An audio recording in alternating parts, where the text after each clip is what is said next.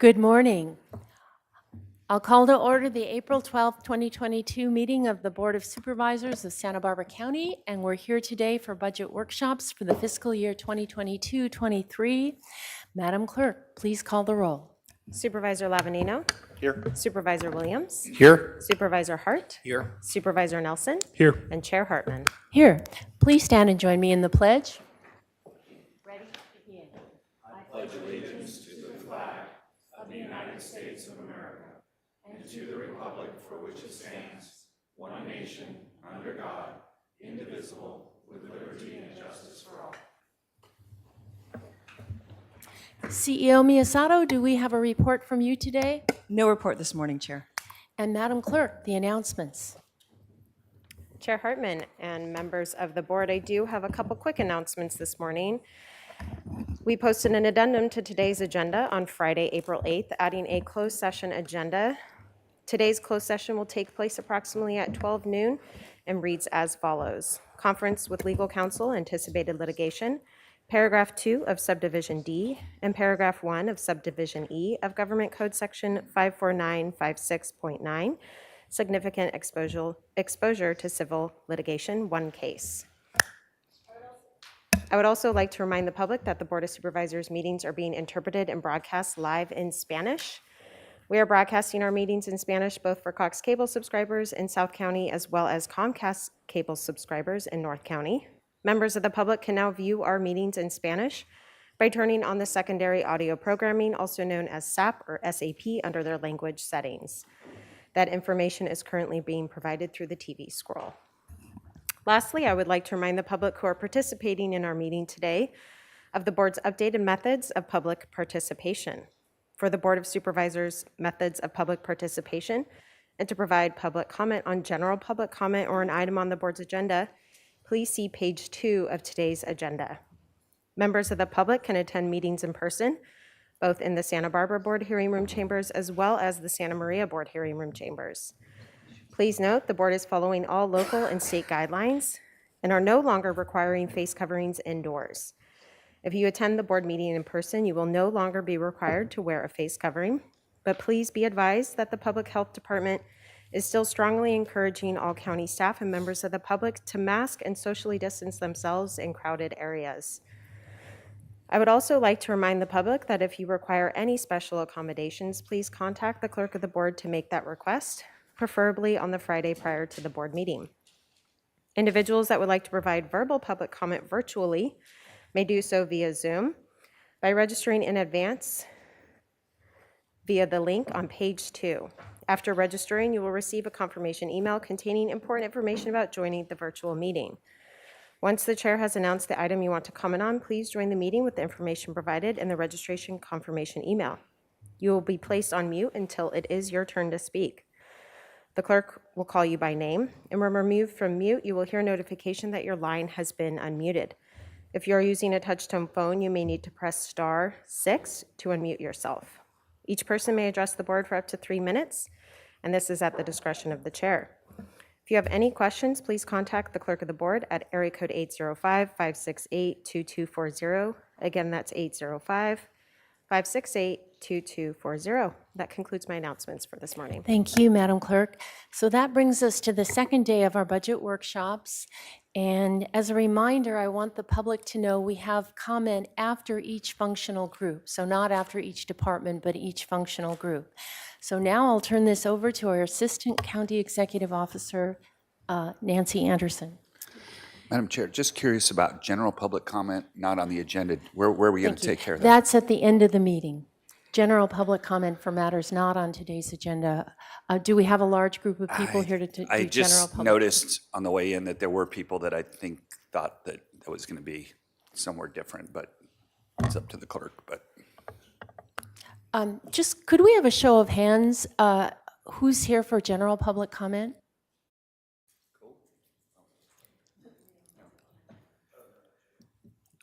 Okay, so we will continue.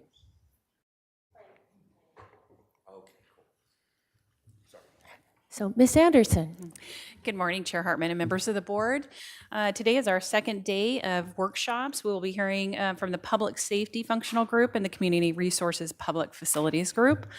We did have one change we wanted to announce. We did add a slide 25 under your tab 26 for the Maintenance and Capital Projects Special Issue. This is to add the unfunded energy efficient HVAC projects, and so that is an additional slide 25. And those are the only changes for today, and we're ready to proceed. Thank you. So turning to our first group, it is the Sheriff's Office and Bill Brown. 1 second, please. We do have an overview by Mr. Clementi. Oh, Sorry, thank you. It's all right. I'll be very quick.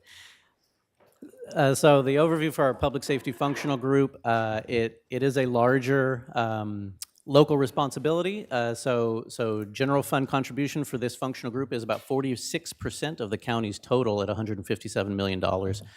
Operating expenditures for this group are 30% of the county's total, and they comprise 36% of the county's total FTE, just under 1,600.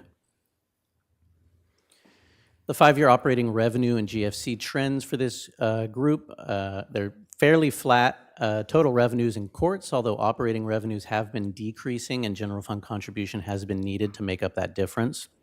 The other departments have been trending up at a fairly regular pace with larger recent jumps in operating revenues in both fire and probation, driven mostly by revenue from the state in both cases. Over the 5-year period, operating expenditures, which are made up of salaries and benefits, services and supplies, and other charges, have remained relatively flat in court special services. In DA, fire, and sheriff, expenditures increased about 25% over the 5-year period from 18-19 to 22-23. In probation, growth was slower at 14%, and in public defender, it was higher, almost 50%, both due to FTE changes we'll see on the next slide. Probation has had fluctuations as they have unfunded positions over the years due to efficiencies as well as declining supervised population in certain programs. But they also took over pretrial assessments from the courts, so we see a jump in fiscal year 2021. Their net change over 5 years has been a 4% reduction in FTE. On the other end of the spectrum, public defender with the lowest FTE count among all of these departments has seen a 50% increase in their FTE over the same period, due to approved expansion requests, new grant funding, conversion of extra help positions, which aren't included as FTE until they're converted to regular and then they get counted, and department efficiencies that have allowed them to add positions within existing funding sources. The DA, fire, and sheriff FTEs average just over 6% growth over the 5-year period. That concludes my summary. Thank you, Mr. Clementi. And with that context, we now turn to Sheriff Brown. Thank you, Madam Chair and members of the board. It's a pleasure to be with you today. I want to start by letting you know that we're going to try to be brief today with our presentation, but we're going to have a number of members of our organization present certain portions of our budget to you. I want to also begin by thanking you for your past support, for all that we do, and I ask that as you develop the budget, that you think of the Sheriff's Office not as a single department, but rather as 5 agencies, really, that are rolled up into one, with a breadth and a depth of responsibility that is unparalleled in county government.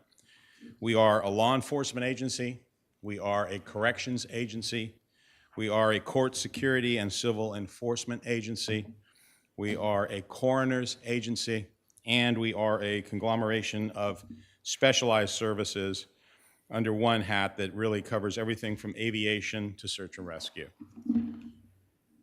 We want to start by talking about some of the key challenges and emerging issues that we are dealing with.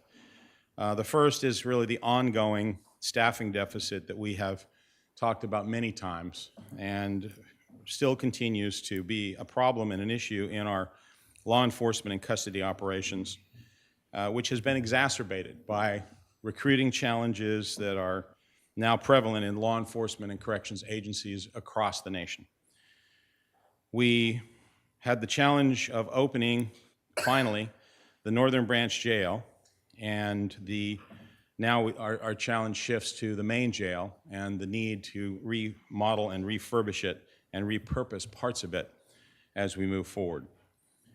We are presented in this community with a proliferation of illicit drugs, the primary factor in the opioid crisis that is not unique to our community, that is a nationwide scourge, and that is causing unprecedented related overdose deaths, of which we'll talk a little bit more later in this presentation.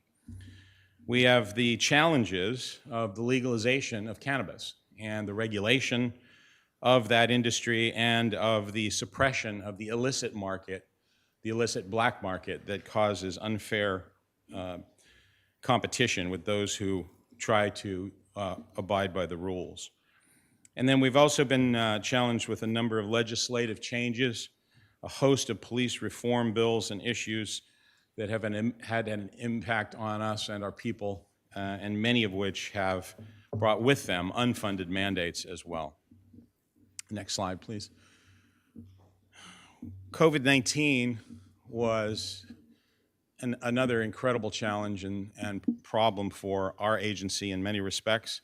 We had large increases in lost time, resulting in significant uses of overtime to maintain 24/7 posts in custody, patrol, and in dispatch. We had the early opening of the Northern Branch Jail before its completion, which was done to combat the spread of COVID-19 in a second and very stubborn outbreak of COVID that occurred within the jail, the second largest congregate living facility in the county. We had the increased use of virtual meeting technology, where we had to be very nimble and significantly expand the number of virtual Zoom rooms that were available to get people who were charged with crimes to be able to process their cases through court when it was not practical or allowable to transport people to do in-person court appearances. We had increased protective health measures that had to be taken to protect the safety of our staff and of our inmates to reduce exposure to the virus. And I can't continue without expressing my incredible gratitude and praise for the work of the men and women throughout the Sheriff's Office during the pandemic, but particularly the men and women in our custody branch who were on the front lines and who were exposed to this virus in such a way that they had a huge impact. All told, our people paid a heavy price for COVID. We had a total of 338 employees who were infected with the virus during the pandemic, and 21 of those people were infected more than once. We lost a total of almost 9,700 hours due to COVID. That's directly attributed to COVID in 2020, 8,500 or so in 2021, and almost just over 5,700 in 2022. But those are actually directly attributable to. We also looked at all hours that had some kind of COVID connection, either on the project line or memo. These could have been people that were maybe not directly exposed, but were part of the quarantine process or had to fill in behind people. And when you look at those numbers, they actually got staggering. In 2020, we had 27,500 hours connected with COVID. 2021, 44,700. And in 2022, almost 15,500 hours. So our people really did a magnificent job, and I just want to make sure that everyone is aware of that and appreciative of what they did. We also protected our inmates from this scourge as well, and it was very challenging in the environment of the main jail, which was not very conducive to isolating people and distancing people. Nevertheless, we used creative approaches like the inmate vaccination incentive program that resulted in a large number of inmates receiving vaccinations.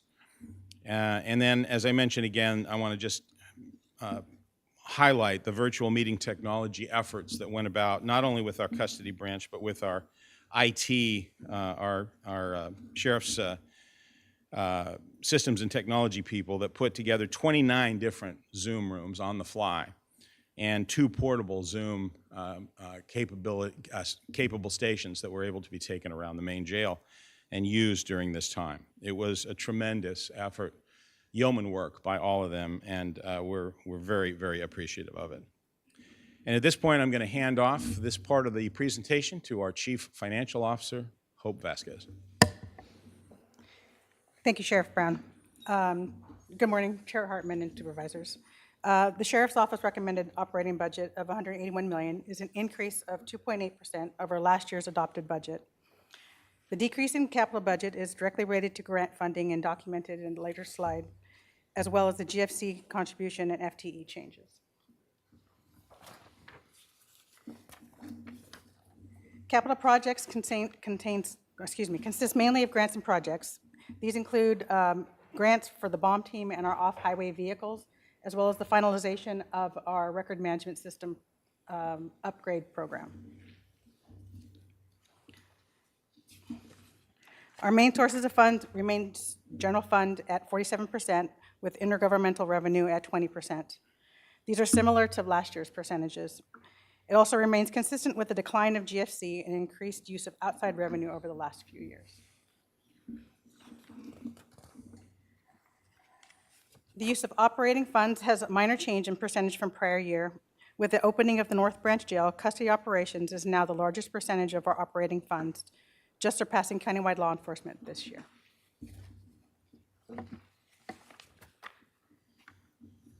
Net staffing is up 1.3 for the next fiscal year. As the graph states, 99 of these FTE positions are directly related to the North Branch Jail. The increases that are reflected are mainly due to grant funding also.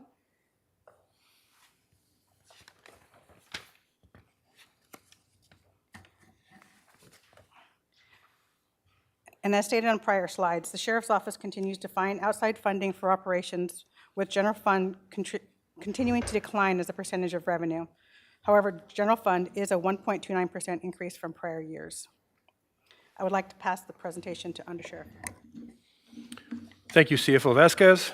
Good morning, Chair Hartman and Supervisors. I'm Undersheriff Saul Enver. As you know, we have now occupied the North Branch Jail due to the COVID emergency. As of yesterday, law enforcement agencies in the North County can now book arrestees directly into the new North Branch Jail. I planned that for today. We've begun the transition to Enterprise for our unmarked vehicle fleet. To this date, we have 34 Enterprise vehicles in service. The Santa Barbara Sheriff's Office has slowly been replacing sworn positions with civilian staff for some time. The Sheriff's Office is continuing to look for opportunities to civilianize, to include the SST positions we are seeking in this next budget.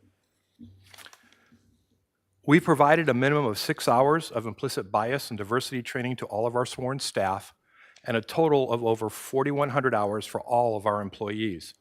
This training is state-mandated training through Post and STC, and additional training we purchased through a vendor. Since we've begun using the body scanner, we've had several instances where it has identified various drugs being smuggled into the jail, to include one case where 24.3 grams of fentanyl was discovered on an inmate. Next slide. Department goals and objectives. We recently hired our new data unit supervisor, and the unit is off and running. The data unit has already identified a monthly report run by a dispatch supervisor and has automated that report. We will continue to identify opportunities for civilianization, such as reviewing the North Branch Jail staffing. We'll be launching an inmate dog training and cat socialization program. If we can get cats and dogs to work well together, we should be able to do a lot of. We will be collaborating, or are collaborating, with Allen Hancock College, Santa Barbara City College, and Building Trades for inmate training. We started the Allen Hancock classes at the North Branch Jail last week. In addition to this training, we will be teaming with these partners for various career presentations to the inmates. We will be expanding diversity, inclusion, and equity efforts beyond state mandates, and along those lines, we'll be expanding our crisis intervention training. We have begun the main jail remodel meetings, and our first meeting was last week, and we have several future meetings set for that project. Next slide, please. Under Renew 22, Regarding financial resiliency, we have reached almost twice our target for the fiscal year. Regarding online services, one of the services we migrated is the reporting of minor crimes or incidents online. For the calendar year of 2021, taking out the annual fee for this service, we estimated this system has saved us over $78,000 in staff time. Next slide. Due to COVID and related staffing challenges, we have not been able to conduct a survey as of yet. We plan to explore an online survey to implement before the end of this fiscal year. Regarding retaining of new employees, we've been very successful in retaining our new employees for their first 5 years. In developing new leaders, we conducted a 3-day team building session where we received some funding from the Post Commission and brought presenters to include Dave Carey, a well-known leadership and team building instructor who was a prisoner of war at the Hanoi Hilton. Out of that training meeting, a desire for project management training was identified. We are working with the Employer University and have located a certified project management instructor that we will bring in for next fiscal year. Next slide, please. Due to various reasons, such as COVID and losing our custody advanced CIT instructor, we did not meet our target for CIT training. Regarding inmate programs, this past year we started the Fatherhood Group program in the main jail for the inmates. Our Fatherhood Group is a peer support group for fathers inside the jail who want to become better fathers. For the coming year, we'll be looking at partnering with the Family Services Agency to provide a parenting program. Next slide. Oh, you did. Good. Regarding the ASB numbers, we've been able to update these numbers to 75%. These numbers are lower as COVID caused a slowdown in inmates booked and court appearances. We are now over 80%. Unfortunately, we did not meet our goal for response to in-progress calls. This is due to the staffing deficit and the geography of our areas of responsibility. As in previous years, our dispatch center has again exceeded the performance measure of answering 911 calls within 10 seconds. Next slide. Regarding our KPMG recommendations, now that we have a data unit and are close to a new records management system, we will be able to compile the scheduling for patrol and custody. The call diversion process was underway and almost completed while KPMG was conducting their audit. That is now completed. In relation to the jail utilization and data management, again, now that we have the data unit in place and the new records management system on its way, we will be able to address some of these. Next slide. We have no anticipated service level reductions. Next slide. I will now turn over the expansion request to Chief Bonner and his team. Good morning. So starting out with expansion of co-response services.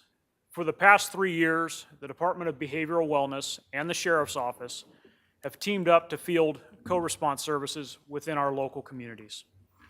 Co-response teams a Be Well clinician with a specially trained deputy sheriff, and they respond as a single resource to calls for service involving community members who are experiencing mental illness or substance abuse problems. As was previously presented to your board, our co-response teams have proven to be an incredibly valuable resource in connecting community members with appropriate services and minimizing the impact of the criminal justice system upon those who are experiencing mental illness or substance abuse. At present and for the foreseeable future, the Sheriff's Office and Be Well will continue to staff 3 co-response teams within the unincorporated area of the county, as well as the cities that contract with the county for public safety services. Those 3 teams are generally able to provide services between 8 a.m. and 6 p.m., 7 days per week in the South County and 4 days per week in the North County. And as a result of those limited hours, we're only able to handle approximately 54% of the overall mental health calls for service that occurred. Staffing for additional 5 co-response teams would increase co-response coverage to 20 hours per week, 20 hours per day, 7 days per week in both the North and South County. Our behavioral sciences unit manager, Dr. Lee, estimates that expanding from 3 to 8 co-response teams would likely increase the number of mental health calls for service that are handled by this co-response capability from 54% to approximately 85 to 90%. It would also allow the co-response teams to do additional follow-up and proactive client engagement, which significantly lessens the likelihood that individuals will experience subsequent calls to public safety services. And with that, I'm going to turn it over to Commander Huddle to address narcotics team expansion. Good morning, Chair and Board. This expansion request will reinstate a second narcotics enforcement team that was lost in previous year budget cuts. This request is for 1 sergeant and 4 narcotics detectives. Based on the size and scope of the growing narcotics problems within our county, the addition of a second narcotics team will help combat the growth of illicit drug industry that's negatively impacting our local communities and county services. We are all well aware of the drug overdose crisis occurring throughout our nation. Santa Barbara County is also feeling the impacts of these drug overdoses. These additional resources will enhance our ability to complete the complex and time-consuming criminal investigations required to prosecute drug dealers whose sales result in the overdose of a community member. Consistent with the concepts of Renew 22, the additional team will assist the Sheriff's Office with the rebalancing of resources and redesigning current workloads. This expansion will allow for 1 narcotics team to be assigned in the North County and 1 in the South County. Several of the police agencies in our county have either reduced or eliminated their narcotics enforcement teams, leaving an even larger gap in the illicit drug cases that aren't able to be investigated countywide. As you recall, the Santa Barbara County Regional Narcotics Task Force was eliminated several years ago due to lack of staffing and funding, which left an even larger gap in our ability to investigate large-scale narcotic offenses. With this expansion, the county's ability to address the illegal drug industry and market throughout the county will be doubled, better meeting our community's need as well as the wishes of our community members. Now I'll pass it back to Chief Bonner.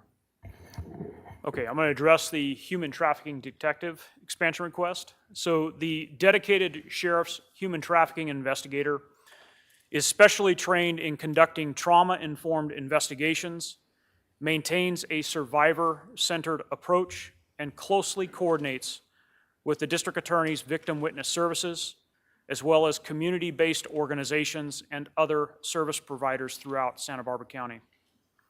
This expansion seeks to continue funding to retain the current human trafficking detective position, which is the only dedicated law enforcement support to the overarching countywide human trafficking task force. The human trafficking detective position has been funded for the past 6 years through a collaborative federal grant program. Unfortunately, we are no longer eligible to put in for that federal grant program, and we have not been able to identify any replacement grant funding opportunities. If funding cannot be secured, this detective position would be lost. The loss of this detective will dramatically set our county back in our collective ability to proactively identify and rescue human trafficking survivors and seamlessly connect them with the resources and services available through the district attorney's office and our community-based organization partners. This loss would not just return our county to its status 6 years ago, but because of the loss of detective positions within our Special Investigations Bureau that Commander Huddle mentioned, the reality is that our capacity to rescue human trafficking survivors will be in worse shape than we were before the grants. The reality is that you can have all of the resources and services in the world in place, but our county needs to have a mechanism to locate and rescue survivors. And unfortunately, that is the role of this investigator that is slated to go away in a few months. And I'm going to turn it back over to Commander Huddle to speak to the cannabis compliance expansion. So the Sheriff's Office is requesting an expansion of the current cannabis compliance team to include 1 additional sergeant and 4 detectives. Due to the size and scope of the Santa Barbara County Cannabis Program and the pervasiveness and extent of the black market for cannabis products, this expansion of the Sheriff's Cannabis Compliance Team will increase our ability to effectively and efficiently handle all of the different aspects of the county's overall cannabis program, which include enforcement, compliance, licensing, and administrative work. Without this expansion, it's highly likely that the county is losing out on tax revenue as a result of both the negative impacts of the black market upon legal cannabis operators that are paying taxes to the county, as well as the legal cannabis operators that are unduly tempted to divert product into the black market due to the financial advantages of doing so. The proposed additional staffing for the Sheriff's Cannabis Compliance Team is consistent with the Renew 22 concept of rebalancing resources and redesigning workloads to enhance our capabilities and increase efficiencies. The additional focus upon meeting the need of Santa Barbara County Cannabis Program for timely enforcement, compliance, and licensing that will be afforded by the additional resources is expected to result in a healthier cannabis industry within Santa Barbara County that should ultimately result in the increased revenues to the county and less black market sales. This can be measured based upon actual revenues as well as the number of enforcement investigations and operations conducted, compliance checks, and licensing work that is completed by the team. Now, with the increase in illegal and often unregulated delivery services operating throughout our county, there is even more need for additional resources that can be focused on this growing industry. Many of these illegal delivery services are not only selling marijuana and cannabis products illegally to all ages around the county, but they often sell other illicit drugs and weapons. These additional resources will help combat that as well. Back to Chief Bonner. Okay, we are seeking a budget expansion for 2 community resource deputy positions, which will serve the unincorporated Orchid and Montecito Summerlin areas. The community resource deputies work with the community to address quality of life issues, including theft, homelessness, juvenile delinquency, crime prevention, as well as identifying nuisance and aesthetic issues, and work with other county departments, policymakers, community-based organizations, and the community itself to address them. The value of community resource deputy programs is ensuring that any negative impacts are addressed early before they become larger and necessitate more resources, and ultimately to maintain the quality of life that our community members want and expect. Other communities in the county that the Sheriff's Office services have realized the benefits of community resource deputies, including the cities of Carpinteria, Goleta, the San Ynez Band of Chumash Indians, and the community of Isla Vista. And with that, I'll turn it back over to Under Sheriff Lindbergh. Thank you, Chief Bonner.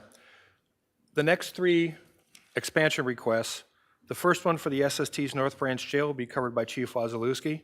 The supervising accountant will be discussed by CFO Vasquez, and the SSTs for investigations will be addressed by Chief Bonner. I'll turn it over now to Chief Wazalewski. Morning.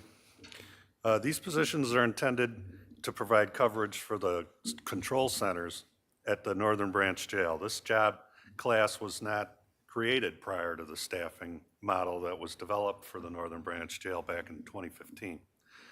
The FTEs would not replace custody deputies, but are intended to help with our staffing deficit and help reduce our overtime. It is quite simply a cost-effective way to leverage 6 custody deputy FTEs back into critical posts in the jail.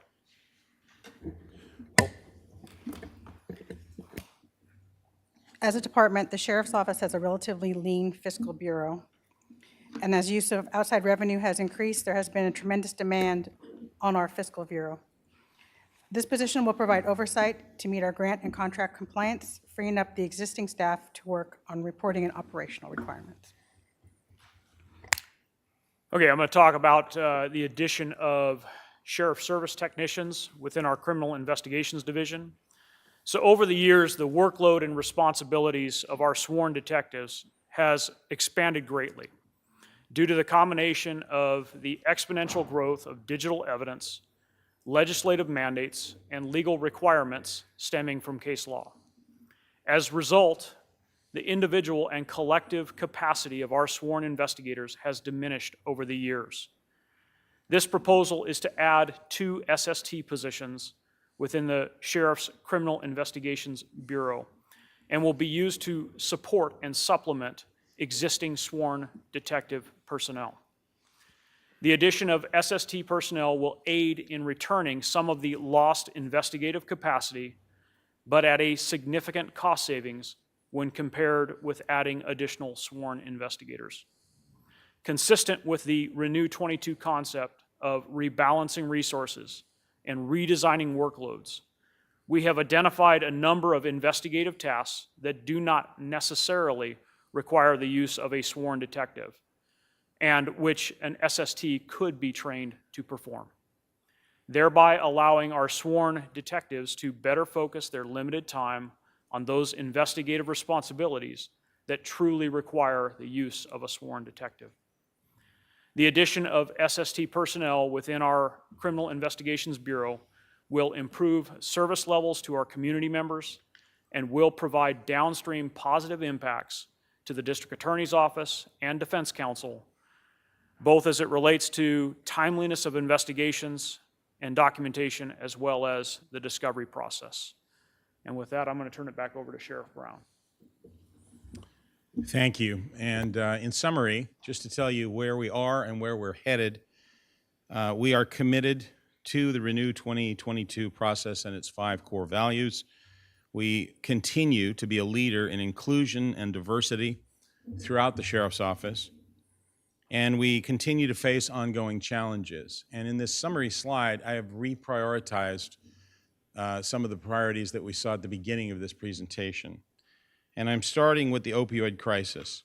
And I just want to mention this because, to me, this is the single most dangerous and difficult challenge that we have in our community that is resulting in an extraordinary number of unnecessary deaths in our community, and is the opportunity, I think, for us to have the biggest bang for our buck in terms of our resources, and I believe in our collective resources in the county.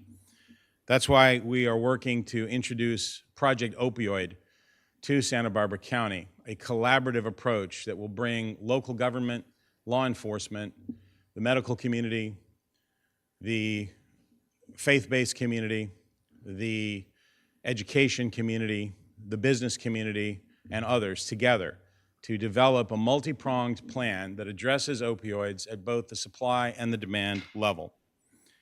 Last year, we had 133 drug overdose deaths in our county. It's the highest number we've ever had, and the growth to that number was exponential over the previous years. The Seminole County Sheriff's Office in Florida, which started the concept of Project Opioid that we are borrowing from them, has been engaged and involved in doing this community effort. They're in their 5th year now, so for 4.5 years, they have been working together to address this problem. They have been able to reduce their fatal drug overdose rate by 75% of what it was when it began. If we could achieve that same result, that means that last year we could have saved 100 lives, and that prospectively we can save hundreds and hundreds of lives. I really believe that this is a moment that we need to seize as a community. We also will continue with our other challenges, including our staffing challenges that we have talked about many times before. The main jail facility purpose and remodel, which I'm very excited about and believe that we're going to be able to do great things, just as we've done building a Northern Branch jail that's responsive to the rehabilitative process. I believe that we'll be able to do that through our remodel of the main jail. We are working to achieve a reduced jail average daily population that is balanced against public safety considerations. And in closing, I want you to know that I appreciate the responsibilities that you have and the importance of the decisions that you have to make. So forgive us if we sometimes say things that are uncomfortable to hear and ask you for things that you don't think that you can provide. But we are passionate about what we do. We are committed to being transparent with you and the public about our needs, just as we are dedicated to the proposition of saving lives, changing lives, and protecting and serving the lives of the people who live in, who work in, and who visit this magnificent county of ours. And then lastly, I'd like to leave you with a quote. This year we decided to stay away from the classics. We don't even know who this one's attributed to, but we thought it was brilliant. Public safety isn't expensive, it's priceless. And the definition of priceless, I would remind you, is something so precious that its value cannot be determined. I thank you for your attention. I'm available and my staff is available for any questions that you might have. Thank you, Sheriff Brown and your staff. Supervisor Lavanino. Thank you. I think that was MasterCard that said that, so. So I'm curious on slide 18, we're talking about the human trafficking detective. Why isn't that listed as like a service level reduction? So it looks like funding's done. If we don't fund it, that position's going away. Because it is a grant position not paid for with general fund. Okay. But if we don't get funding, we do lose that. Okay, that's important. And then for I guess for Nancy, so the co-response and the resource deputies are both ARPA eligible, but kind of explain, so the 5-year forecast says we don't have enough general fund to cover that. How far out does it cover? Supervisor Lavanino through the chair. So ARPA will fund through 24-25. So in 25-26, we would have to find an alternative resource. You'll see in the ARPA presentation on Thursday that we've identified these. However, if it had an ongoing source, everything that we've identified for ARPA so far and are recommending have an ongoing source already. So there isn't a threat of a cliff in that year, but those are eligible under ARPA. Okay, so then I guess that becomes the policy question of, is it using one-time money for ongoing, even though it is funded for 3 years? I guess this is the first time we've ever really had this decision, pretty much. That's exactly right. And for that reason, we've identified these as eligible, but we have not included them in the recommendation. As you know, we have a homelessness service issue that's $5 million out in 25-26. So we're hoping to resolve that by then, but it is a concern. Okay. And then lastly, if you could just, I don't know who to direct this to, but just kind of discuss the regional approach. It says that there might be, on the narcotics, your department's assessing the possibility of a regional team coordinated with other organizations on the narcotics side. Sheriff. Supervisor Lavanino through the chair, I can address this issue here. We certainly are very interested and have talked about renewing the regional approach and leveraging one or two employees from each organization rather than having one bear a full burden of a narcotics team. However, I broached this subject at the last county law enforcement chiefs meeting. And while the chiefs of police of the counties that would be, the cities that would be our partners in a regional drug team are very interested in the concept and in doing it, they feel that at this point they just do not have the staffing to be able to do it immediately. Once their staffing issues and our staffing issues are addressed, then it's a different ballgame. They would be very interested in doing it. And the suggestion was made, and we're going to follow up on it, into convening and getting our narcotics teams together and brainstorming what is it that we could do to leverage the existing resources. Is there anything we could do on a temporary basis, perhaps, while we're waiting for staffing levels to get back to the point where they can TDY somebody, in essence, to the drug task force concept. I've also had communications with our federal partners, with the Drug Enforcement Administration, and they are very interested in teaming with us and being a part of that regional effort as well.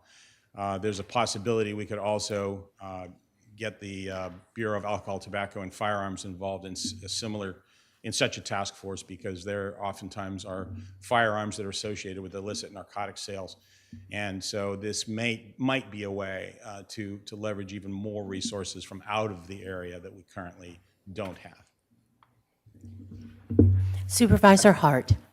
Well, I want to draw special attention to the new Project Opioid effort. I really appreciate the collaborative, multidisciplinary, community-based approach to that challenge. And I think it's really smart to copy somebody else that's doing a good job and try and bring that to our community. And I also appreciate your commitment to the diversity, equity, and inclusion effort that the county is championing. I see that you're having a minimum of 6 hours of implicit bias and diversity training for all sworn staff. That's a great thing. Thank you for doing that. And also the collaboration with Allen Hancock College and City College for inmate job training. That's critical in the long term. And I think it's notable that the 83% retention rate is really a good indicator of a healthy department. That's, you're going against trends. We heard a big presentation from Human Resources yesterday about how difficult that is. And I know it's particularly difficult in your field, but it's really impressive. The only question I had is about the supervising accountant expansion budget request. I have heard, unfortunately, from the cities that are contract with the county that they're frustrated by the negotiations and that things have gotten tense. And one of the serious concerns is about the transparency of the information, the quality of the information, the budget numbers, the staffing numbers. They're being shared in that negotiation. And so I'm hoping that this position is in response to that, trying to beef up the capacity of the department to provide that information on a timely basis. Is that one of the outcomes that we could expect from that investment? Well, it certainly would beef up our ability to crunch all of the numbers in the organization, including those that are passed on to and paid by the cities. But I want to turn it over to Under Sheriff Linver and Chief Financial Officer Vasquez to talk about some of the details about how this specific position could help and the percentages of staffing that we have in relation to some other county departments with our accounting staff.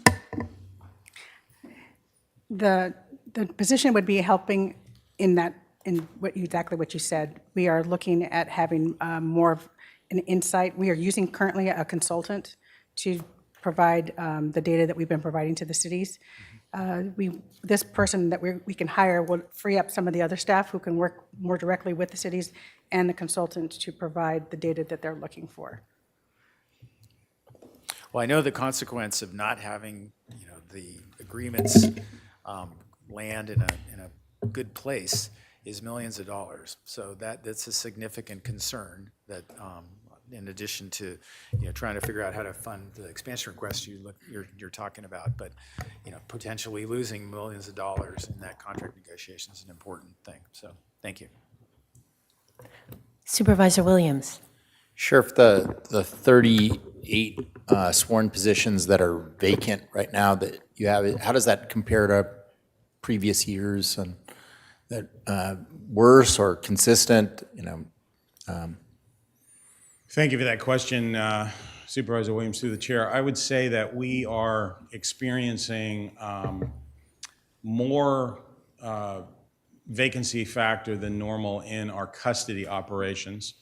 But I would also attribute that to the fact that we had this very significant growth in the number of custody staff, meaning that we have to hire that many more people just through the attrition process to be able to get to the numbers that we're at. We also had a significant number of retirements this year. On the last pay period of the year, we had 18 of our employees retire.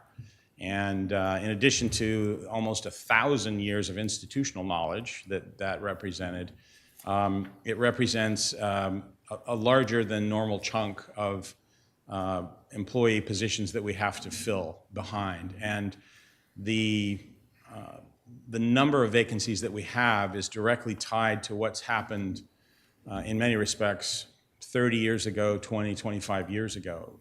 There were times where not very many people were being hired for a number of years. Then the pendulum swang and financial times were better, and there were lots of hiring in certain points. And we just happened to fall, I think, in a position where we had a large number of people leaving this year as well. So I would point you to the fact that just a few weeks before the end of our time, at the end of March, as you know, is the time that people can retire from our retirement system and still get a cost of living increase in the fiscal year. At about a 3-week time period before that, we were down to only 2 sheriff's deputy vacancies, for example. So it shows that we have been, despite the challenges, and I got to give a tremendous hand to our human resources staff for the great job that they are doing. They've done a wonderful job in terms of being able to still find us good quality candidates that we can hire and get in. But we also are challenged because the staffing levels are down to begin with. We're oftentimes at minimum staffing to begin with, and then when we have vacancies, when we have people in training, and when we have other lost time due to military leave or family leave, or people that are injured on duty and recovering, or people who are disabled and essentially on the way to a disability retirement, it makes it all the harder for us to do that. But and then on top of that, you have to layer the national challenges that have confronted law enforcement at this time. It's a difficult time for us. Not as many people are applying to become law enforcement and corrections professionals as a result of the social justice movement that was focused on policing and some of the negative issues that were brought to the forefront in the wake of the George Floyd tragedy. And we've been struggling with that just as every other agency has. But certainly we have been not as severely impacted as some other agencies in our region have with respect to this, but nevertheless, it's still a huge challenge. Yeah, we're aware of some of that. And of course, I am one that believes that if people want to create changes in the department, the best place is for them to be a sworn officer within the department. But the the statistics we saw, a number of people applying yesterday for your positions during human resources presentation were terrifying. It's something like a sixth people applying or a fifth people applying than a couple years ago per position. And I guess if you have 38 open positions, vacancies, and in the past we haven't been able to fill fewer open positions, not that we have. I mean, these requests go over the amount of money that we have to designate, but this is 30 more positions. Why would you be able to fill these and not the 38 that we have open? In other words, if this begins in the fiscal year July 1, why do we think we can fill these ones? I'm confident, I believe that my staff is confident that we will fill all of our positions, and that we would have the capacity to fill additional positions in the next year. Not all at once, but we will be able to fill those positions. And I think it's almost a self-fulfilling prophecy in some ways. It affects the number of staff, the number of authorized positions that we have affects staff morale. And if our people see that we have authorized positions and that we're working diligently to fill those positions, knowing that we're not going to lower our standards, that we're going to sort through more chaff as it is to find the wheat. And I want to tell you, we've been doing that. We at a graduation last week, I was just incredibly proud of the quality and caliber of the people that we had both in our law enforcement and custody academies that graduated on the same day. But I think our people recognize that if that is there, if the positions are authorized, and if we work towards it, what we have really found is that the best recruiters in our organization are all of our people. It's the best. We can have all the advertising budgets in the world. We can have, go into all the job fairs that there are. But the men and women who work there, who are dedicated and who know what it's like to be able to do the job, they're the ones that are out there in the community getting to meet people that they think might be good prospects for our organization. And really, they're as good or better of a recruitment tool than any that we have. So I'm confident that if we're authorized the positions, we will fill those positions. Supervisor Nelson? Yes, thanks, Chair Hartman. Staying on that, subject, if you have more funding, you're able to still staff those, maybe with overtime initially, until it hires up. So those spots will be filled nearly immediately as far as raising the level of service. Is that correct? They would to certain degrees. They might not in others. I mean, in other words, if we were going to stand up a team, for example, it would take some time to be able to put it together. And if we didn't have the staff to do that instantly, then probably there would be a delay until that happened. But it would happen within the authorized term, within the fiscal year. Okay. My next question was about the human trafficking detectives. So there's been some advocates that not only encourage this board to fund that position, but a second. Can you talk a little bit more about what that? I'm sorry, I missed that. The human trafficking position. Some advocates in the community have asked for a second position there. Can you guys speak to what that would mean as far as capacity? It would mean that we would have the capacity to double what we're doing in terms of a detective. But the reality is, we're trying to be pragmatic and recognize the challenges that you face as well, and are really trying to just preserve that one position that we do have. Certainly, if there was another position, we would welcome it and would take advantage of it and could use it. But I think that the one position has proven to be very beneficial and has allowed us to be very successful in rescuing survivors from human trafficking, and also in discouraging more human trafficking in our community. So I would certainly welcome two, but we really need to have one. Thank you. And my last question was about the community resource deputies. I thought it was interesting when we listed all the communities in our county that do have a community resource deputy at this point. There's a big hole, which is the North County. And while I'm a proud resident of the Orchid area, lifer, additional resources to the other unincorporated areas in the North County, could that position potentially be expanded to also address community resource needs in Los Alamos and Manenberg Village? It absolutely would. Our position would be that if we got a resource deputy in Orchid, that deputy would also have responsibilities in the communities you just mentioned. Okay, thank you. Let's see, I have a couple comments and a couple of questions. The first is I join with Supervisor Hart in commending you for the diversity, for the programs at the Northern Branch Jail, and especially for the opioid task force. You did a terrific job pulling that together and leading that, and I think it's going to come to a good result. And it was an honor to participate, and really appreciate that effort. I also wanted to remark on the internal training that you've done, and how you brought in leadership from outside, and then that led to the identification of project management. So I really, you're working not only with inmates, but also internally to grow and learn, and that's part of our culture in the county that we're trying to promote. So you're embracing that, and that's good to see. I had a couple of questions. One about the performance measures for the CIT, where you fell short. Could you describe the reasons for that? Chair Hartman, the reason for that really it really boils down to staffing considerations, and particularly those that were impacted by COVID.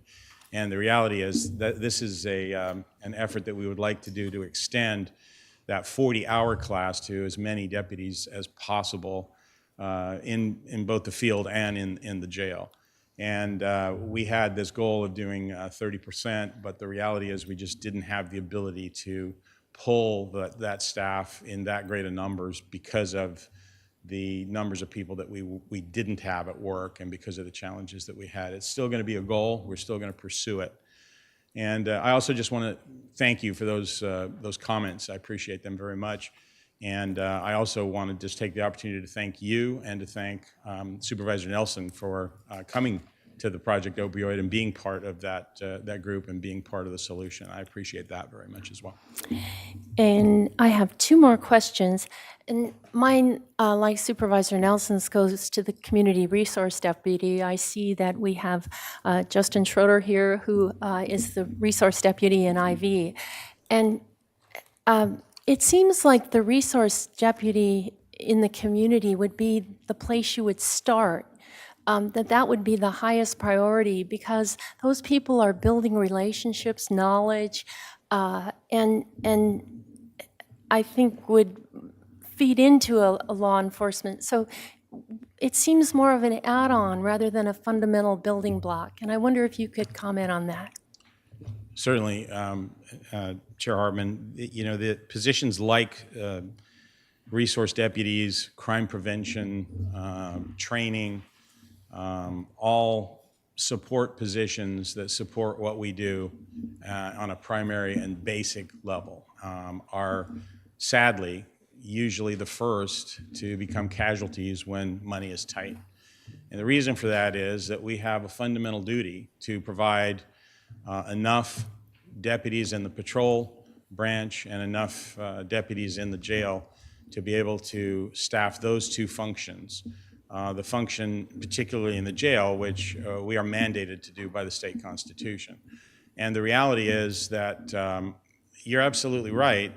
The resource deputies and all of the aspects of community policing that we can do pay dividends in the future to reduce crime, fear of crime, neighborhood decay, quality of life issues. But when it comes time to saying we only have so much in our budget and we have to staff, we have to have enough people. And I think most people would be, I know that they are surprised when they hear really how thin we are spread in terms of the number of deputies that we have to police the front lines of this county, which is spread out and large and is got a gap in between the two major population areas that makes it even more challenging to get enough people to work in those areas. So, although it would seem to be that way, it really is such that we cannot afford those positions. And I would also point out that the community resource deputies that were mentioned for Goleta and for Carpinteria, they're paid for by the cities of Carpinteria and Goleta as well. Well, I think one of the key things they do is build trust. And in this environment, that's really needed. And you're the sheriff, but if it were my choice, I would be focusing most prominently on community resource deputies. Wanted also to thank you for the e-bikes that are in Isla Vista, and wondering if you would be willing to follow up, like the City of New York, with vehicles. And if that could be something we could talk about going forward. We certainly, well, thank you. You were the one that brought the e-bike suggestion up to us, and we took a good hard look at that. And we have a pilot program going now, and they've proven to be not only very practical in terms of our ability to get quickly to calls in Isla Vista, but they're actually quite well received by the men and women who work the Isla Vista Foot Patrol. They enjoy them very much. So that has proven to be a very, very good resource for us. With respect to electric vehicles, certainly we're willing to look at that, and we have a number of vehicle needs that are short of police patrol vehicles that might not be appropriate to use electronic vehicles for. And we could certainly take a look, and will certainly take a look at that, and continue in the vein that we have when we built our stations, when we built the jail, into seeing what is it that we can do to become more green and to become better stewards of the public's money, and creating buildings or using equipment that is better for the environment.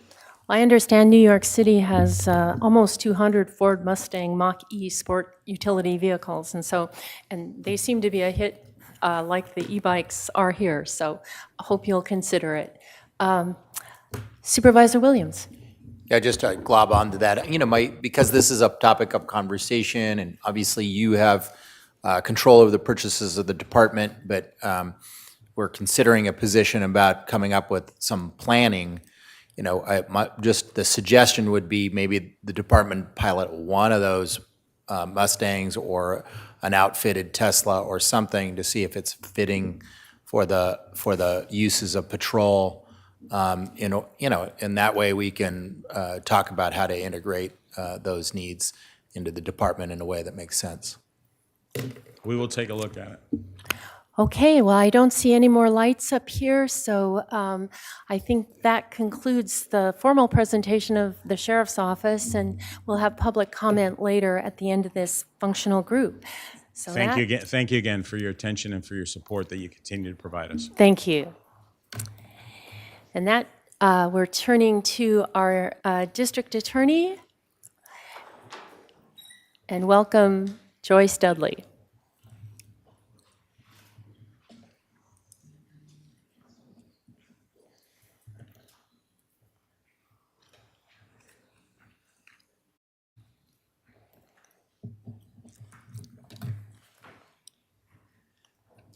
Good morning, supervisors. Good to see all of you. Allow me to start off with thanking all of you, along with CEO Miacito. Did I do that wrong? Wow. And CEO and Assistant CEO Anderson and all of their staff. And special thanks to my fiscal staff, Nicole, Michael, John, Carissa, and Arlene, as well as the executive staff, John, Mag, and Sonia, who are in Santa Maria, Tina, and Barbara. Now, I know all of you are very familiar with these slides and are asked, therefore, I will attempt to keep my presentation to 12 minutes. Now, supervisors, please interrupt me if at any point you have any questions. I remind all of you I had 4 sons and 2 dogs, so I never made it through one dinner without being interrupted. I'm ready for your interruptions. Now, let's on to the next slide. Our key challenges. The significant backing up of cases, along with the increasing complexity due to closures of the court with COVID, delays in the criminal justice process, cases taking longer to resolve, swelling caseloads. Now, what's interesting is we had a 25% increase in open cases overall, but the number to drill down on is that there was a 55% increase in open felony cases, including a 62% increase in open murder cases, but only a 16% increase in open misdemeanor cases since 2019. Now, why is that? We talked about that last year. We're filing less cases, we're diverting more cases, but these are the less serious cases. Now, there are 850 cases that still have not been calendared in the courts as of December 2021. The sheriff is reporting over 3,000 open warranted cases as of December 2021. If you were to include the 3,000 warranted cases in the open case number, it would represent a 94% increase in open cases when compared to the pre-pandemic levels. Now, what we are is requesting the board to provide additional funding for a minimum of 2.0 full-time DDAs to address this problem. On to post-conviction legislative changes. This has been radical in my 32 years. We had 12-plus bills passed over the last several years requiring review of closed cases, that's become a misnomer, and response to resentencing requests. 8 of these became effective January 1st, 2022. The new laws, including retroactive requests for reduced or vacated sentences and expanding the rights of access to discovery materials for certain sentenced individuals. The increased mandate has drastically affected the DA's office, but on the good side of this is it has expanded opportunity relief for petitioners. We responded to over 500 post-conviction review requests December 1st, 2021 through February 28th, 2022. Now, we have a request to add 1.0 FTE DDA and 0.5 FTE LOP because that will ensure that the DA's office is able to meet the mandated requirements under these new legislative changes and ensure timely review of petitions for relief for petitioners. Without additional staffing, we will not have sufficient staffing to address the impacts of new legislation and provide timely review of petitioners for relief. A failure to respond within the mandated time risks violating the rights of victims, failure to address public safety concerns that come from releasing convicts back into the community without the proper vetting by the court.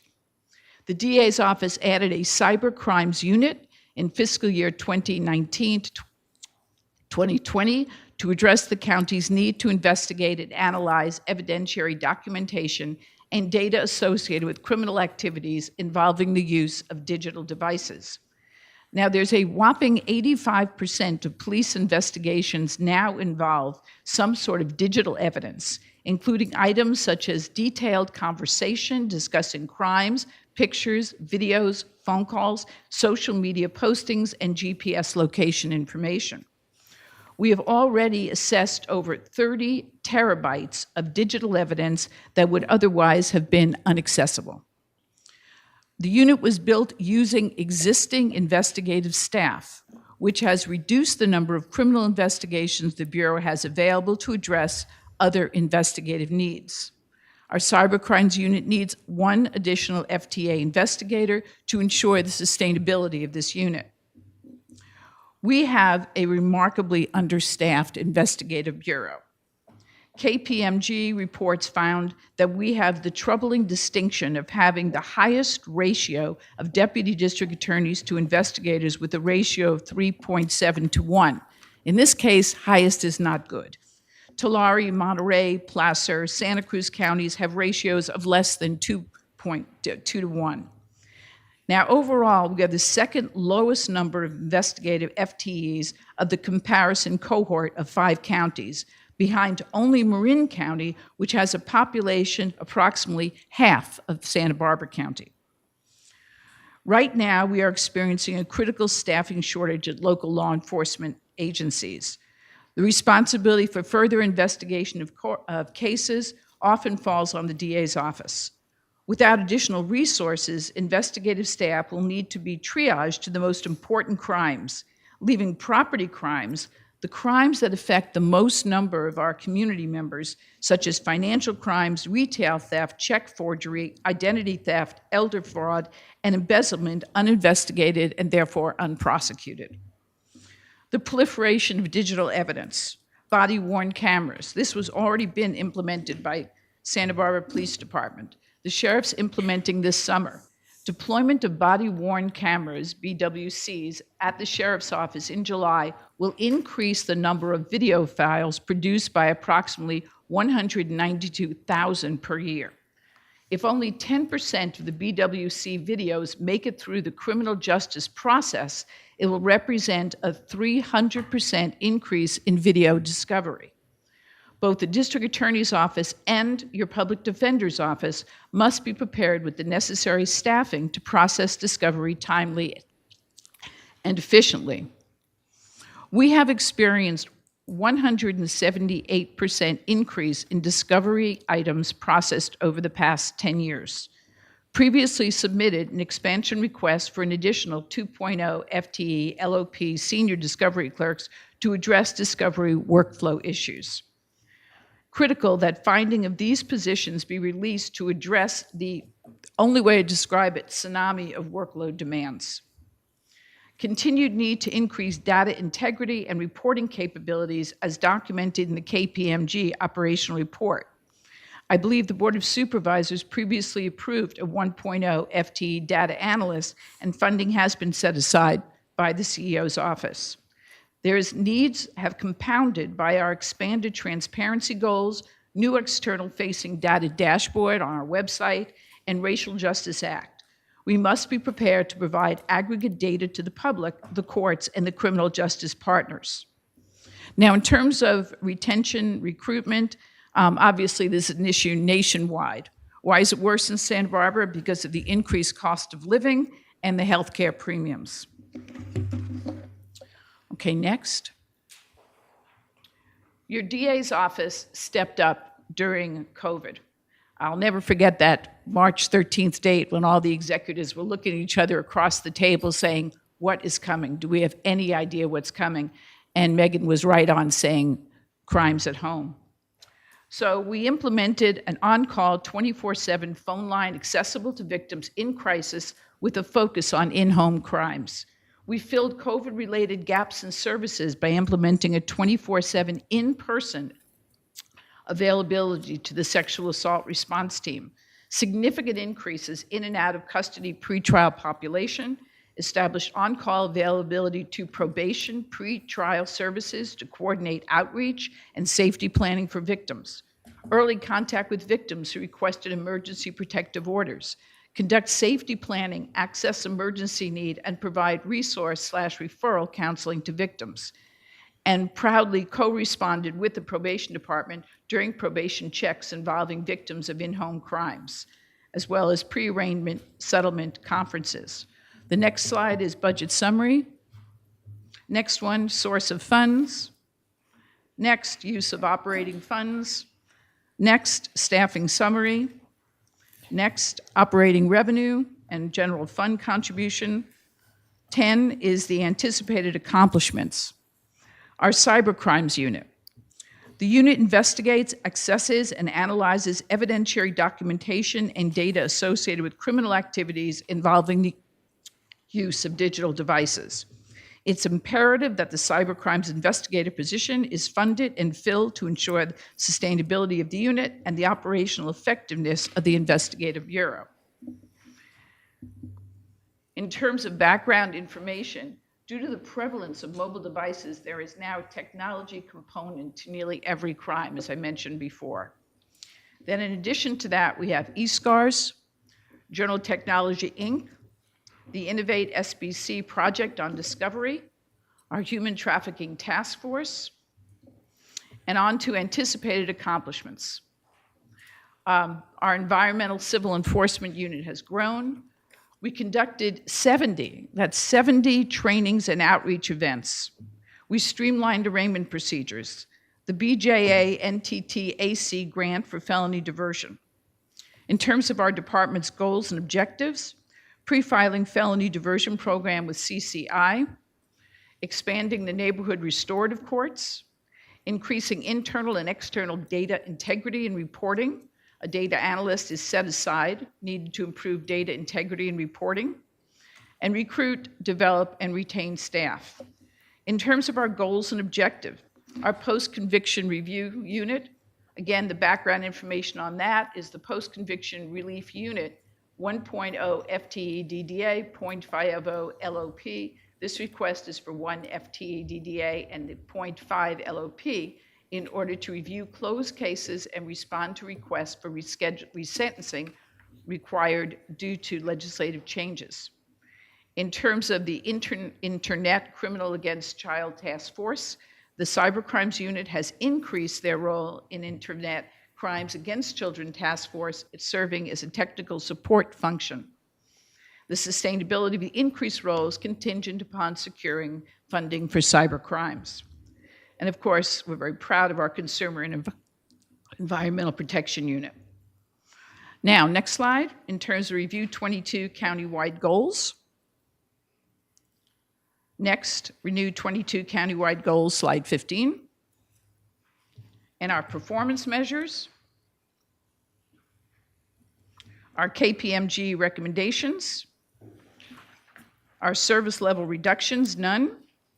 Our expansion requests, as previously discussed, we are requesting 4.5 FTEs. Our request to add the 1 deputy district attorney, legal professional to establish the post-conviction relief. Cybercrimes, adding on the cybercrimes investigator, and then adding a minimum of 2 FTEs DDAs. Summary slide. And lastly, our quote. Governor Gavin Newsom, State Address, March 8th, 2022. He's quoting and talking about Bobby Kennedy. Bobby Kennedy, just 6 weeks before he was killed by an assailant's bullet, reminded us that the health of a society depends on the ability of people to walk their own streets in safety, not to be frightened into isolation. He went on to say, a nation, he said, which surrenders to crime, whether by indifference or heavy-handed repression, is a society which has resigned itself to failure. Thank you, DA Dudley. Questions from the board? Supervisor Lavanino. Thank you. And this fits right into that quote, I believe. So I think it was one of your first couple of slides, and I did not interrupt. I know, even though I was invited. I even brought you. That's why I didn't. If you hadn't said anything, I probably would have interrupted you. But Can we go back? yeah, To that, whatever that slide yeah, might it's be? the one that shows the amount of open warranted cases, 3, okay. which is The 3,000. yeah, 3,000. I'm just curious how that shapes up historically. Is that a new phenomenon, or is that something that we've been living with forever? I don't think the average person out there understands that there's 3,000. Are those felony warrants? No, Okay. not all felony, no. And who wants to take that? John, Michael, or Mag? Mag, you're out there. John's going to start. That's actually from the sheriff's department, and it is a 1-year total. So that would be high. There are traditionally thousands of warrants outstanding, but it's usually a collection of all those that are out there for any period of time. That is a large number based upon recent events. Okay, so for the layperson like me, that means there's 3,000 people walking around that a judge has ordered that they need to show up for court, and they haven't. There's Yes. some charge against them. Yes and no. First of all, Okay. I just discussed with the undersheriff, that number is higher, and it's higher because of COVID. Right. So to some extent, yes, but remember, they were issuing tickets. Right. People weren't being brought to jail, and someone doesn't come into court. So in answer to your question, yes. So then, I guess the first question is, anybody going out looking for those individuals? Which when Mr. Savernock told me that probably not, that was a little bit eye-opening. So can you talk about that for a minute? Sure. When it comes to domestic violence, in-home crimes, acts of violence, there is a certain level of seeking out people that hasn't changed, that we've always been, both the district attorney's office and the sheriff's department. When it comes to the lower level crimes, I would agree, probably not. Probably the way we come across most of them would be somebody gets stopped for going past a stop sign, and then they check and they go, you have a warrant, and they bring you in. Okay. So it would be interesting, just as we get to the June budget, I would like to know, like, out of those, how many are actually felony warrants and how many folks are out there that have, well, I guess the way I could word it is, if there's somebody out there on a violent felony that's got an open warrant, do we actively have a team, whether it's in the sheriff's department or the DA's office, that actually is going out and searching for these individuals? Saul, would you like to speak? The very violent crimes were actually booked, so they generally would be held. If there is a crime, if there is an individual that presents what the sheriff's department, district attorney's office feels is an active danger, then we will make an effort efforts are made to bring that individual in when they do not appear in court. Okay. Supervisor, I was just going to say, Supervisor Levin, we can get that number for you today. Yeah, okay. It's in the files at the sheriff's department. How many are felonies? How many are misdemeanors? Easy number to get. Okay. John, did you want to say more? Just that we are working in collaboration with the criminal justice system on various methods and to reduce that number. So to give people an opportunity to present themselves to counsel and to try to reduce that number. The danger of that number is if for some reason a large number of them come into court all at once, it further compounds the background that Right. That's what I was trying to get. Yeah. So that the backlog is actually much larger than it appears to be. Yes. And then talking about that backlog, and I guess this is maybe for Nancy. So it's the same backlog, I guess, for public defender and the DA's office, and they both look like they qualify for ARPA funding. And both departments are saying they'll be able to carry that forward, but DA's asking for 2 and public defender's asking for 3. So what are we looking at there? Are you looking at me or? No, I'm looking at Nancy. I know what your I answer certainly is, have an Joyce. answer. Supervisor Lavanino, through the chair, those are just the requests that the departments came in. If we wanted to keep them equal, it would be the two per each department. And then both departments will be able to carry the general fund contribution once the ARPA funding runs out. They have indicated so. Okay, perfect. Thank you. Supervisor Lavanino, another approach would be 3 for both departments. Thank you. Any other questions? Supervisor Nelson. Yes, thank you, Chair Hartman. There's a lot made of the need for additional investigators, but I'm looking at the expansions and not seeing that as one of the expansions. Can you speak to that? Sure. We did ask for the expansion of the investigator for the cybercrimes unit. Right. So you're saying beyond that? Correct. Or why aren't we asking for more investigators? Yes. Because Tina doesn't want any more. She wants to single-handedly handle this as the first woman chief investigator for the DA's office. Now, I'm being facetious. Michael, you want to respond to that? Supervisor Nelson, through the chair, I think we're just trying to be prudent with our expansion requests here. Certainly, I think if you were to ask our chief, she would tell you that, and certainly we could use more positions as the sheriff's office could. When KPMG compared us to cohort counties, it really was doing some market research as far as what the best practice is across the state. And so that was very telling as far as, where we probably want to have ambitions to get to and what the best practices are. And we were just adding one, given the situation and the funding that was available was the approach that we took. So looking to the future, we should anticipate seeing additional requests in the future? Yes.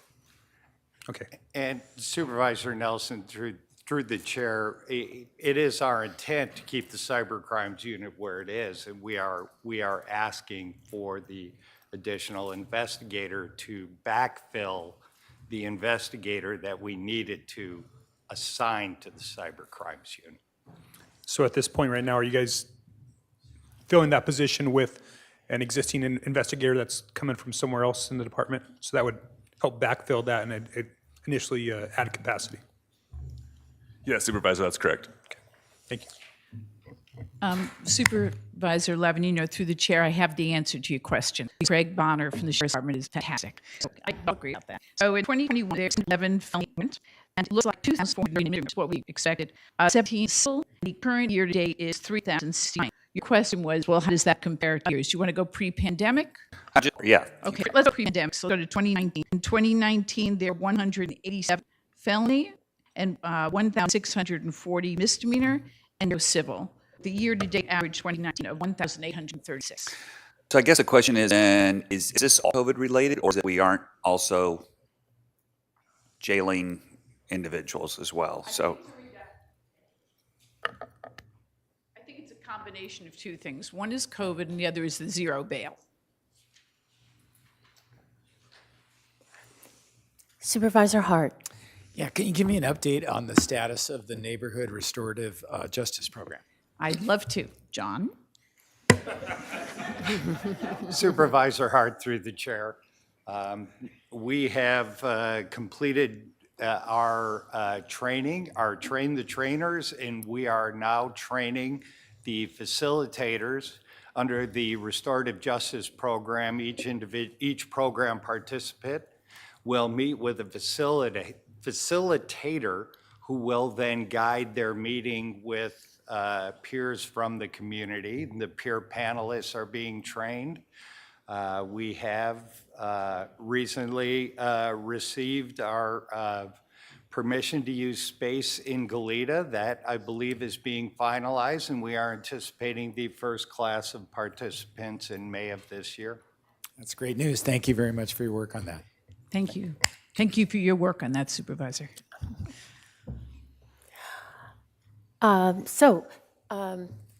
I had just one minor question, and that is with your anticipated accomplishments. You talk about the 70 trainings and outreach events, and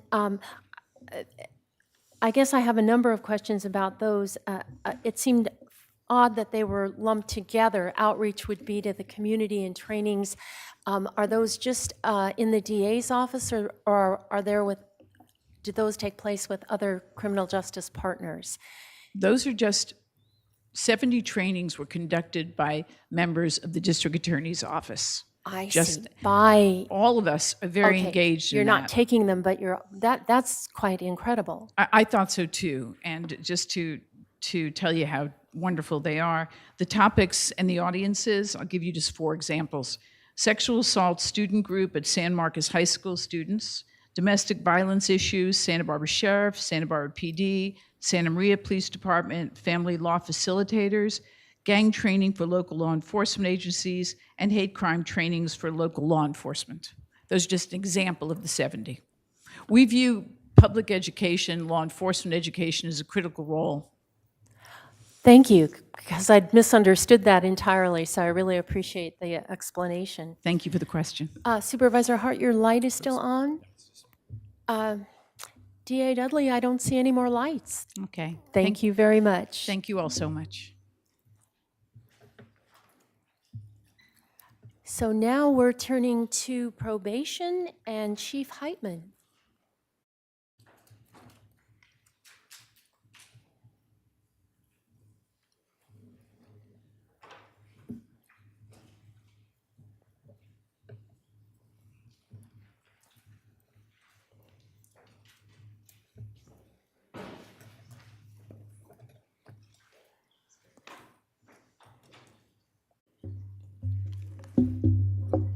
Good morning.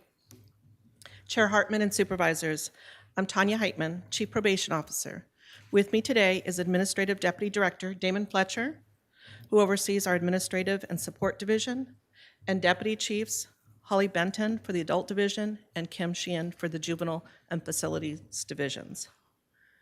We appreciate the opportunity to come and share our proposed budget with you, as well as provide an overview of some of our work.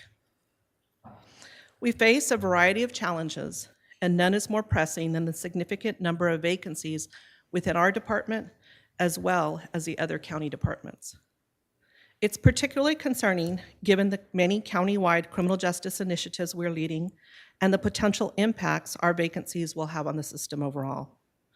With over a 15% vacancy rate, impacts are being felt at all levels within the department, and this curtails our ability to continue to push forward new projects and workload, as well as deliver the desired outcomes on previously initiated efforts.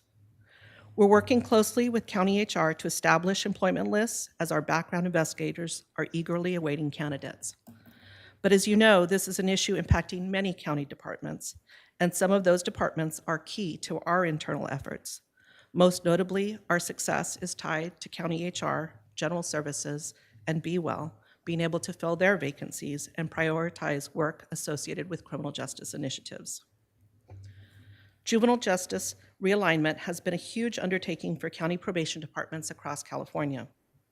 Effective July 1st of 2021, the State Department of Juvenile Justice closed their doors to new youth from counties, thereby transferring the responsibility, care, custody, and supervision of youth committing the most serious and violent crimes to county probation departments.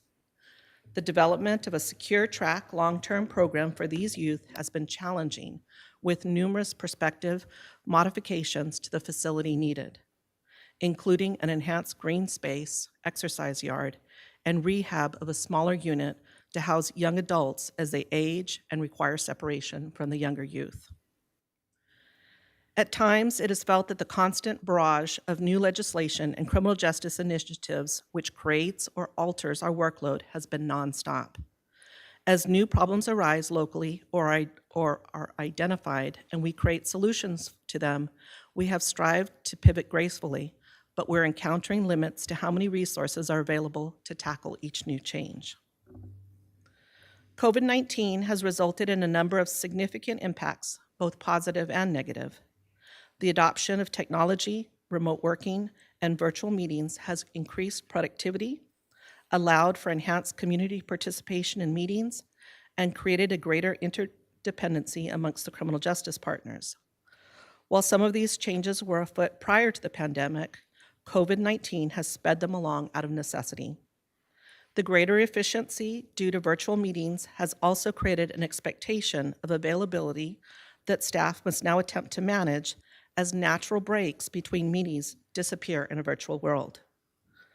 COVID-19 has also highlighted how the most vulnerable in our communities, many of whom are among our justice-involved population, are reliant upon the services our agencies and community-based organizations provide in order to address mental health, housing, and transportation challenges, among other frequently unmet basic needs. The Probation Department's proposed operating budget is almost $65.5 million and includes $31.6 million of general fund. General Services is managing all of Probation's capital projects, including 2 new projects which are included in their proposed budget. We have 315.5 FTEs that represent not just positions, but individuals in a very diverse department. In fact, we have a larger representation of women and people of color in our department than within our community, and approximately 66% of them are sworn peace officers. As a result of some changes that will be discussed later in the presentation, the Probation Department is able to submit a balanced budget without any service level reductions, restoration, or expansion requests. While the Probation Department relies on general fund, state and federal revenue sources account for the majority of our funding. Adult Services continues to be the largest budget program in the department. While the traditional adult probation population has seen a decline in overall clients under supervision, workload and staffing needs for pretrial services and assuming responsibility for supervision of alternative sentencing clients will continue to drive an increase in staffing and operating costs. The fiscal year 22-23 staffing level reflects a net reduction of 8 FTE. A reduction of 11 FTE related to an efficiency I will address in a few slides is the primary driver of the reduction. Reduced workloads in some areas of the department have allowed for the shifting of staff to meet most needs. Pretrial is an exception to this and has required additional staffing resources. The department has also proposed the addition of an IT position to provide support to staff as well as managing the hundreds of laptops, desktops, printers, and other devices deployed across the department. The recommended budget includes a significant increase in revenue, primarily related to an increase in state funding for public safety realignment and Division of Juvenile Justice realignment. While the current fiscal year has been challenging, the department has had numerous significant accomplishments. Through the efforts of our IT and research units, the department launched a public-facing dashboard for adult cases and trends throughout the county and has assisted our criminal justice partners in the development of dashboards for their respective departments as well. The Secure Track long-term program under Juvenile Justice Realignment is PEAK, Perseverance, Equity, Accountability, and Knowledge. It was designed and launched earlier this fiscal year and currently has 3 youth assigned. The design and implementation was informed by amplifying the voices of youth, family, and community through a variety of forums. The Trauma-Informed Care Program structure delivers evidence-based programming in collaboration with County Education and BeWell through individualized rehabilitation plans designed with a risk, need, responsivity lens. Ongoing staff development and training to support these changes continues, as do youth surveys to assess responsiveness to treatment interventions and allowing for program modifications as indicated. During this past fiscal year, the pretrial supervised release program experienced continued growth. In July of 2020, 371 defendants were on pretrial release, and a year later, in July of 2021, the number of defendants was 439. As of today, 518 are being supervised. To meet these challenges, the department shifted resources internally and received approval from the Community Corrections Partnership for 2 additional supervision positions. 2 additional pretrial navigator positions have also been added to assist clients with connections to services and supports and address some of the underlying needs which bring them into contact with the criminal justice system. The juvenile division's operations have been reorganized to allow for a more equitable geographic distribution for both court and field service officers. Caseloads have been consolidated as supervision numbers have decreased, which has also allowed for a redirection of a probation officer dedicated to the case management of youth serving long-term commitments. The department has 4 main goals. Broadly stated, they are optimize outcomes, build leaders, innovate, and strengthen partnerships. As an example of innovation, the department is implementing the Nexus decision support software to empower officers to implement and measure evidence-based practices for better client outcomes. The department is addressing succession planning and building leaders through an Advancing Leaders program. Staff participating in the program are receiving individualized advancing leadership plans developed to provide a roadmap for skills and training enhancements that will enable them to be better prepared for leadership opportunities. In collaboration with the Sheriff's Office, we're working to optimize outcomes through the implementation of evidence-based practices for those serving their jail sentence on GPS as part of the alternative sentencing program. While the Sheriff's Office maintains responsibility for screening and release decisions, probation will assume community supervision responsibilities and will provide these clients with additional supports and services while using electronic monitoring capabilities to ensure they do not violate the terms of their release. This collaboration will allow each department to provide its specific expertise and together enhance both client outcomes and community safety. Our 4th goal of strengthening partnership is inclusive of our traditional and non-traditional partners, the community and our clients, and the working alliance we have with them.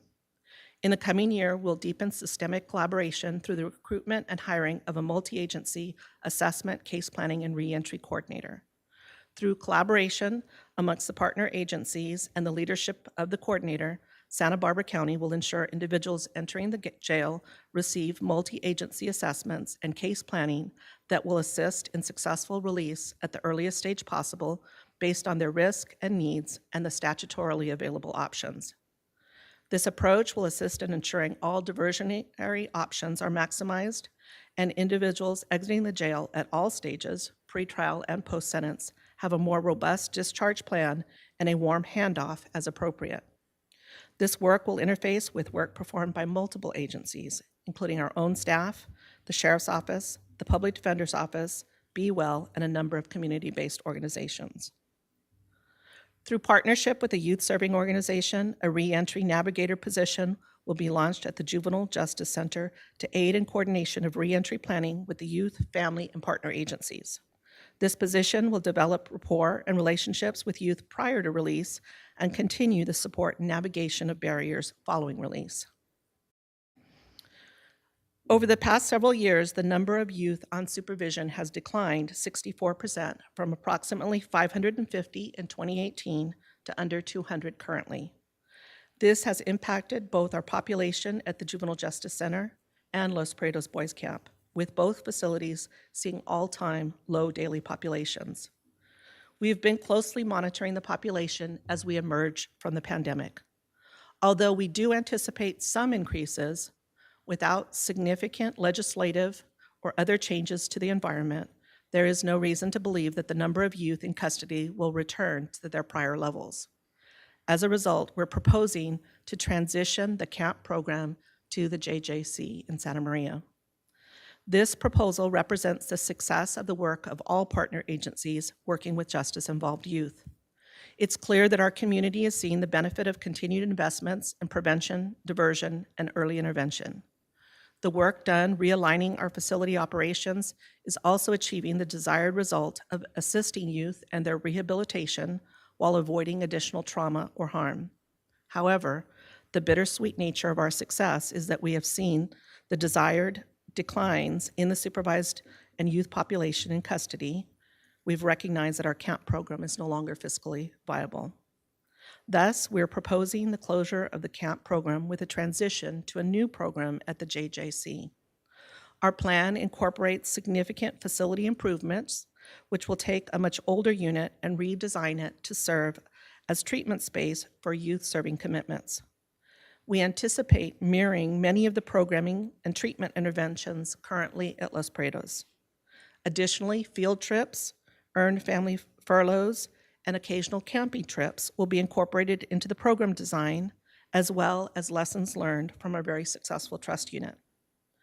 This consolidation of juvenile facilities into one location will also provide for additional staff support between detention and commitment programs.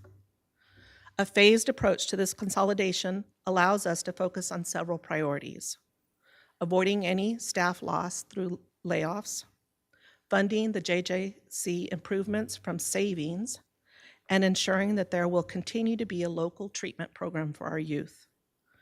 It is anticipated that in phase one, the focus would be right-sizing staff ratios to minimum staffing, the 11 FTEs previously referenced, remodeling of a JJC unit with the savings created from the staffing reductions, and cross-agency planning for the program redesign. Phase two would target fiscal year 23-24 for the rehousing and integration of youth into the Juvenile Justice Center. It's important to note that the court will be able to continue making commitments to the program throughout phase one and into the transition phase. The department's use of the property at Los Prados is pursuant to a special use permit with the U.S. Forestry Service that expires in December of 2024. It's anticipated that this phased approach will allow for stakeholder discussion with the Forestry Department regarding other possible uses for the site. Although we will not be able to replicate the beautiful natural surroundings, and there will be some aspects of the program that will be lost, we will be working to maximize the benefits to the facility consolidation. For example, youth will be able to leverage the various programming options at the JJC, which will allow for expanded opportunities for the youth served overall.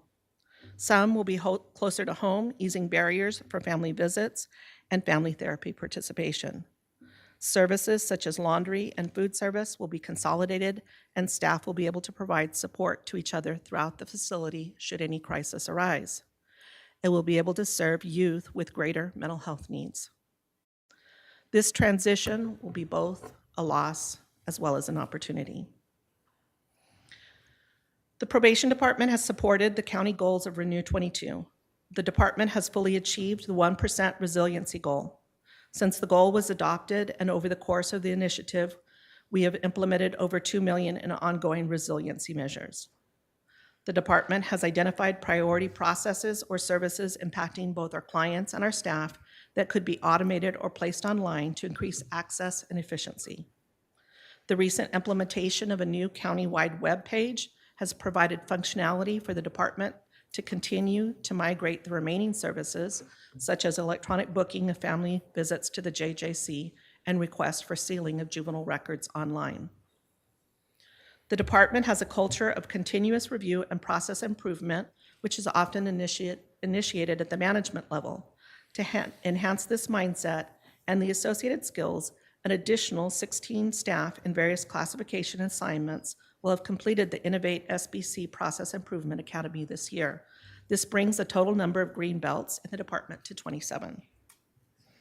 Over the course of Renew 22, the department has conducted at least 4 surveys, including surveying internal staff, adult clients regarding their experience with reentry and discharge planning, youth, families, community, and justice stakeholders to inform gap analysis and objectives for the coming year for juvenile justice planning. While recruiting remains a significant challenge for the department, we are exceeding the county benchmark regarding retention of new employees.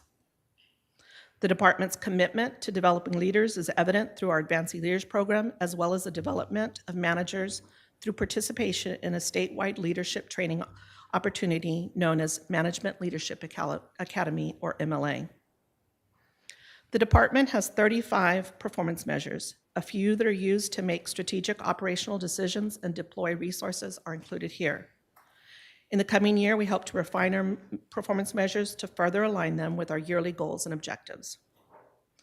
As a result of the significant internal and system-wide changes, we continue to see a decrease in the number of youth under supervision, decreasing the use of probation violations resulting in detention and instead applying targeted interventions in the community, risk assessment, needs identification, and individualized case planning, deeper youth and family engagement, broadening the types of services we contract for in the community, and ensuring they are measured for successful outcomes, delivered with fidelity, and are evidence-based, or promising practices, as well as offering diversion opportunities, have all contributed to the decrease.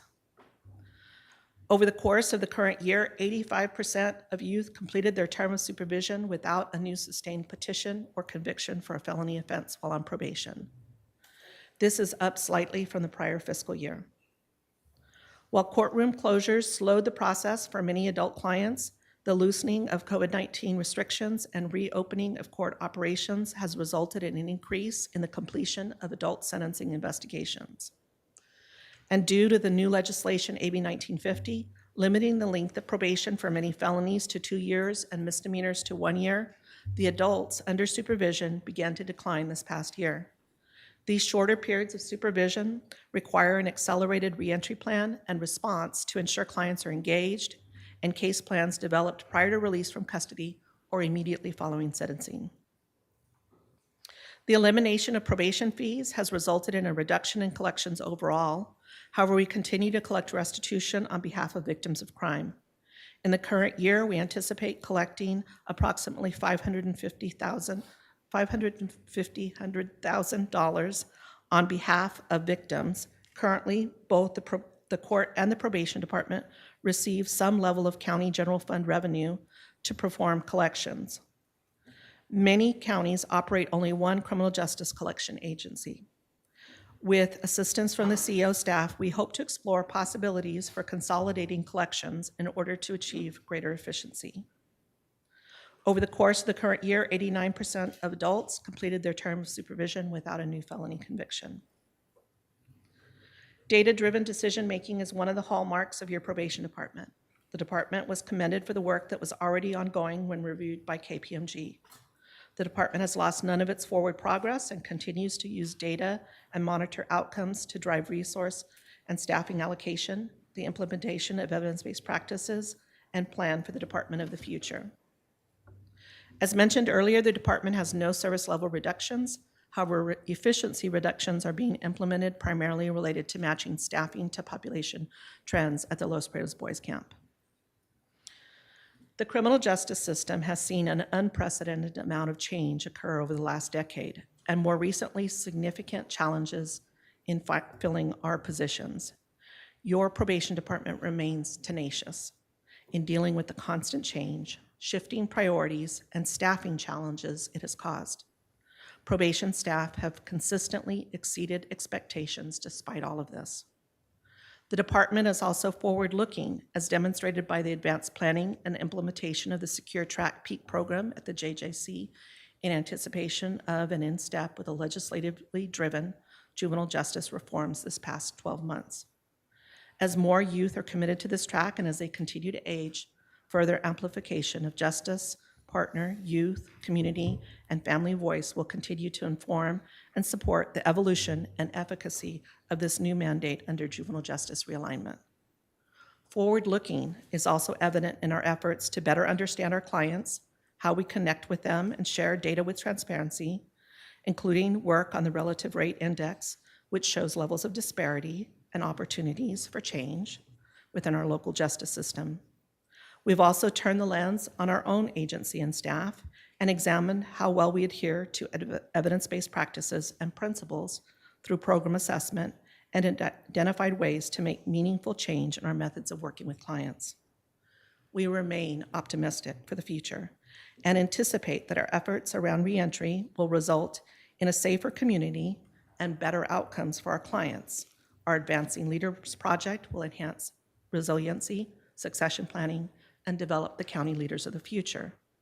And the deeper collaboration within the criminal justice system and our community that developed out of necessity during the pandemic will continue to maintain momentum and grow even as we hope to put COVID-19 behind us. Dr. Martin Luther King Jr. said, "Change doesn't roll in on the wheels of inevitability, but comes through continuous struggle." As your Chief Probation Officer, I've worked to ensure that the Probation Department has managed our day-to-day functions and balanced the needs of our community, our clients, and our partners, all the while being engaged as a champion in the struggle to effect the necessary change in our criminal justice system. Thank you for your time, and I'd be glad to answer any questions you might have.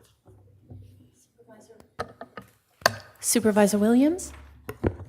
Well, just because the closure of Los Prietos would be so heartbreaking for so many, both in your department and in the community, can you please articulate the state legislation last year that was discussed that would make the facility more sustainable financially, but and that's not really even the thrust of it. The most important thing is it would reduce recidivism if implemented, and why that should, in my view, it should still be talked about as a, if there was a last-ditch effort, this would be the most productive one I could come up with. Thank you, Supervisor, through the chair. I believe the legislation that you're referring to is the Elevate Justice Act. It was actually introduced at the legislature prior to COVID. And Elevate Justice is based off of the brain science that tells us that young brains are still developing until they're age 25. And those early adult years are enormous opportunity to impact behavior. It also results in some very bad decision-making sometimes by young adults. So it really emphasized that and the good work that's being done in California as well as other states working with that young adult population, and was proposing to raise the age of jurisdiction in California in the juvenile court system to age 21. Didn't quite, make it to 25, but was going to take an enormous step in expanding the opportunities that are in juvenile court to young adults. Unfortunately, as a result of the pandemic, when the legislature had to reduce the number of bills that they were going to be moving forward that year, it was sidelined. And subsequent to that, there has been continued interest at the legislative level at reintroducing it. However, it has not yet come to fruition. It was one of the factors that we considered early on prior to COVID in looking at the long-term prospects for the boys' camp. Recognizing even prior to COVID that the population was reducing, we knew that if the age of jurisdiction was raised, we were going to need to ensure that there was sufficient capacity, not only in locked environments, but in treatment programs for these young adults. And we're looking at bifurcating the program to allow for those additional young adults. Unfortunately, when it didn't move forward, it really had a negative effect on our ability to foresee a larger population for that program. And besides Los Prietos, the difference is you're confident that because these 19-year-olds and 20-year-olds would not be housed with older, more hardcore criminals, that you would have better recidivism rates. Is that essentially the logic behind this? Yes, Supervisor, through the chair, there's some body of research that shows that working with those individuals on the juvenile side has had better results than working with them on the adult side.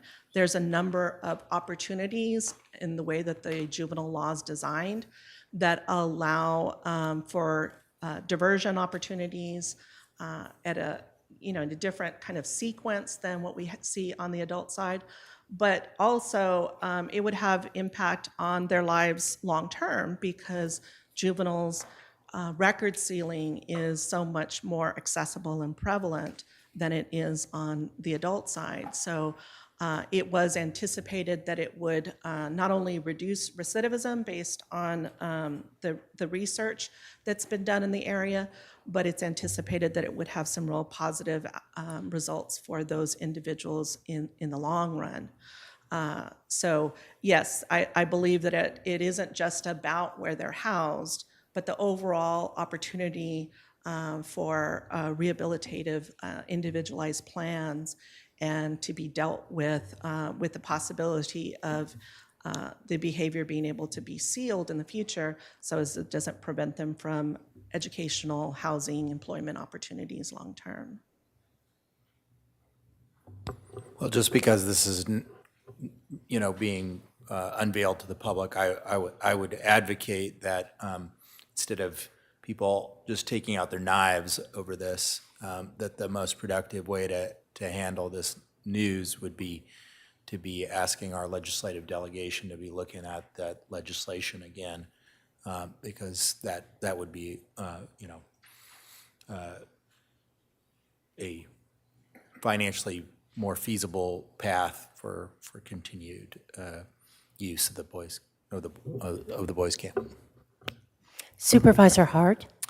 Well, I just want to say how truly remarkable it is, how much you're continue to accomplish with your team, despite having fewer staff. And I think that you're unique in coming to us, with your budget presentation and having such an ambitious agenda of change and innovation, despite having fewer staff people. That's just really remarkable. From the public facing dashboard to the PEAK program to the expansion of the pretrial assessment and supervised release, and the reorganization of the juvenile field operations. These are all big things that your folks are leading.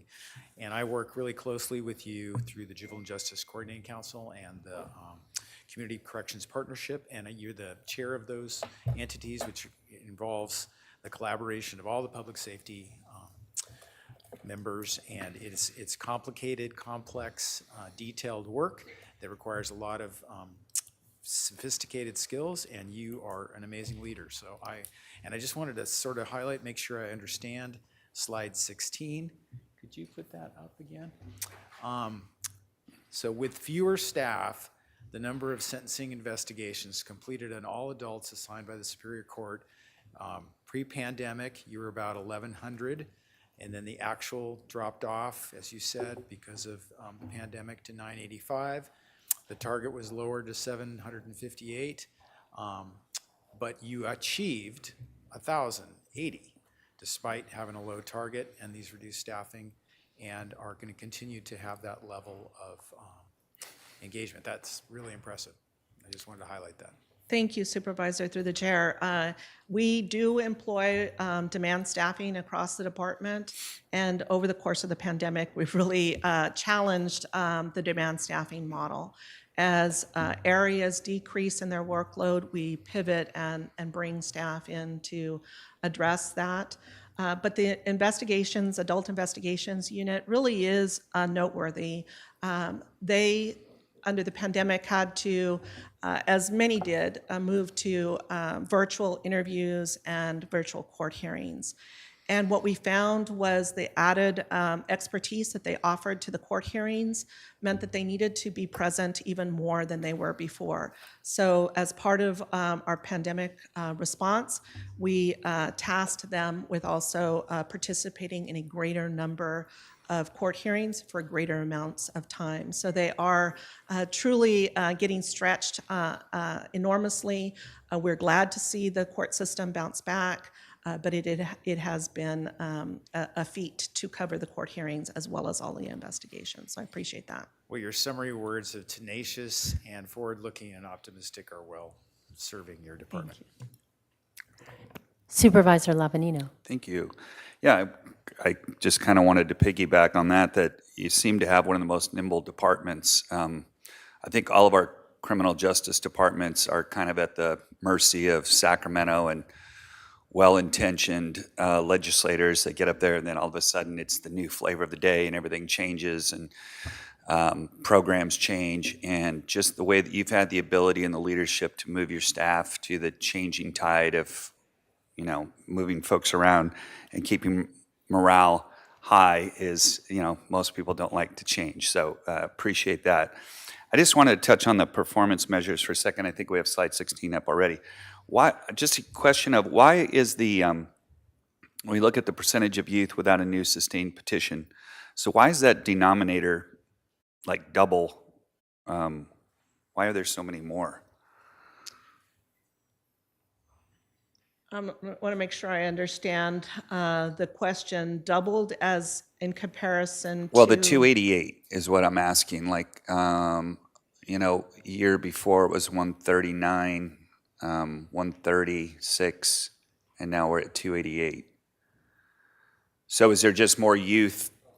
The 288 is from 1920? Okay. Oh, we're going the other way. Okay, so it's a lot less. Okay. As the population's going down, that denominator is based off of our exits. So as the population goes down, you're actually seeing a decline in the number of exits. So that's why I asked the question. I'm stuck in 2020. All right. The other question I had, let's see if that's even relevant, was, I just question on percentage of adults without a new felony conviction during their term. What is that term now, generally? So there are some individuals that are still subject to a 5-year term, but the new standard, if you will, for non-violent types of offenses is a 2-year term. It is substantially lower than what we in Santa Barbara County have seen in our population. Previously, we would have seen 3 years for a good portion, but a great deal of them were 5-year terms. There are crime types, domestic violence as an example, where they can still have a longer term, but the standard is much lower now. And we'll be bringing our caseloads down. Okay. So that should be, as your caseloads go down, though, then that person now has no supervision after those 2 years. That is correct. It is one of the concerns overall that we have about the way that law was structured, is it doesn't allow for a whole lot of analysis of their risk or needs. It's based entirely off of their committing crime. It doesn't take into account their risk level or their needs level. It will result in some individuals exiting supervision before they're truly ready and before they should be released from some of the restrictions as well as the supports. Some of their supports are tied to their supervision status and they will abruptly end. Okay, thank you. Supervisor Nelson. Thank you, Chair Hartman. First of all, I want to echo the appreciation that my colleagues have on your flexibility and efficiency of the department. But staying on that last slide here on percentage of adults without a new felony, what about new misdemeanors? Because obviously the term felony has changed. Do we track that number as well? We do track it. We look at recidivism overall. A lot of our felons aren't going to, for misdemeanor behavior, don't necessarily always get convicted of the misdemeanors. Sometimes they're handled as probation violations.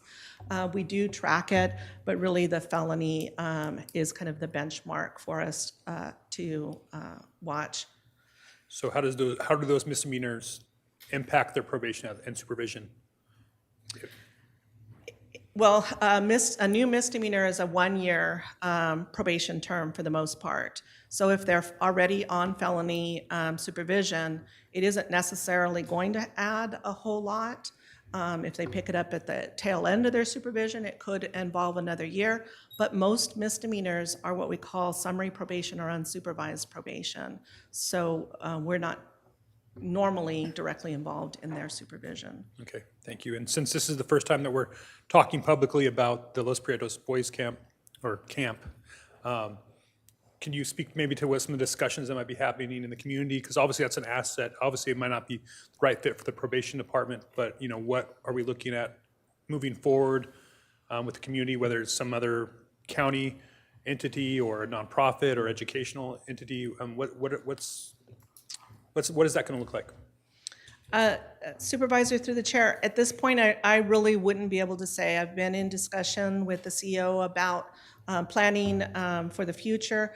Our main focus has been to allow this information to be shared publicly so that those discussions can begin happening truly. Because the information wasn't readily available, the community at large hasn't had an opportunity to really discuss it or think about potential. I know that our special use permit with the Forestry Department is very specific to our operations and what we're doing there. Any change in the use of that site would have to be renegotiated with the Forestry Department. And it's too early to say what types of things they might be interested in allowing. I suspect that they will be fairly restrictive because of the nature of the property, how isolated it is, the high fire risk, the limited water, limited roads, et cetera. But those discussions have not truly happened publicly as of yet. Okay, thank you. Supervisor Hart? Yeah, I just want to add to Supervisor Nelson's interest in this issue. I think it is a unique community asset, and it's going to require kind of an all-hands-on-deck lobbying effort with the federal government to figure out a way to make that asset valuable, continue to be valuable to the community, and this is a very high project priority. Supervisor Williams? Just in follow-up to Supervisor Labanino's question about length of supervision, I asked the same question to the chief, sort of like aghast, but it seems to be more complicated than it is. You explained to me how, at least for certain risk profiles, the 5-year term had statistically a worse outcome than a lower term. And so can you explain that? Because that's totally counterintuitive. It kind of blew my mind when you explained this to me. Thank you, Supervisor, through the chair, for the question. It is much more complex than just looking at what the legislation did, and it is a community, it varies from community to community. In our county, in North County in particular, the majority of felony probation terms were 5 years. In South County, the majority of felony probation terms were 3 years. So we already had a disparity in our county in terms of how they were being utilized. I think our community was ripe for a change. However, the change that went into effect, as I mentioned, takes risk and needs out of the equation, or the ability to extend somebody based on how they're performing. Ideally, what I would have liked to have seen is a shorter out of the box or out of the gate term with the ability to extend it if it was appropriate. And instead, the law is fairly rigid. Those individuals that are very high need, high risk, probably need more than 2 years. They have had some very significant traumas in their life. They've been involved in criminal activity for many years. There's often substance abuse, mental health issues. Those are not things that you can change quickly in somebody's life. It takes a lot of services, a lot of supports to make a difference. So there is a concern about how that's going to impact our higher risk, higher need, and whether it will drive some individuals straight into prison, that a 2-year term wouldn't be enough to meet their needs. They will continue to violate, they will continue to recidivate and end up in prison. It is still, a new change, and we're yet to see how it will pan out over time. But there were some significant problems with the 5-year terms in our county in particular. And when you look at the low-risk clients that we had on administrative caseloads or bank caseloads, we had an enormous number of individuals that were on 5-year probation terms that were on those bank caseloads. That meant that they were subject to supervision and the use of our resources beyond the time that they actually needed it based on their risk needs profiles. So we are trying to strike a better balance here. I don't know that this particular piece of legislation has entirely captured the balance, but we will see. I know there's research already going on that will be looking at this over time and how it impacts our clients as well as our communities. Well, the first thing I want to say is the Los Prietos Boys Camp has been a treasure in our community, and the times I've been there, the people who work there are really a team committed, and so my heart goes out to them and just thank them for those who work there now and historically, because it's been an extraordinary place. The second thing I want to mention is your department is really a North Star, I think, for other departments because, I mean, I'm looking at your department goals and objectives, and they relate to collaboration, multi-agency assessment case planning, working closer with the Sheriff's Department on supervision, focusing on joint goal setting. That one really got my attention. So I think that kind of collaboration across departments is really extraordinary. We had a presentation through HR, really concerned about issues about how we're going to retain and especially how we appeal to people in the younger generation. I had the good fortune of being able to speak at your annual celebration and awards, and I think that ceremony itself deserves to be a best practice because what you do there is the employees vote on who they think should get the awards, and then there's quotes about what they're saying about the awardee. And there was such pleasure that the people who were watching saw in the awardee, and it just created a sense of esprit de corps, of teamwork, of that we're in this together. And if you want to think about changing culture, that seemed to me a really wonderful example of how to do it, how to create esprit de corps. And that, I think, is a feeling that people really want in where they work. And so I was so privileged to be able to take part in that, and thank you for allowing me to come. And I think I don't really have any questions. You use lots of interesting terms, you know, coaching instead of mentoring, change saturation, a lot of things that I think relate to all departments, but you put it in just a slightly different way that I hear it differently. Thank you, Chair Hartman, and thank you again for participating in the staff recognition. I really have to give credit to retired Chief Sue Gianfrido. The staff recognition event was really her brainchild and has been in place for many, many years. Under COVID, we had to experiment with different ways of delivering it, and I think that the virtual event actually was probably one of our best received events because it really allowed a lot of staff to participate in it and through the chat have a lot of shout outs to each other and encourage each other. So I really did appreciate you being there. I know our staff did. And we agree that when the organization can really support, the staff within the organization can support each other and really encourage each other in this important work, it's when we have our best success. So thank you. Well, thank you. I think we'll take a little break and reconvene at 11:30.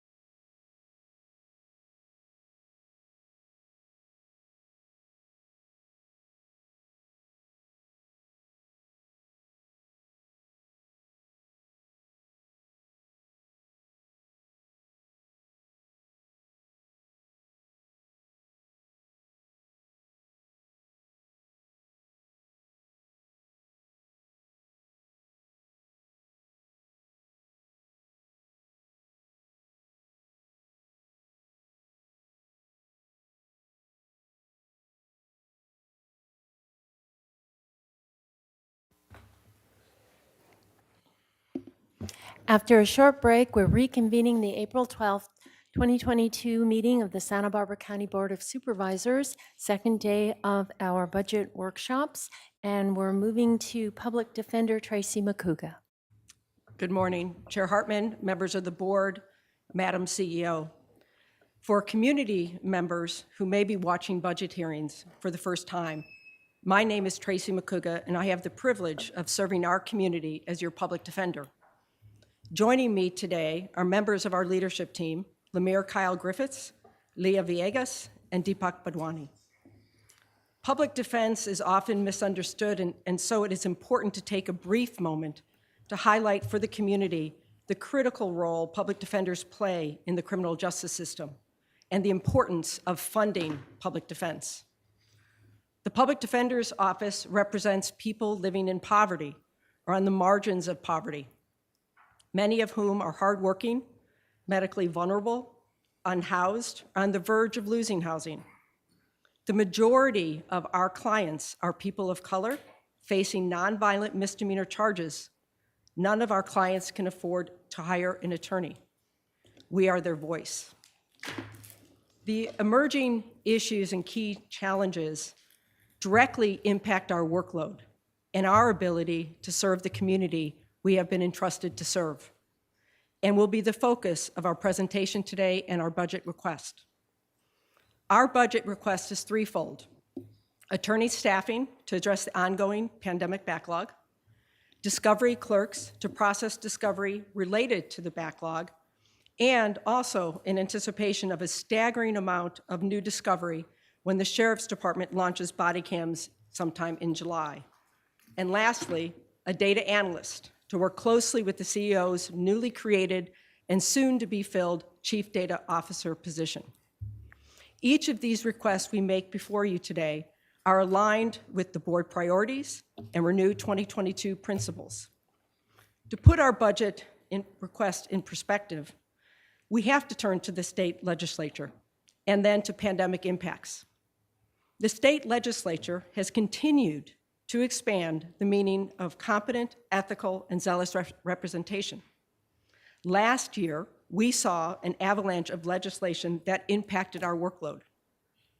This year, with the passage of AB 317, which you heard a little bit about yesterday from Director Navarro, and pending legislation such as Care Court, which again you heard a little bit about yesterday from Director Navarro, if passed, significantly already expanded and will continue to expand our responsibilities as to relates to individuals living with severe and persistent mental illness.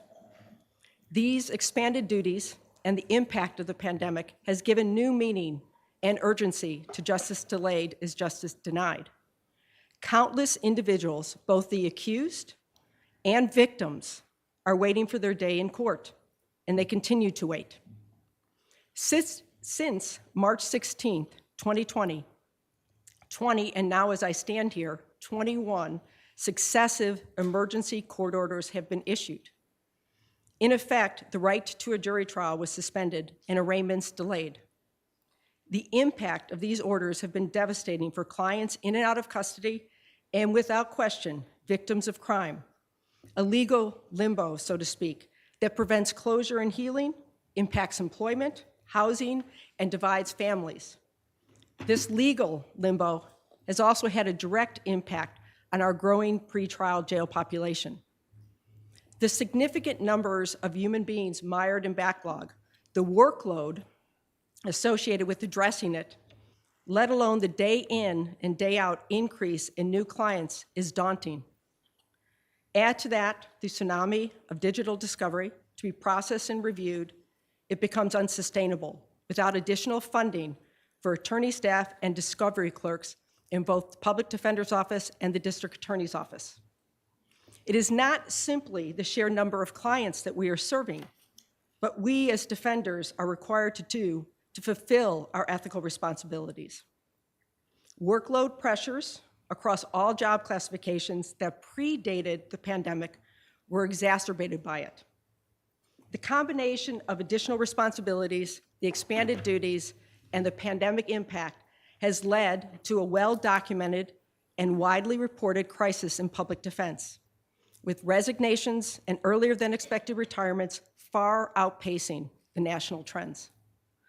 The crisis is so deep in California, not nationally, in California, that Assembly Bill 625, which is highlighted on our first slide, has commissioned a workload study to address the public defender workload crisis and staffing shortages, and will recommend California statewide standards by January 2024.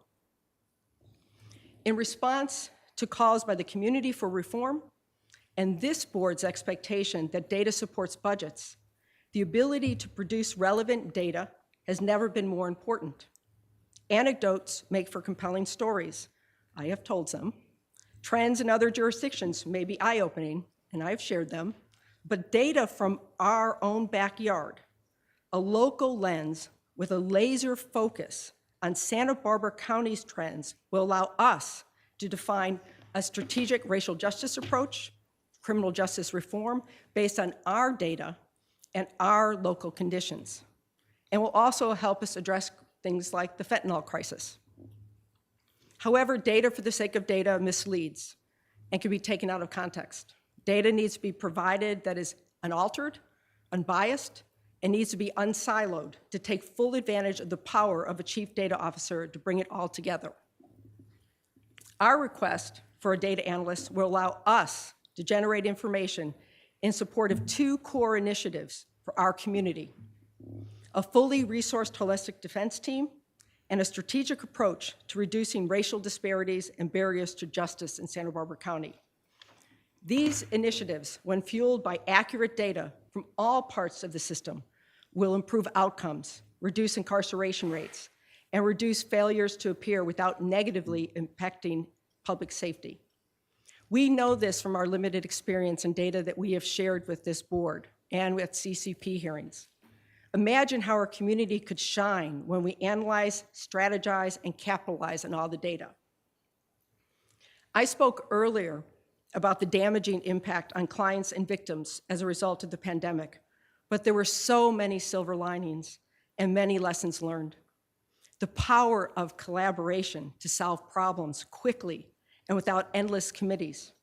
A single court order, for example, and a decision by our district attorney to turn over discovery electronically pre-arraignment as a result of that court order led to vast improvements in the long-standing concerns about delayed discovery. The power of technology was a double-edged sword for many clients and victims.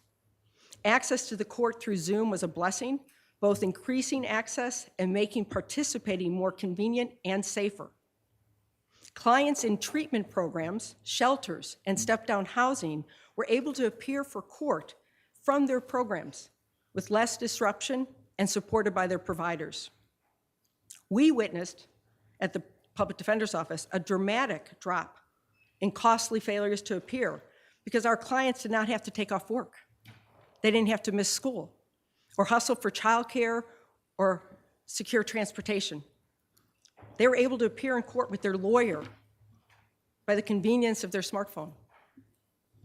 However, the devastation of poverty was never more evident, especially for our clients who did not have access to the technology to navigate our virtual systems. Zero bail and robust pretrial release saw countless individuals safely return to the community and demonstrated that we do not make the community safer by warehousing a person accused of a crime in jail merely, and I want to emphasize, merely because they cannot afford bail. Internally, high-quality virtual training opportunities multiplied. Experts around the country were no longer unaffordable, as they could be consulted and even testify virtually. Our operating budget is through slides 6 through 10. And as you can see, our total operation is 18 million and some change, with an expansion request of approximately 850,000, which I outlined the need for those requests, none of which come out of general fund. We are a general fund dependent department. We are not a revenue generating department. So our budget represents people serving people. My grandmother used to say not to brag, but I feel like I need to brag about our accomplishments. And I need to brag about my people and the things that we did, not only with the other members of the departments here today and yesterday, but serving this community. I have never been prouder to be a public servant or a public defender. In this time of chaos and change, we were able to shine in our service to our community, collaborating with probation, behavioral wellness, public health, the sheriff, our district attorney. We pulled together and transitioned at lightning speed, first to remote workforce and then a hybrid one, but all in response to serving the community we have all been entrusted to serve. In the wake of the killing of George Floyd, our team created a racial justice committee to explore our own internal biases as well as the community needs. Throughout the pandemic, our holistic advocates literally were in the field every single day in encampments, serving our most vulnerable individuals. They play and continue to play an integral role in designing diversion and discharge plans with an eye towards success and safety. We have unselfishly and aggressively pursued grants with the sheriff, Be Well, probation, community-based organizations, and the district attorney that build safety for the community. Grants that fund things like co-response, the Sobering Center, and step-down housing. We are also proud to highlight our innovations and successes. Thrive SBC, a community resource app, which we hope to preview to this board after budget hearings, is designed to promote seamless access to necessary resources in Santa Barbara County. Additionally, we have collaborated with Cal State LA on a multi-year public-private partnership that will provide our office with the ability to translate and transcribe audio and video discovery. Will also allow us to do facial recognition within that discovery and also do keyword searching. Because of that public-private partnership, we will also, like many of the departments here already, be able to produce an external community-facing dashboard, as well as an internal dashboard to share with what we see to monitor our caseloads and to improve performance. We are proud to say to this board that we hit nearly all of our performance measures and outdid our Renew 22 goals, and 3 out of our 4 KPMG recommendations are in progress. We rose up despite our struggles with workload and did not turn our backs on a single community member. We had in this last year worked together, innovated together, collaborated together, solved problems together. We look forward as an agency to doing more of this and to hearing from our community and you, and to understand the root causes of the entrance into the legal system. As Desmond Tutu said, there comes a point where we need to just stop pulling people out of the river. We need to go upstream and find out why they're falling in. We will be that voice. Thank you. Thank you. Board members have any questions or comments? Supervisor Lavanino. Thank you, and thank you very much. Question about the, obviously the backlog is significant, and I think, we've already discussed about the ARPA funding, being able to support that. Question is that, let's say we did 2 or 3, any idea, so I guess what I'm kind of looking at is if we hired 2 or 3, we worked through the backlog, do they just then kind of get incorporated in, or would that give you, I mean, what do you see them doing a year from now or 2 years from now or 3 years from now? I don't know how long it's going to take to get through the backlog either. First of all, thank you for that question. And I sort of want to partner with the district attorney in their responses when I was watching their presentation. There's a lot of unknown.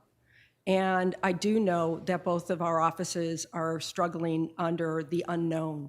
But we do have some known. We know our caseloads have grown by 25% to 23% for the DA's office. We know there's an enormous amount of warranted cases out there of folks that were arrested and cited and have not come back into the system. And I would say that our lawyers that are working up, showing up every single day, they're, if you had an electronic file, it would look like this. My hope with collaboration, strategic planning between our departments that we can address some of the, I would say, the lower hanging fruit cases, and then really address the cases that I think keep us awake at night, the cases where there have been substantial harm to victims, where clients are facing serious charges and everybody needs closure. My hope, Supervisor, is that we will work through them quickly, effectively, and bring a lot of closure for a lot of individuals. Great. Last question I have is about the legislation that you talked about where there might be a mandate of caseload, which I think it'd be great if, is there any talk that that would come with additional funding from the state? There are two paths on this right now. There are national efforts that we've seen in the U.S. Senate legislation to fund public defense on a national scale. There are efforts in California to just address it. So right now, if you look at Solano versus LA, they're all over the map. And I have not seen anything in that legislation that suggests a funding stream. And I have to tell you, when you asked that question of the North Star, where is she? It was difficult following the North Star, but what the state has done to all of us in the barrage of legislation has really, in my 30 years, and I don't want to speak for my colleagues, it really buckled me at the knees. I mean, it's really sort of mind-blowing, and I don't know how they can put this all on you without offering us additional funding. All right, thank you. And then I guess that's just maybe at least on my end, direction to the Ledge Committee to make sure that, we're looking at that piece of legislation and weighing in on that as well. So thank you for bringing that up, Tracy. Thank you. Supervisor Hart. Yeah, I thought your quote was perfect to connect with the holistic defense model that you're using. It really is, trying to get at the root causes of what has led to the mistakes that folks have made, and how to get people the resources and the help that they need to make better choices. And I just want to thank you for the innovation that you've done. The data dashboard that you rolled out in collaboration with Cal State LA was really innovative, bringing resources from outside the community to help us, tell our story. And I particularly want to thank you for your leadership with the Internal Racial Justice Committee. It was a moment where it was important to have department leaders taking the initiative, and the fact that you're committed to sustaining that is really important, and thank you for it. You're welcome. I don't see any other lights, so I had, Supervisor Nelson. Yes, thank you, Chair Hartman. Just wanted to, compliment you and your department on these accomplishments. The department really has come a long way under your leadership, and I appreciate the collaborative work that you're doing across the board, whether it's through your clients or with the homelessness issues and what else is going on throughout the community. It's appreciated. Thank you.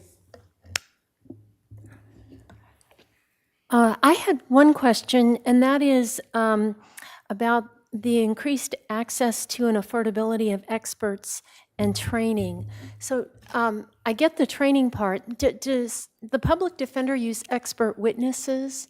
All the time. And Okay, it's so part of our ethical obligation to not only investigate, but also to retain experts to explore legal defenses to our clients. And one of the remarkable things, we didn't do many trials during this time, but we did have really incredible experts for the prosecution and the defense, quite frankly, that were able to feed into a trial, and juries liked it a lot. And it really does save costs, because flying into Santa Barbara is not cheap. Hosting an expert here is not cheap. Paying them by the hour isn't cheap. So it was one of the really, truly wonderful things of this, as well as victims and witnesses who could testify remotely, safely, and not feel at threat or concerned about their well-being in a courtroom setting. Well, that's another impact of COVID that's positive. Yes. So glad to know about that. That's new to me. And I just wanted to reinforce what Supervisor Hart said about going upstream. And it's not just the holistic defense, but the Thrive SBC, the access to clients as early as you can, and especially the work that I've benefited from, my constituents, with the encampments. I mean, that was extraordinary. And we really struggled until the multidisciplinary teams came. It was like a strike force that was really really focused and able to make a difference. And I learned so much in that process and hope to take it to the Santa Ynez River once again. We'll be happy to help. Thank you. Thank you.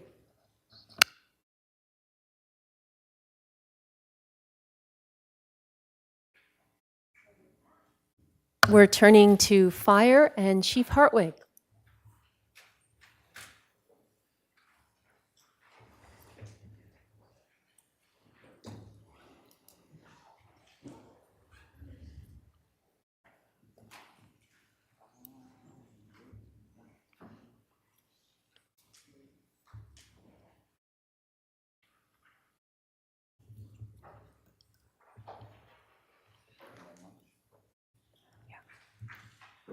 Closed session.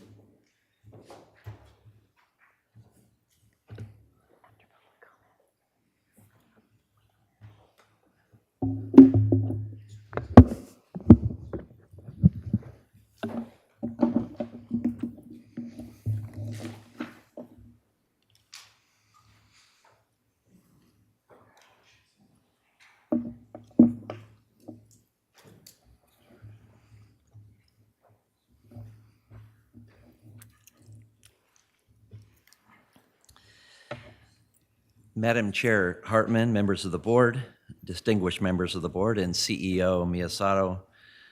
I'm your fire chief and fire warden, Mark Hartwig. I've often told you this is a team sport, however, and I consider myself really a captain of the team. With me here today are members of my staff, including Deputy Fire Chief Rob Heckman, our CFO and Assistant Department Head Shauna Jorgensen, our Fiscal Manager Diane Sauer, as well as our Fire Marshal and our Logistics and Support Division Chief Sanchez and Hazard. I invariably leave very important information out when I wing it, so my staff has encouraged me to read a little bit more today. The fire department is comprised of 3 budget programs: administration and support, fire prevention, and emergency operations. The department exists to serve and safeguard the community from the impacts of fires, medical and environmental emergencies, and natural disasters through leadership planning, education, prevention, code enforcement, and all-hazard emergency response. Our administration and support program provides department training and development, facilities and fleet management, management for medical or EMS or medical emergencies and communication, financial management and planning, technology, our program, our IT program and public education, and community relations with the public, news media, and the business community, and of course our HR and personnel administration. Our fire prevention is responsible for public safety through continuous application and monitoring of regulatory codes and standards to ensure a safely built and maintained community. Those responsibilities include, but aren't limited to, fire cause and origin, investigation, code enforcement and inspection, vegetation management and planning, fuels reduction, and pre-fire engineering and plan checking. Our emergency operations is often the most visible part of the fire department. And what we do is emergency is responsible for ensuring a prompt response to all emergencies with effective complements of personnel and equipment, highly trained, and to ensure that personnel are equipped to respond promptly and effectively to all medical, fire, and rescue emergencies.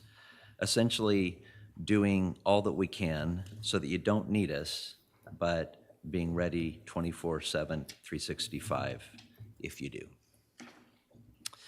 Our key challenges and emerging issues: I'm a big believer in challenges being opportunities, not solely problems. First, I want to walk you through some of the key challenges and issues that we see facing us this budget year.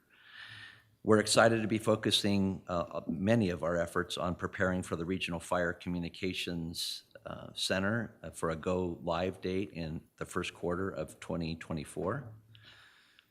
In the current fiscal year, we're initiating a department-wide capital needs assessment and long-term fund plan to meet future needs of our communities. It's our goal to provide you, our board, recommendations in our fiscal year 22-23. As a result of the capital study, we'll be identifying potential solutions as to how we can improve service to the communities and commuters on Highway 154 as well, and the San Marcos Pass, an area that Citygate, as you recall, indicated a need for more service.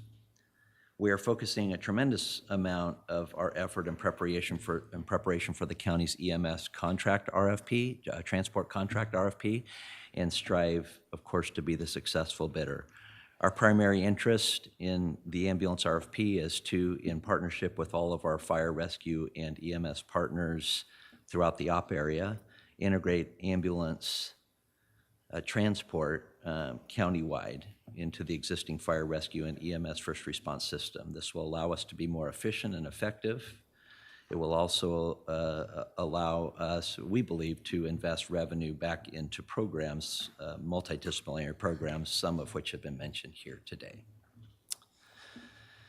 We also are working to enhance our departmental diversity to improve service delivery to the community by promoting organizational and cultural shifts that support and expand employment issues of respect, neutrality, equity, and fairness. Our assistant department head, Jorgensen, was part of a emergency and executive program within the county, and her heart and passion is to increase equity within the fire service specifically, and her moonshot project was focused on that. We're looking forward to that focus this year as well. We will continue to lobby the state with other contract counties, 5 other contract counties. Contract counties are those counties that provide coverage and protection to the state responsibility areas within their jurisdictions, to provide ongoing funding to offset air support and fire crew operational costs for work performed within the state responsibility areas of the county. That's important because the current funding, it leaves out or omits the funding of air resources, air programs, and hand crews. The COVID-19 impacts, I've heard much, and the very similar impacts throughout the morning to my fellow colleagues. But we are using some of the challenges of COVID-19 and the pandemic to operate better within the organization. Operational changes spurred by COVID-19 provided us opportunities. A few of them are using social distancing as an opportunity to reframe our organizational culture to be more supportive of remote working when feasible and appropriate, fostering readiness to continuously adapt to dynamic changes within EMS. As you can imagine, that was a particular challenge. Turning unexpected events into opportunities, such as replacing some of our desktop computers with laptops and docking stations that can be taken home to remote workstations, realizing time and cost efficiency with the utilization of virtual meetings, I guess both a blessing and a curse. Budget summary, our operating budget of just under $100 million. Capital equipment is budgeted at $4.8 million. That includes $3.3 for the construction of the Regional Fire Communications Facility, $1.5 million for various equipment, which will be listed on a few slides later. No general fund contribution is requested or proposed in our budget. We have 277 full-time equivalent FTE employees in our requested budget. No one-time use of funds in our budget for ongoing operations are requested. We show no service level reductions in budget year 22-23, and there are no restoration requests, nor are there any expansion requests. Every call for service does start with dispatch. as you know, and initiating the construction of an 8,200 square foot regional fire communications center to dispatch resources to fire, medical, rescue, and other emergencies will take place this year. Architectural design began in 2021, and bid and construction phases targeted for November 2022 through April of 2024. The estimated total cost of the fire department is roughly $10 million. Some of our capital projects, more detail, it includes the replacement of heavy equipment associated with the fire construction section, engine extrication equipment for truck operations, thermal imaging cameras, fire station appliances, water rescue craft as well. And in addition to the capital equipment, it includes the purchase of a track chipper that many of you have heard about in the effective management of some of our vegetation, specifically in the Burton Mesa project, and that will come to the San Antonio Creek project as well as the Tepiscate project. We are budgeting about $95,000 for a patient litter kit for the new Firehawk helicopter. I'm happy to say that we've received full funding for that through donations in the community of $95,000. Our source of funds, we're fortunate enough to receive property taxes. Our primary source of revenue is property taxes. The next largest section of revenue is charges for service, and I just wanted to spend a little bit of time talking about what that includes. That includes the CAL FIRE contract that I mentioned earlier, incident revenues, reimbursement from incidents, ambulance billing for the areas that we do provide ambulance service, UCSB and the contract that we have with the university, and the Santa Ynez Band of Chumash Indians as well in that contract. It is our second largest source of revenue. The largest funding within our charges for service is the contract, which is $16.2 million projected to be the allocation this year. Of course, the fire tax shift, thankful for the board's shift and the revenue that's generated with that, and of course that keeps us free from dependence on additional general fund. Use of operating funds, a vast majority of our operating funds are used for emergency operations and response. Calls for EMS and fire suppression are the most common calls for service. We're going to talk a little bit about that later, but about 75% of our calls for service from the public are for medical help, and about 50% or over 50% of our workload is related to response to medical emergencies. Our staffing summary, we had a slight increase in staffing in fiscal year 22-23, and the changes are as a result of adding 3 FTEs for Station 38 to advanced life support or paramedic care. And that cost was offset by the conversion of 5 full-time employee or FTE senior fire control workers, which are now vacant. In addition, we have budgeted to add the following staff in preparation for the go live and training for the regional fire communications facility, and that'll include dispatch supervisors, a dispatch manager, and we're going to flex on those start dates based on the construction of the facility.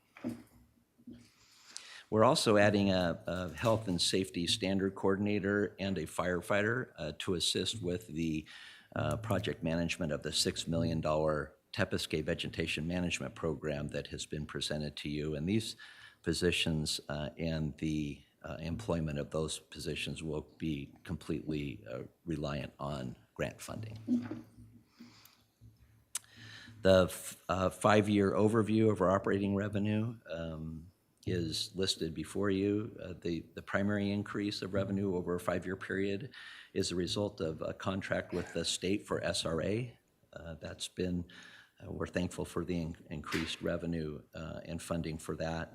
Increase in property taxes due to growth, the property tax shift, of course, from the county, and fire prevention grants. We also have reimbursements from, unfortunately, a historical level of responses to emergency incidents statewide. Some of our accomplishments, first let me just start by saying that as any team is only successful because of the teamwork that occurs within its organization or within the team.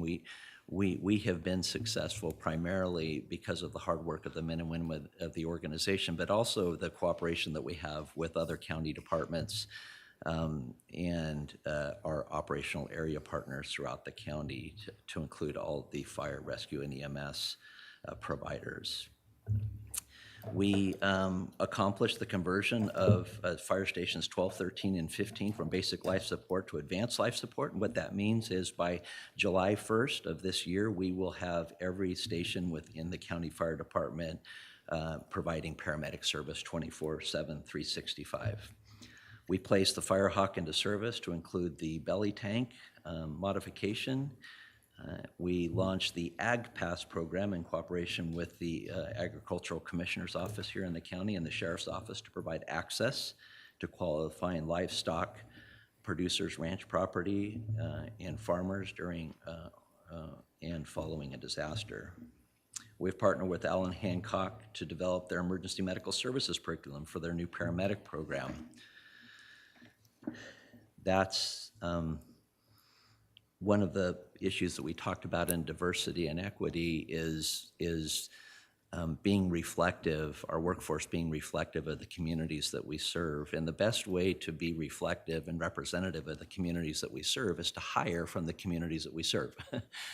We do believe that some of the opportunities specifically in our EMS bid will provide a soup to nuts opportunity for us as we reach into high schools in Santa Maria and Lompoc and Orchid and Santa Ynez and Santa Barbara, Goleta, all the way down to Carpinteria, and train these high school seniors or new high school graduates to be EMTs, a true entry-level position. We're fortunate in that we can train them in partnership with Allen Hancock within the county, training people within, men and women within the county at facilities within the county to be employed within the county. And that's something that we don't see a lot of today within our organization. We initiated a comprehensive capital improvement evaluation and planning of facility upgrades, renovations and constructions, land and building purchases, and the associated funding sources needed for future capital projects. We completed the first phase of the $2.2 million grant-funded Lompoc Valley Fuel Reduction Project, and we're working with your offices right now and state offices to take a look at that great work done there. The project is comprised of, that specific project is comprised of over 2,500 acres of combined vegetation management treatments and the removal of 200 dead trees to improve suppression efforts and vegetation management. Lastly, we completed the acquisition of the 4.3 acres in Orchid area for future Fire Station 25, called for in the City Gate report. This location will allow us to improve response times within the Orchid community and meet the needs of a future population growth within that community. In fiscal year 22-23, we aim to achieve the following key department goals and objectives. This is really an overview of what we've talked about, but recruit and support to retain a high-performing and diverse workforce in alignment with Renew 22, as I just mentioned. We will implement year one of the Tepesque Vegetation Management Project. That's a $6 million grant-funded project, multi-year project. This project is comprised of 2,800 acres of combined vegetation management. We will complete the San Antonio Creek Community Defensible Space Project. This project consists of only 70 acres, but very important 70 acres of fuels reduction. Again, this grant from the State Coastal Conservancy. With retirements on the horizon, we'll focus our efforts to train and develop the next leaders of Santa Barbara County Type 3 Incident Management Team. to respond to large and/or complex all-hazard incidents within the county and in cooperation with our operational area partners. In alignment with the county's equity initiative, we'll focus on our workforce diversity by collaborating with local colleges and military bases to create targeted recruitment that will promote greater diversity within the fire department. Continue to improve and advance ambulance transport services countywide. Continue to lobby the state with other contract counties, as I mentioned, to provide funding for hand crews and air resources. Our Renew 22 initiatives achieved the following. We were able to finance $2.6 million in new revenue, including private donor funding from our community specifically for the Firehawk, and successfully lobbying the state for additional funding for the fire crews, one-time funding for the fire crews. Evaluate and migrate departmental services determined feasible to be put online, including smart forms for some of our prevention services, and trained one of our employees through Innovate SBC and looking to train more. Of course, our customer service right now is a voluntary service and it's online, but we do get valuable feedback from that to improve our service delivery. If you look at our employee retention, it's about 66% of our employees during the first 5 years, which seems low to me, and quite frankly, should be higher. Part of that is the high turnover in our fire academy and fire training as well. We have, on our performance measures, I just wanted to point to the code inspection. We're down at 33%. This last year, we believe that was specifically due to the restriction of our personnel to go into and social distancing associated with COVID. It will be higher than that this year, and so we have it back up at 90%.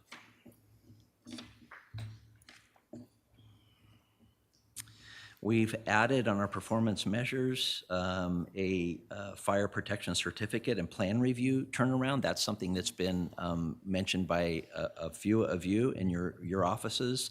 And so we've added essentially a measurement to keep those projects moving forward in a timely fashion.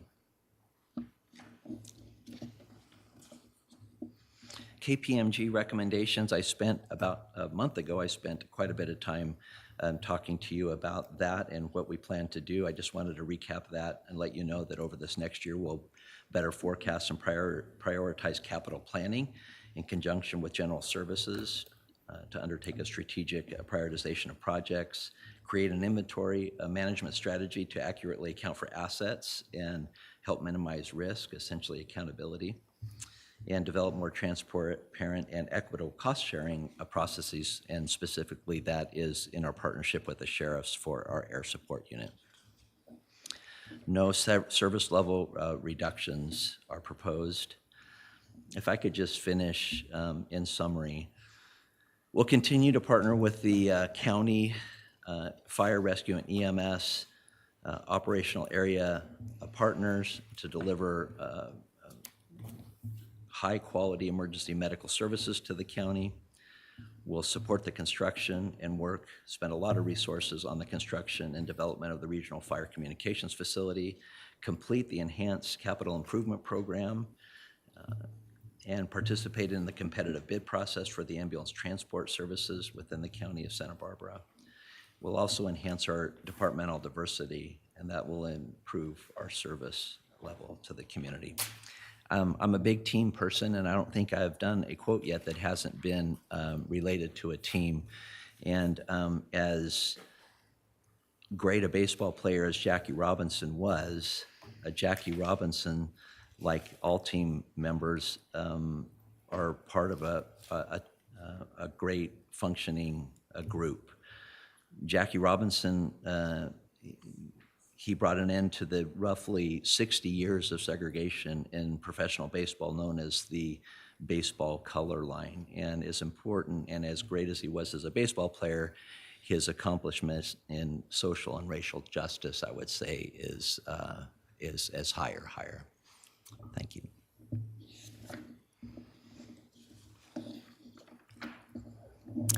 So, do we have any questions for the chief?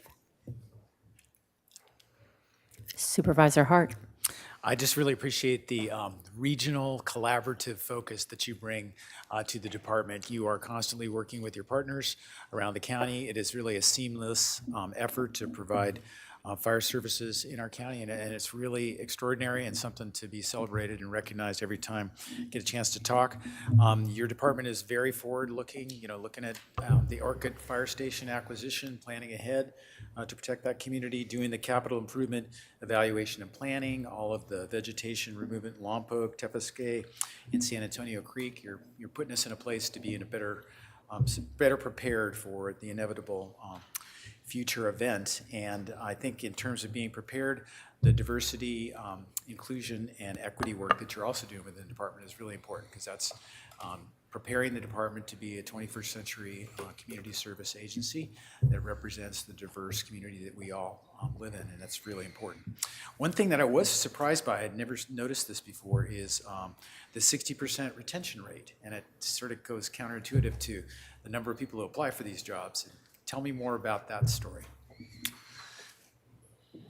There's always something that comes up that you say, can you check that and make sure that that's right? And for us, it was probably that this year. And I think we have about as much as 20% of our workforce drops out of the academy just due to performance and physical ability. And so we do see that as something that keeps us down. And of course, we continue to look at affordability as being an issue as well, and the people to live here and work here. We're not really sure how to attack that other than work with the county to look at strategies to improve that. And I think it's probably a necessary part of the training process to be a firefighter, both men and women. So what you're finding is folks are coming, they're getting trained, and then they're transferring to lower cost communities, is that? We're not seeing that. No, we're seeing most of the failure in our academies due to the inability to do the job. We're fortunate. I would say we lose a handful of people every year. We're not really sure why. I think in my exit interviews, I think it's as much associated with a work-life balance as it is affordability, at least in my experience. But we do hear about folks that would be applicants to the department share openly with us about affordability. Thanks. Supervisor Williams. Well, I just wanted to ask if there are still state funding opportunities for the kind of pre-deployment of assets that has been instrumental in some of your recent fire incidents, because it's getting dry and windy out there, and so it's on my constituents' mind. Yes, and thank you for mentioning that. I didn't mention the pre-deployment, but we do have $25 million again available to us through the Governor's Office of Emergency Services for pre-deployment. We do have to meet a certain criteria in order to be eligible for the funding. What we've made the decision to do in our department is to do what we think we need to do and then seek the funding if we can get it. When we need to staff up for fire weather, we will dig into our budgets often and find the money in order to staff that, and we've been fortunate in that $25 million continues to be offered by the state, and I would say in probably 75% of the cases that we upstaff, it is covered by, or at least a portion of that is covered by that pre-deployment revenue. Is that it? Supervisor Lavanino. Thank you. I just wanted to, I always, when I'm looking through the fire budget, it always takes me back to 2012. And, the fire tax shift began back then. And honestly, it was a leap of faith for the board members up here and for all the board members that have served since then to continue that strategy. And in 2020, we reached the target. But I just want to thank you and your department for adhering to the promise of that fire tax shift, which was that that's what you would use moving forward. And like I said, it was a leap of faith on this side, and so far it has held up, and I appreciate that because that could have been something that didn't end so well. So I just want to thank you for being good stewards of the money, and I'm also shocked at the retention. So I'd like it if you could next time break out, maybe like in June, break out your fire academy from the folks that are actually doing the job, because I've never heard of a firefighter ever leaving their job unless it's for a lateral somewhere else as a firefighter. So it'd be interesting to know. We'll do that. Thank you. Sir. Supervisor Nelson?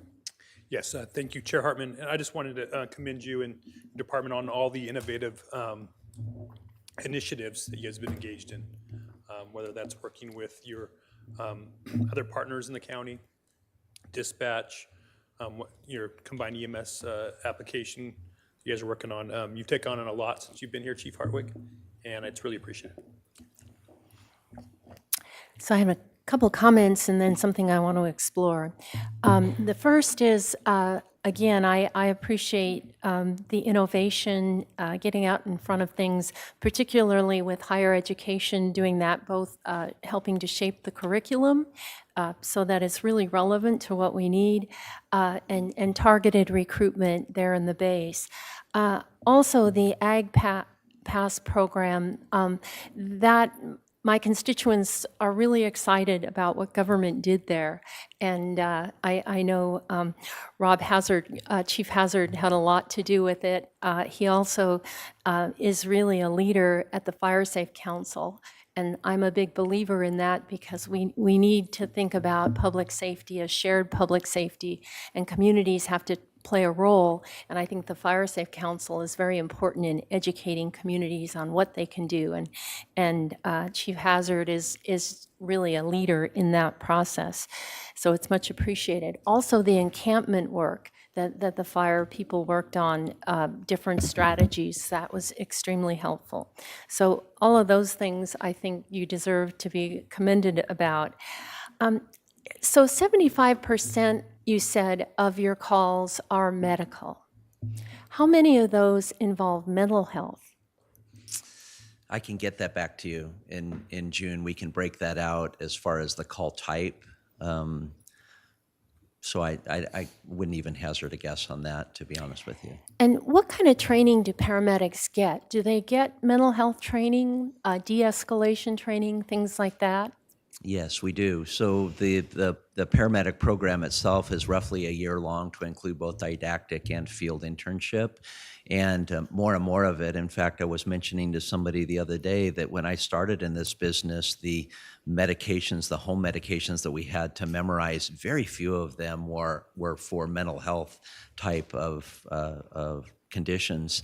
And I would say, but just in the time that I worked in the field, from the time I started till the time I ended, it was rare to find somebody on a psychiatric or mental health medication, anti-anxiety, anything. And when I ended, it was rare that we didn't get a patient that wasn't on some kind of mental health drug or prescription. So there's no doubt just in my experience that the number of calls that we're running each and every year increase just from people, and only knowing from people that are taking these medications, prescription medications for mental health conditions. And unfortunately, many of those conditions are related to the anxiety associated, at least in the types of medications associated with the fast-paced, maybe increasingly fast-paced society. So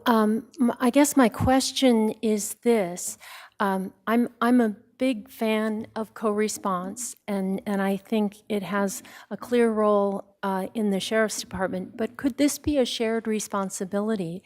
And given that fire is already responding, you have paramedics who are trained, I know San Francisco, that is their base model, but I haven't heard much discussion about this as an option and what it would mean in terms of cost. It seems you're already there. I don't know how much more you would need, but I'd like some sense of, if we did share this responsibility, if we wanted to expand it, could we do it more cheaply with you? And you don't have to answer that now, but that is something of great interest to me that I'd like to explore between now and the budget hearings in June. Yeah, just generally speaking, and I'd love to come back with more, and your office and my office have been talking a lot about the opportunities associated with that, but generally speaking, including fire, because it's happening throughout the state through community paramedic programs, including fire as part of the multidisciplinary team that is addressing these issues makes all the sense in the world, primarily because of their training, their medical training. And then community paramedicine, these follow-up checks and being alert, I mean, that also seems like it would be appropriate for your department. You're already doing some of that. Yes, Madam Chair, I would agree with that. Supervisor Nelson? Yeah, Chair Hartman, thank you for bringing that up. I mean, it's a really good point. I'm just curious if the RFP process that we're going through the EMS might be a criteria that is put into that RFP. I know we will see something back here at the board, and hopefully in the next month or so on the progress of that process. But I think that's something that's worthwhile. Then for the staff that's working on that, I think that's something they should take into consideration, so that we have a process that can bring forward what you're envisioning. CEO Miyasato, did you have any comments? On that, no, I'm actually, the way we have this structured, I'm not speaking about the RFP. Thank you. So we're ready to go to public comment. And Madam Clerk? Chair Hartman and members of the board, we have 8 requests to speak on the public safety functional group. And just as a friendly reminder to members of the public who are participating in our hearing today remotely, if you'd like to provide virtual public comment, you could do so via Zoom. And that information is on page 2 of our agenda. And we are going to begin on Zoom with Lynn Gibbs, to be followed by Tom Franklin. Lynn?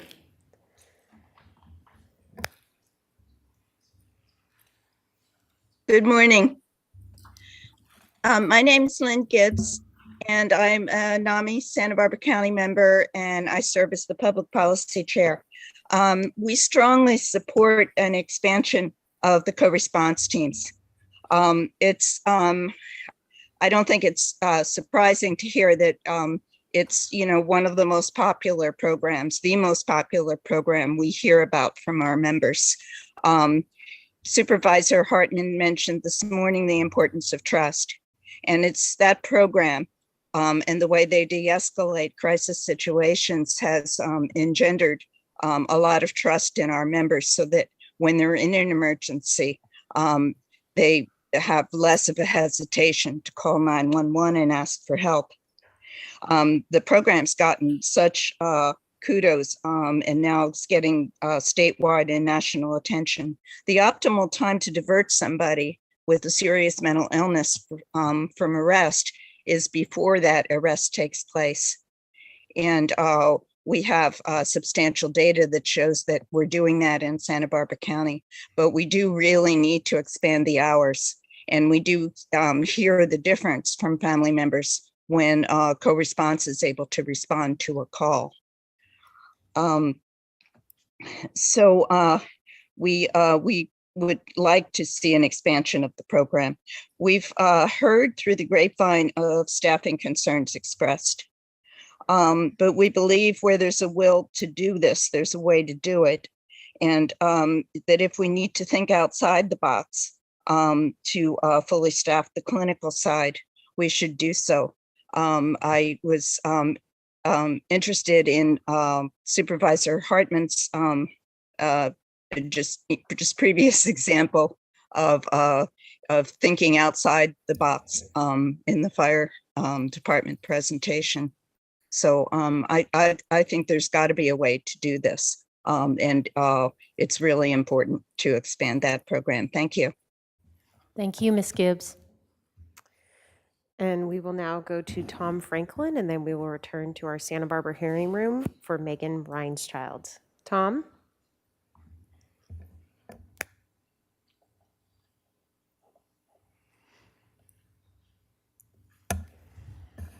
And Tom, we have unmuted you on our end. If you can please unmute on your end, and then you could proceed.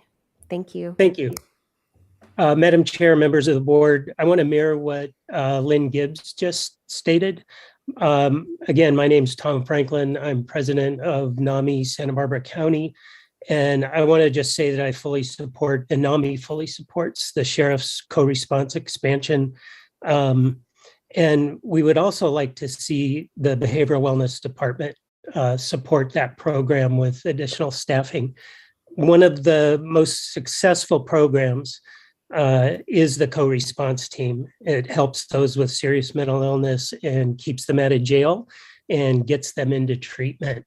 I'd also like to reiterate what Lynn Gibbs stated about thinking outside the box, and the idea of using the fire department.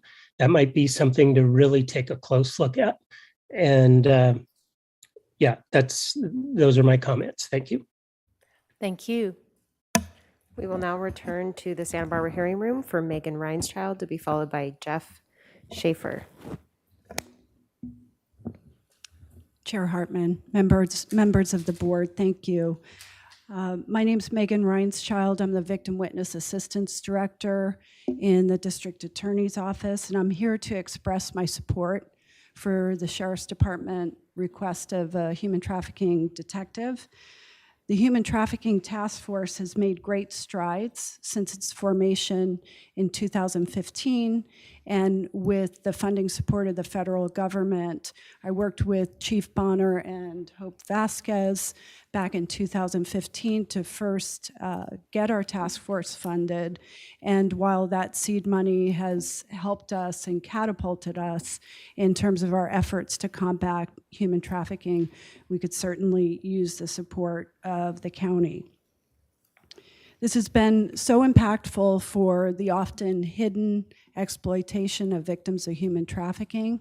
We have members of our victim witness team here today, Rita McGaw, who is often the face of the victim witness program, and our colleague Mildred Aguilar, who are out on the front lines with the Sheriff's Department when we're making contact with survivors of human trafficking. We use trauma-informed modalities, and I can't say enough about the teamwork that has been paramount in these efforts. We have established an incredible collaborative relationship, not only with governmental agencies like the Sheriff's Department and the law enforcement agencies countywide, but also with our faith partners, SB Act, who's here to speak today, and our local rape crisis center partners. We'd like to see the continued efforts in this regard. We think that we still have a lot to accomplish. Thank you. Thank you.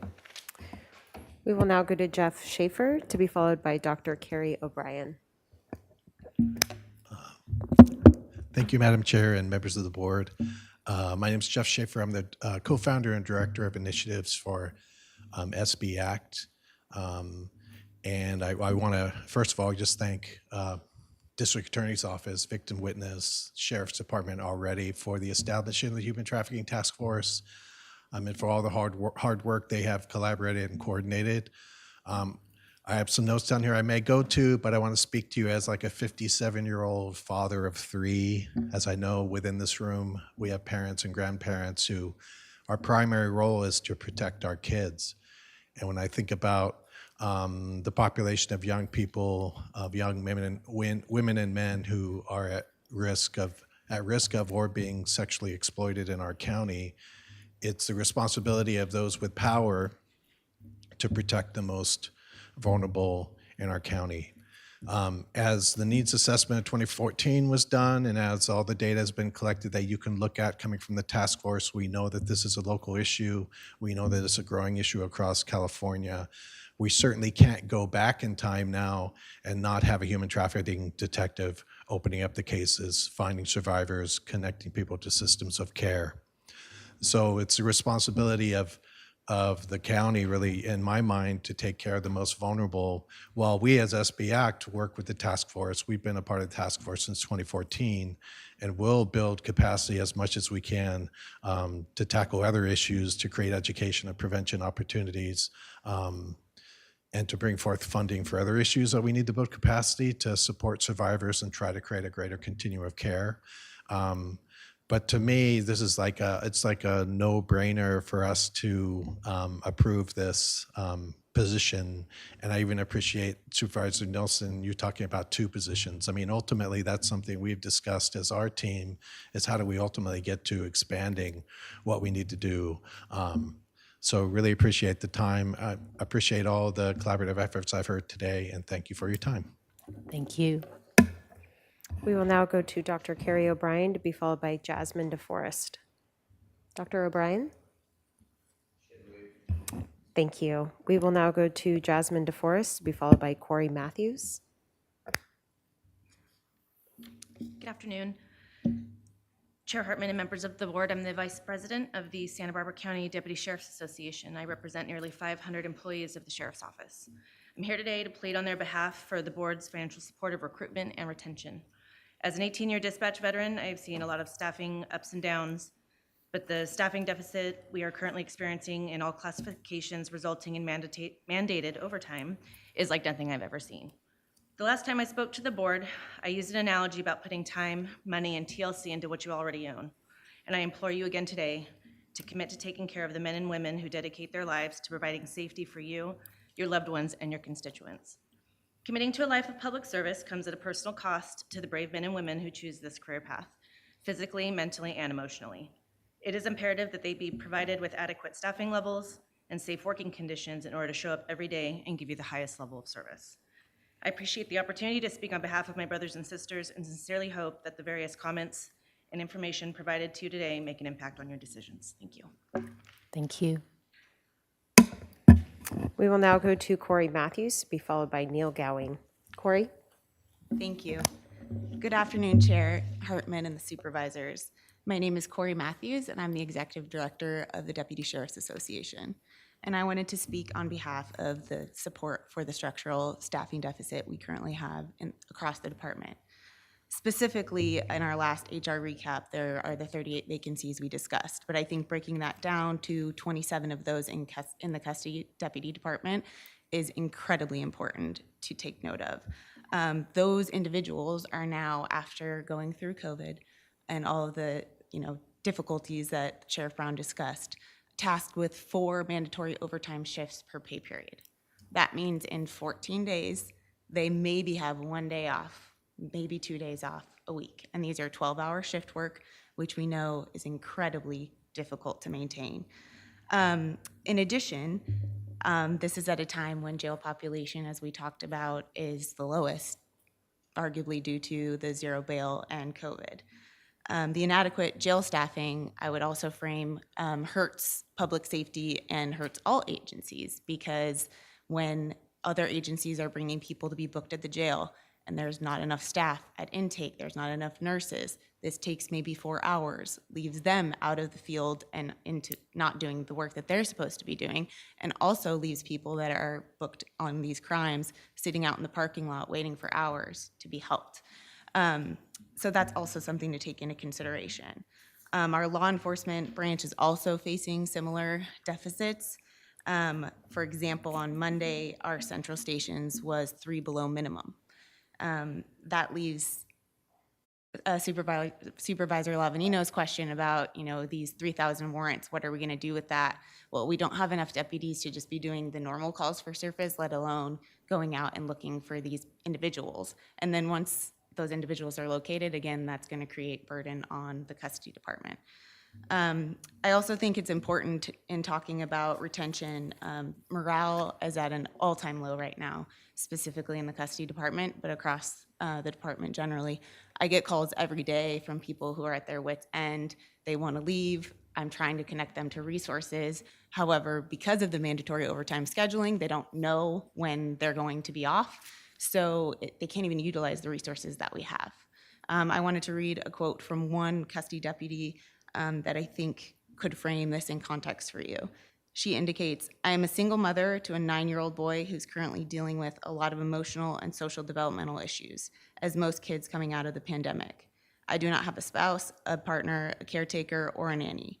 I am being asked to work 12-hour shifts, sometimes 6 days a week. That means after my drive to pick up my son from whoever's care he's in on any given day, if I don't shower before he goes to sleep, I get 2 hours with my son before dragging him out of bed again at 5 o'clock in the morning to drop him somewhere else. I am at times being asked to work 72 hours a week to be able to spend 12 hours with my son. With my one scheduled day off, I run my errands, household chores, appointments, car maintenance. We know this list is endless. I often have 1 day to recover from 6 days of work, and it isn't even spent resting because there's literally no time for that. During a time when my son needs me the most, I am the least available. This is not sustainable, choosing to be a good employee or a good mother." Thank you for your time. We will now go to Neil Gowing, and we did have an additional request to speak via Zoom, and that is Sharon Byrne, who is our final speaker. Neil? Thank you, Madam Chair, members of the board. I think you all know me. I'm Neil Gowing. I'm the president of the Deputy Sheriff's Association. I represent all the men and women in the deputy, custody deputy, DA investigator, dispatch that are the rank of sergeant and below. And at our department, that is the boots on the ground, the people doing the work day to day. I'm coming before you today to obviously echo what you've heard from my other board people, which is our critical staffing deficiency we have at the sheriff's office. The sheriff in his presentation talked about during our HR recaps, at one point we got down to having 2 deputy vacancies in our department, yet we still had to run our squads at minimum staffing or below minimum staffing. Just to give you a little feel for what minimum staffing is an agreed upon level of staff between the union, the sheriff, and management that we as experts in the field feel allow us to safely do our job, whether it be in a custody setting to be able to tackle the incidents that happen in there with inmates that we have to try and keep them safe and deal with, or it be on the streets for responding to emergency critical calls for service. Obviously, we are a large spread out county, so having staffing strategically placed is critical in order for us to respond in a timely fashion. So when I tell you that we run below minimum staffing, the union, the deputies, the experts in the field do not feel that is a safe number for us to be able to handle a critical call if it's your family calling 911 and their life is in danger. So we have definite staffing issues that we need to deal with. Like I've said, at most times our patrol minimum staffing is our best case scenario. We at this time are running below minimum staffing most days of the week. We talked about the 83% retention rate. I can tell you that if we don't have a staffing change at the sheriff's office and an increase in staffing, that number will be substantially lower next year because I have dozens and dozens of members that are looking to go elsewhere because the workload on them is too much. As you heard, our custody deputies at this time today are bidding for 4 mandatory overtime shifts every pay period. So they are working 11 days out of 14 doing 12-hour shifts. It's not sustainable. They are going to leave the county. They need more help to be able to provide safety to the inmates. They need to be able to have breaks. They need to spend time with their families. I have members that are going through divorces and going through other family issues because they are never home, and it's not sustainable. As the sheriff said, our employees are our best recruiters. My members right now will not recruit their friends to come and work in this career field because how do they tell their friends this is great, come work for the sheriff and you can work 12 out of 14 days? It's just not going to happen. So my members need to see significant move by the board to get our staffing up in order for them to be recruiters for you again. And once that happens, I promise you, they will recruit for the county and this department. Supervisor Labanino talked about I'm going to touch a little bit on what Corey did. You talked about the felony warrants and who's looking for them. The reality is we aren't. Unless they committed an extremely violent crime and we are actively investigating, we don't have the people to do it. Our specialty and our investigative units have been cut in half. We're barely keeping up with the caseload that we're getting daily. So there's not people out looking for them unless our patrol guys stumble across them. The one thing I would tell the board is the board needs to stop looking at the sheriff to do more with less. The sheriff has made all the moves that he can make within the department to try and meet your guys' obligations and still provide public safety.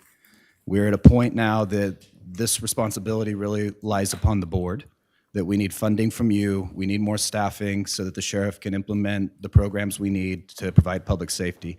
I think you've heard a significant amount today from public groups that we are working, collaborating with the community to try and solve problems, to try and provide public safety.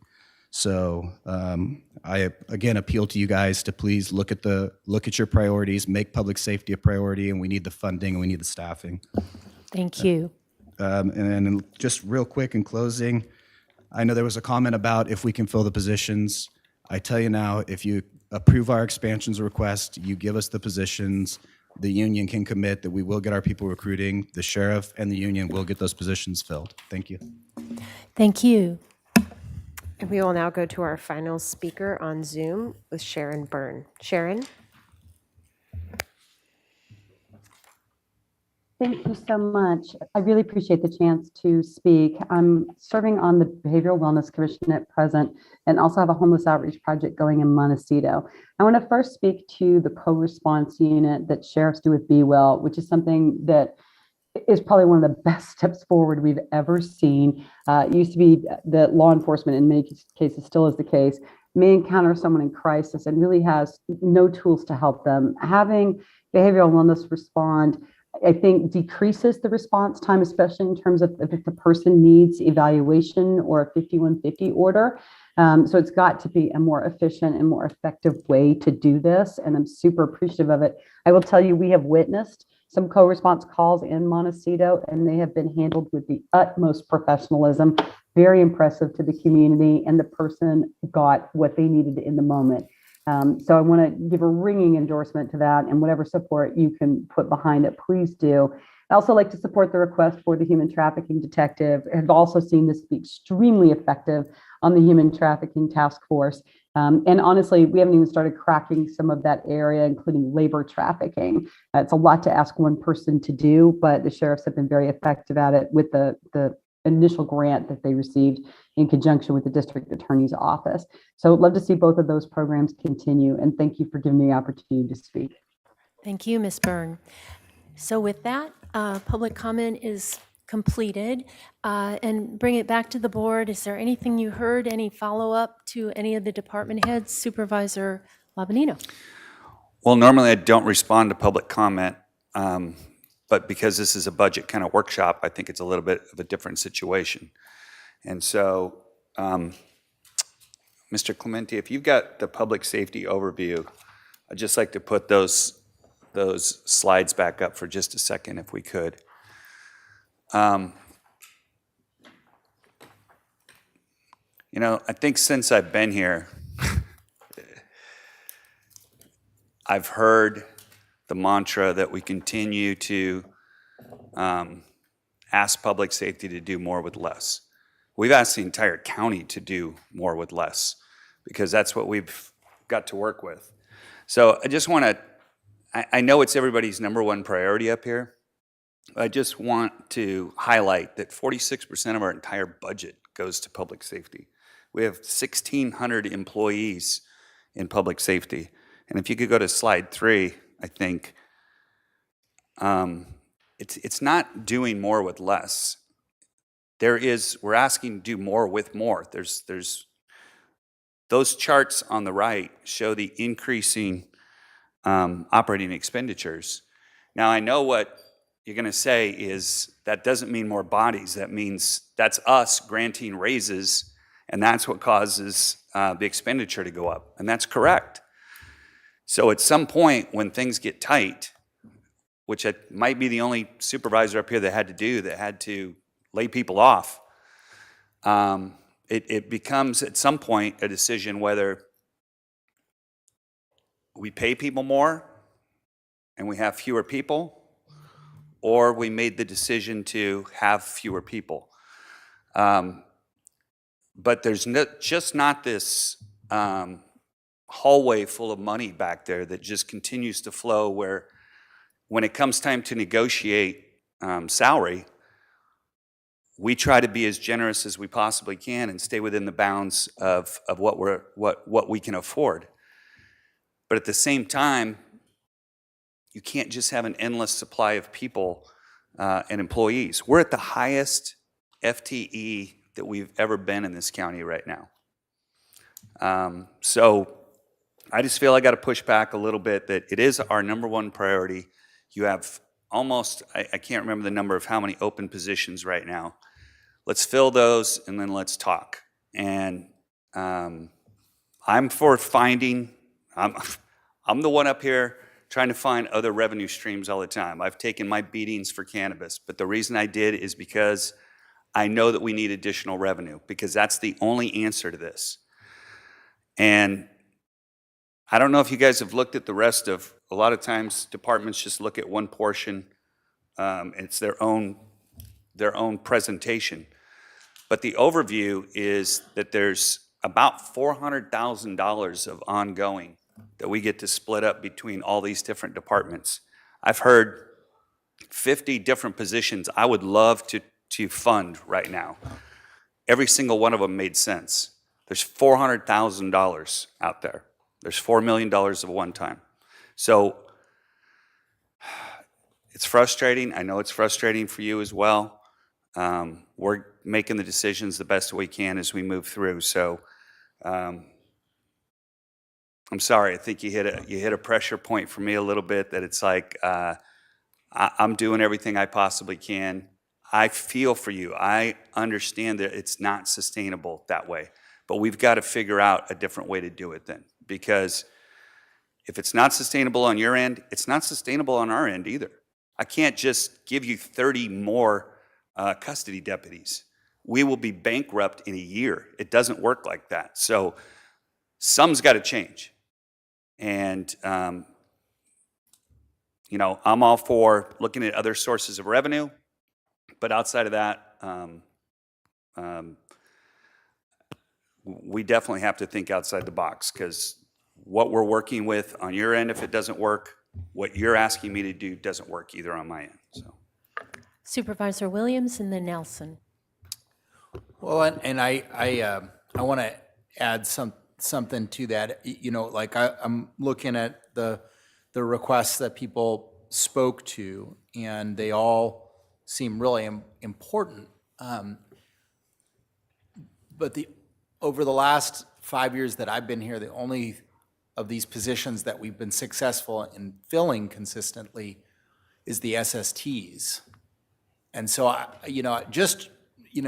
in advance of our decision-making, I would ask the department, the union stakeholders, to give me the thought, if we approve a bunch of these positions and all it goes to is to mandatory overtime that's driving our employees crazy, that's not a win to me. On the other hand, if we put some money into SSTs and that reduces the amount of OT that others are doing, in theory, I just want to understand if if those stakeholders believe the SST experiment is working, right? And if it is, it seems like it's the one thing that we are successful in staffing. And so I guess it's a question about emphasis.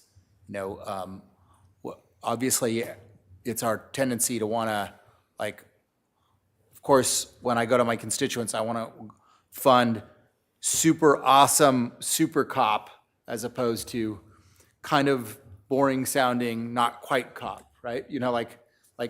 But if we can't staff the former, then don't we have to think a little bit about the latter? I don't have a conclusion on this. I just want to understand it I want to understand people's reactions to that after we can think about it a little bit. Supervisor Nelson. Yeah. So I know Supervisor Lavigno made the point that we're at the highest FTEs countywide. But I do believe that the Sheriff's Department during the Great Recession took a significant hit to what it had been in the past. And, also talking to our Sheriff's Department, I understand that the demands upon them have increased over the last few years. they have to do significantly more work on a call, where, one of the examples that was shared with me was in the past, a domestic violence situation involve a deputy or two to show up there, and they would diffuse the situation, then they might move on. Well, we now know that that's not the best practices. So now when there's a domestic violence situation, that may take a deputy or two an entire shift. So, there's a lot of things coming out at law enforcement that I empathize with the department. I want to find a way for us to put more money here. One of the things that, we need to look at as a board, Steve, you said more revenue, and that's absolutely something we should have that discussion. Because I think that's something that we have to if we hope to solve some of these issues. But also, we're moving forward with the status quo budget at this point. We haven't asked for any cuts anywhere else. We haven't proposed, looking at other programs that may not be as higher priorities as maybe a human trafficking detective. We have chosen other expenditures in our budget that we may need to look at these things. This is, at the end of the day, this is a values document, and we may have to make some tough choices.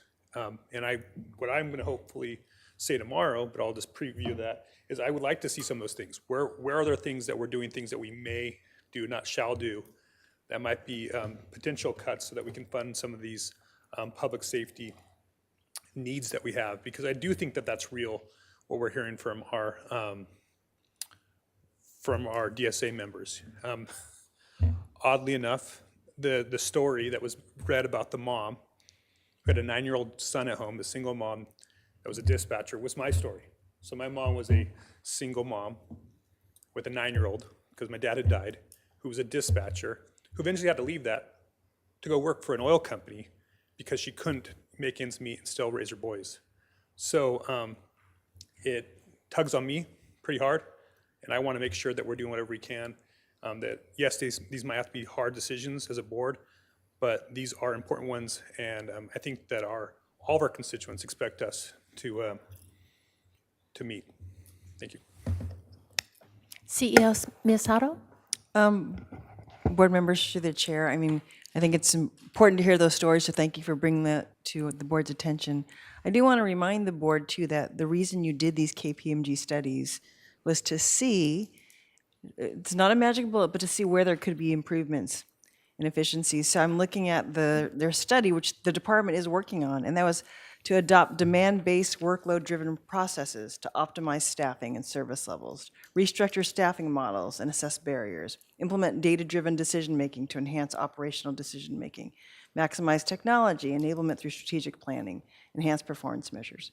So one of their big things that the department didn't completely agree with, but they're continuing to refine their own look at their model, is this demand-based staffing model that I know is not popular with a lot of public safety departments for lots of reasons.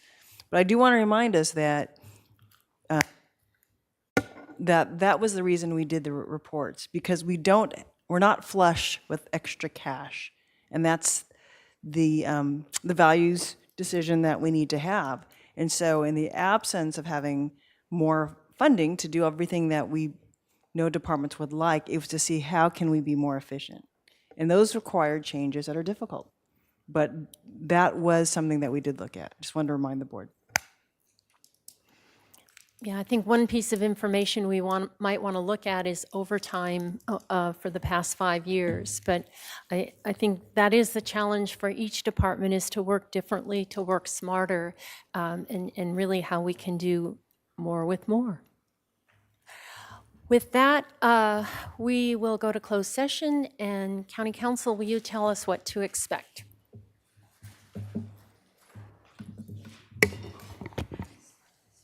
Thank you, Madam Chair, members of the board. The board is scheduled for one item in closed session, conference with legal counsel, anticipated litigation under Government Code Section 54956.9, significant exposure to civil litigation, one case.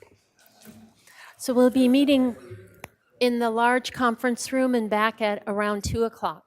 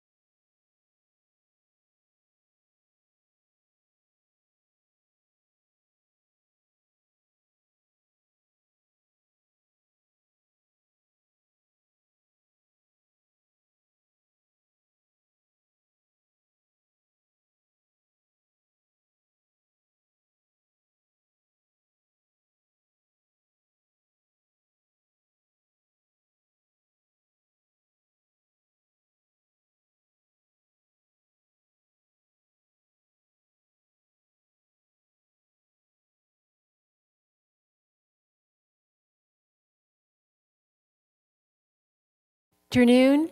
We're reconvening the budget workshop of April 12th, and we just returned from closed session. County Council, would you report out? Thank you, Madam Chair. The board met in closed session on one item of anticipated litigation, Government Code Section 54956.9, significant exposure to civil litigation, one case, and the court took no reportable action. Thank you. So now we're turning to community resources and public facilities. And Mr. Clementi, would you give us the overview? Thank you, Chair Hartman.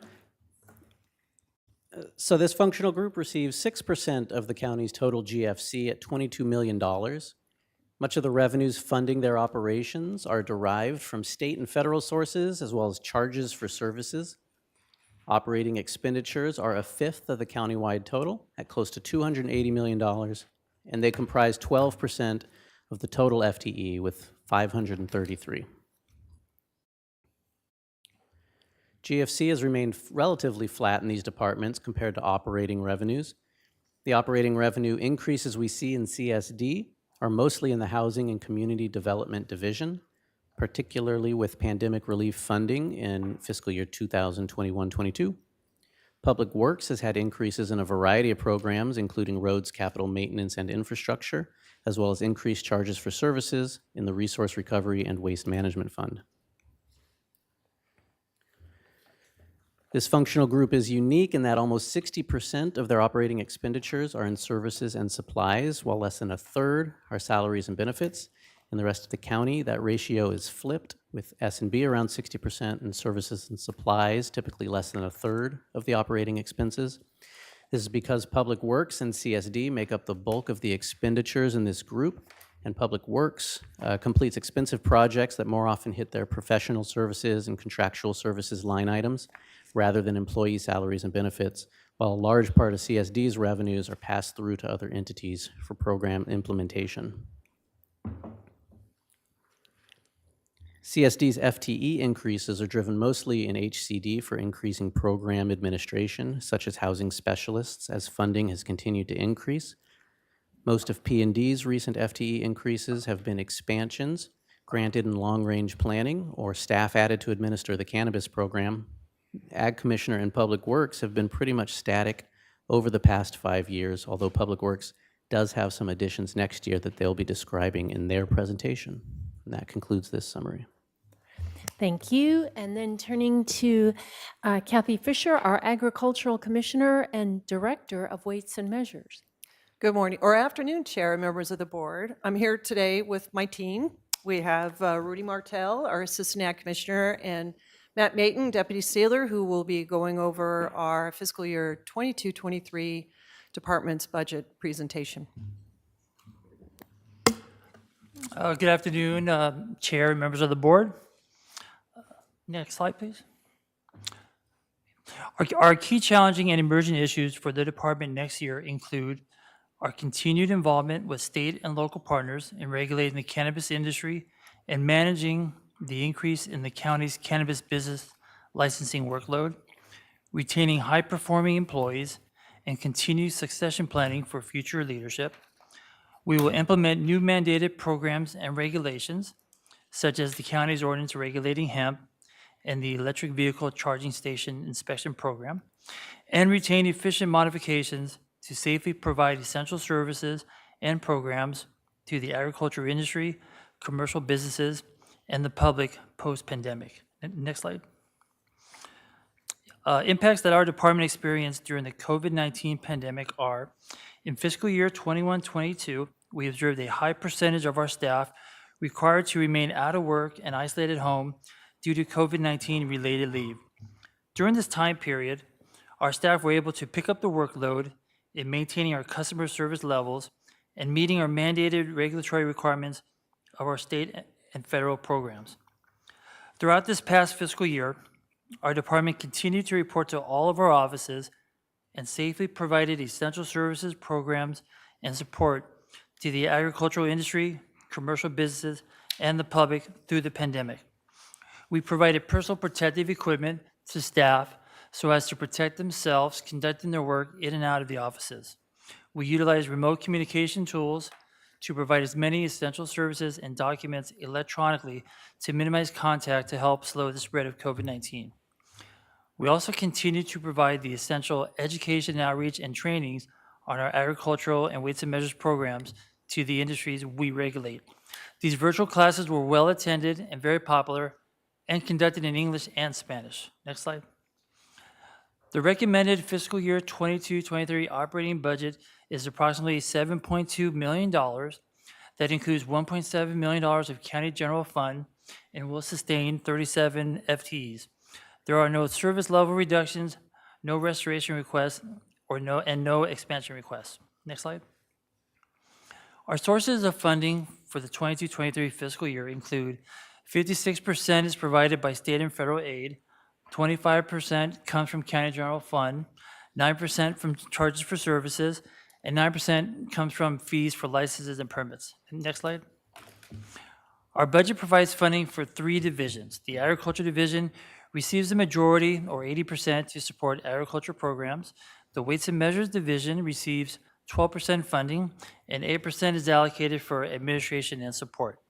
12 agricultural programs and 5 weights and measures programs provide a variety of inspection services that our agriculture and business community depend on. Next slide. The staffing summary chart illustrates our budget will continue to support 37 full-time positions next year. Slide. The graph of the 5-year summary of the department's net operating revenue reflects an increase of $396,000 compared to this current year's revenue. This is due mostly to increases in licenses and permits, as well as increases to our charges for services. The county's general fund contribution represents a 2.3 increase over last year's amount. Our anticipated accomplishments for this fiscal year are to continue virtual education outreach classes to industry on agricultural and weights and measures programs, which are presented in English and Spanish. We reclassed 75% of staff into our new combined agriculture weights and measures inspector position. To help address our department succession planning, we are preparing staff for future leadership opportunities through training sponsored by the department and our state partners, as well as on-the-job training opportunities. In our weights and measures program, we will inspect approximately 6,800 registered commercial weighing and measuring devices for accuracy, which is mandated by law every year. In addition, we will conduct price accuracy inspections of roughly 700 retail businesses throughout the county. Next slide. Our anticipated accomplishments also include our department revised its fee schedule to enhance financial resiliency. Our office helped in facilitating an informal working group comprised of members of the cannabis and wine industry. And we also provided 300,000 articles of personal protective equipment to agricultural businesses and local community-based organizations for protecting farm workers by minimizing the spread of COVID-19. Next slide. Our department goals include we will continue supporting staff participation in the Innovate SBC Greenbelt and Black Belt trainings. We will implement the county's hemp regulatory ordinance and state hemp regulatory plan. Our goal for fiscal year 22-23 is to reclassify all staff into our new combined agriculture weights and measures classification by June 2023. And we plan to purchase a new intermediate capacity weight truck for testing devices at wineries and livestock locations. And our office will support staff and leadership in the county diversity, equity, and inclusion education and training classes. And lastly, we will create pesticide use education outreach for Mixteco-speaking agricultural workers. Next slide. For our Renew 22 goals, rebalance, through the last 2 fiscal years, we enhanced financial resiliency through the efficiency of our new classification agricultural weights and measures inspector position and through our revised fee schedule. For redesign, we were able to migrate 3 of the 4 targeted program services our department has determined feasible to be placed online by June 2022. And at the end of fiscal year 21-22, we expect to have 25 employees trained through Innovate SBC, and I'm pleased to add that 4 of our staff members have achieved black belt status. Next slide. For Respond, We completed 2 customer surveys for our education and outreach. And for retain, our department is on target to retain our 1 employee hired in fiscal year 2019-20. Our managers participated in a leadership development program in fiscal year 21-22 and will continue to participate in leadership programs in the next fiscal year. Next slide. Our performance measures include, for this year, we are on target to complete our pesticide enforcement work plan of 400 inspections. And for next year, our target goal remains the same, to complete at least 400 or more pesticide inspections. We are on track to complete 8 education and outreach virtual sessions for this fiscal year. And our target is to complete 10 virtual sessions for next fiscal year in English and Spanish. By the end of June 2022, we will have 25 staff complete the Greenbelt training. And our target is to have 100% of our staff participate and complete the county Greenbelt training by the end of June 2023. And lastly, we are on track to complete our mandated compliance inspections for registered weighing and measuring devices. And for next year, we will continue to meet our mandated goal.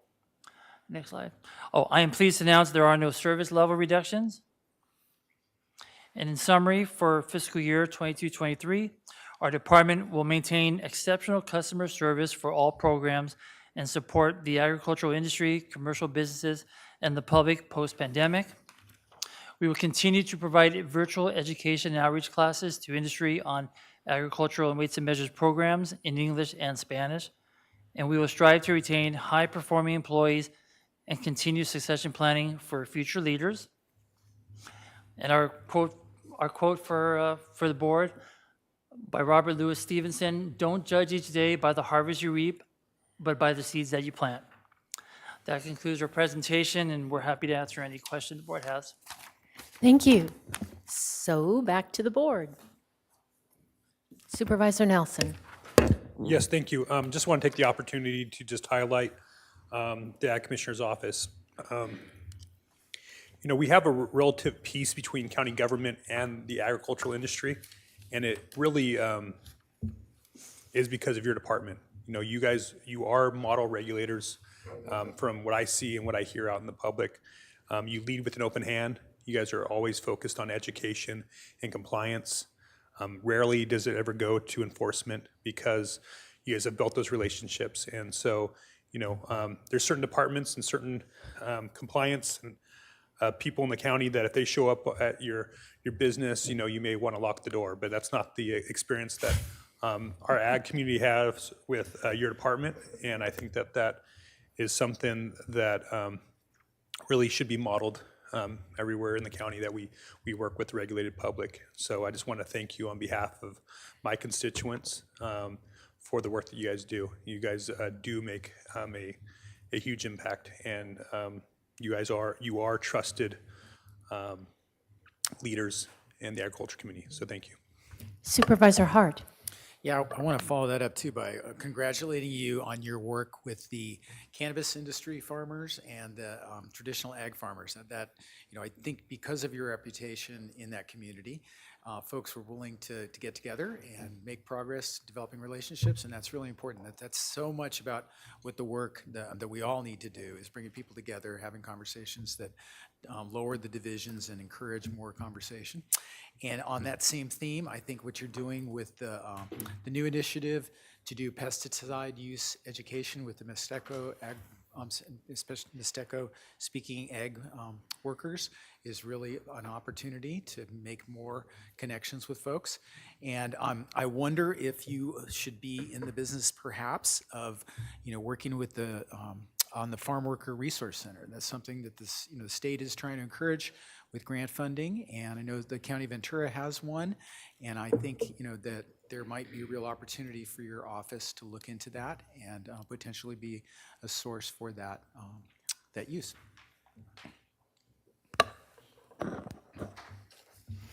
Supervisor Lavanino.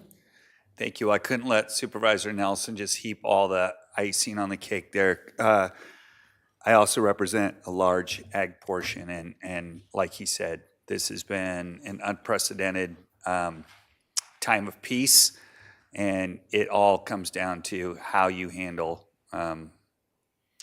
as a regulator, how you handle things, and you do an outstanding job. And I also want to say, I think I meet with almost all the department heads on a regular basis. And Kathy, you're just always not only on top of something, but what I always appreciate is always thinking about what the next thing is that's gonna trip us up and being one step ahead. So really appreciate you and your staff. Thank you. Let's see, Supervisor Williams, did you have any questions? Let's see, I did, since Supervisor Hart raised it about the Farm Worker Resource Center. As I remember, Santa Barbara County was a pilot in in Assemblymember Bennett's bill. And so what does that mean? I have to apologize, Chair, as far as the county being a pilot with the program. I believe that the beginning of such a program occurred in Ventura County. And so we have been, inquiring with Ventura County with, what it took to get something going. So a pilot actually did take place in Ventura County. And then he had a bill that was approved, and it had 3 pilots. Supervisor Hart? Yeah, I think what it did is it provided state funding to 3 counties that could pilot a program like that. And I think Ventura County has taken the lead. I can't remember the other county, but Santa Barbara County was listed as a potential recipient of those state funds. So I think it's a matter of us, deciding to commit to that and finding the right place for it and the right program scope. And it just seems like the Agricultural Commissioner's Office has a running start, with that community, and might be a good place to look at that initiative.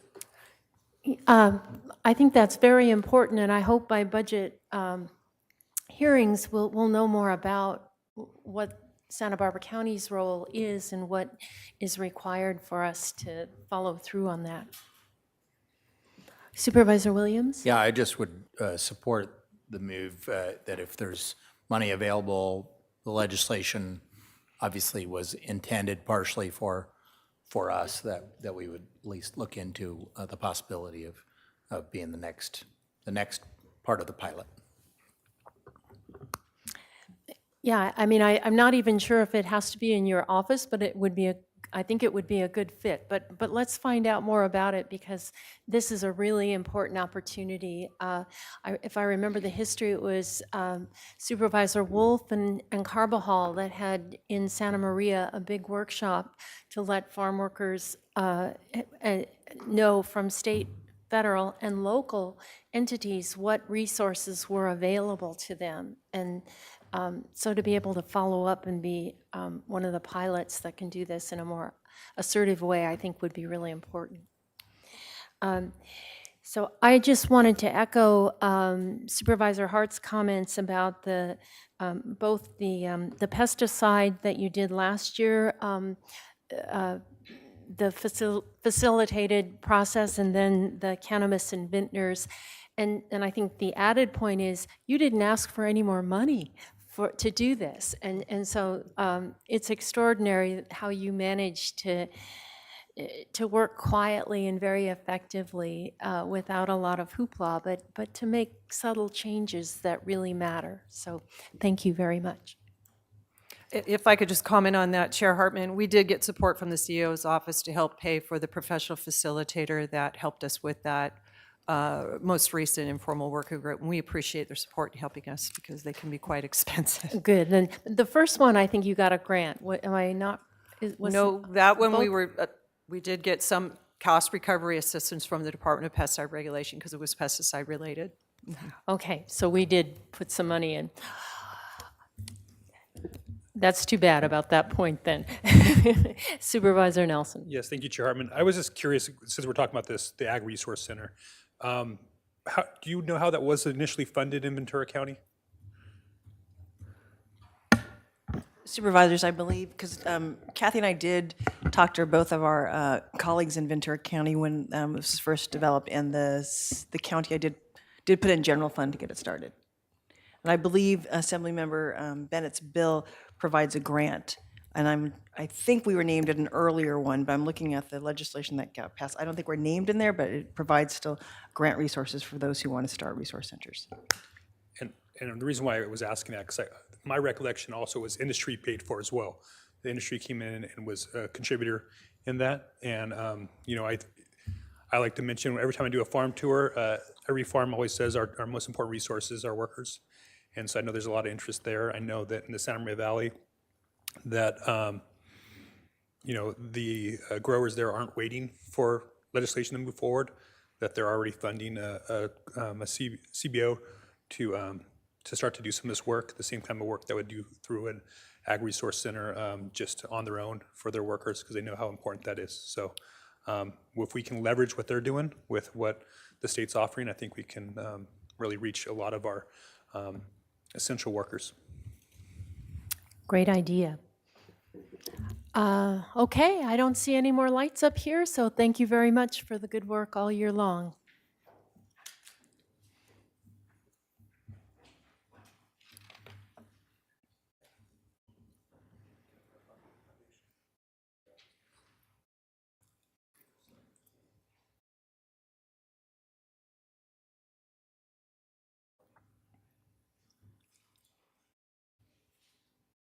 Next up is Planning and Development with Director Lisa Plowman. Thank you, Madam Chair, members of the board.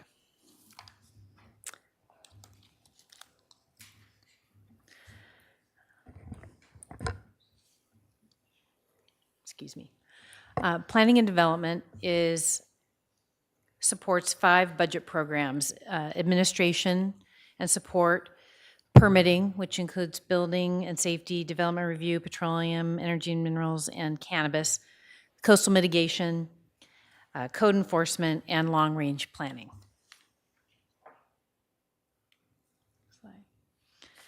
So the key challenges and emerging issues this year include the COVID-19 fiscal and operational impacts, cannabis permitting enforcement and compliance program, the transition to our digital services through essential updates to our technology, and that's the Aracela upgrade, staffing and succession planning and retention, and then also the development and adoption of long-range planning projects through a complex and dynamic public process.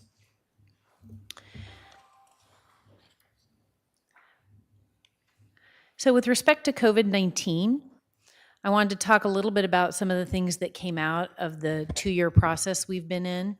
When the pandemic first started back in March of 2020, there were a lot of concerns about being indoors. And so what we did was, at some point into the pandemic, we moved forward with an urgency ordinance that allowed businesses to operate outdoors.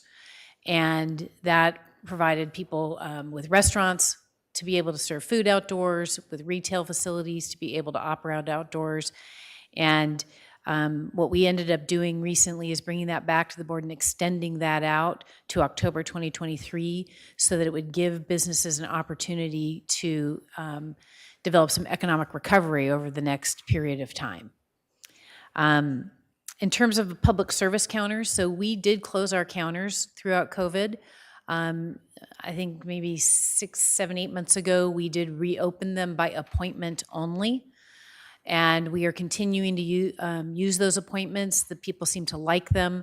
We also have people taking advantage of the digital submittal process that we put in place when the virus became prevalent. We are going to be expanding some of our walk-in opportunities over the next month or so that we can sort of get a sense of where the public is and where they want to be in terms of using email to submit their information or asking questions, or using the appointment system or walk-ins. And then we will make adjustments. A significant number of staff are teleworking, which has been a great tool, and I think we will continue to utilize that as a staff retention tool. We've been accepting, as I said, plans either electronically or by paper. We have had some processing delays with our electronic submittal, particularly in building and safety, because we did not anticipate our quick fix to allow people to submit electronically to be required to be used for 2 years. And it wasn't designed for a long-term fix. So as we'll talk about in our transition to the digital service delivery model where we're going to be upgrading Acela, that should solve that problem. Our inspection services continued without interruption, which I am proud to say from the building and safety's perspective, they've done a really good job throughout the virus and the pandemic. And it's important to note that economic recovery from COVID-19 in our local economy is going to be important and is a key element to our permit activity and the health of the permitting operation.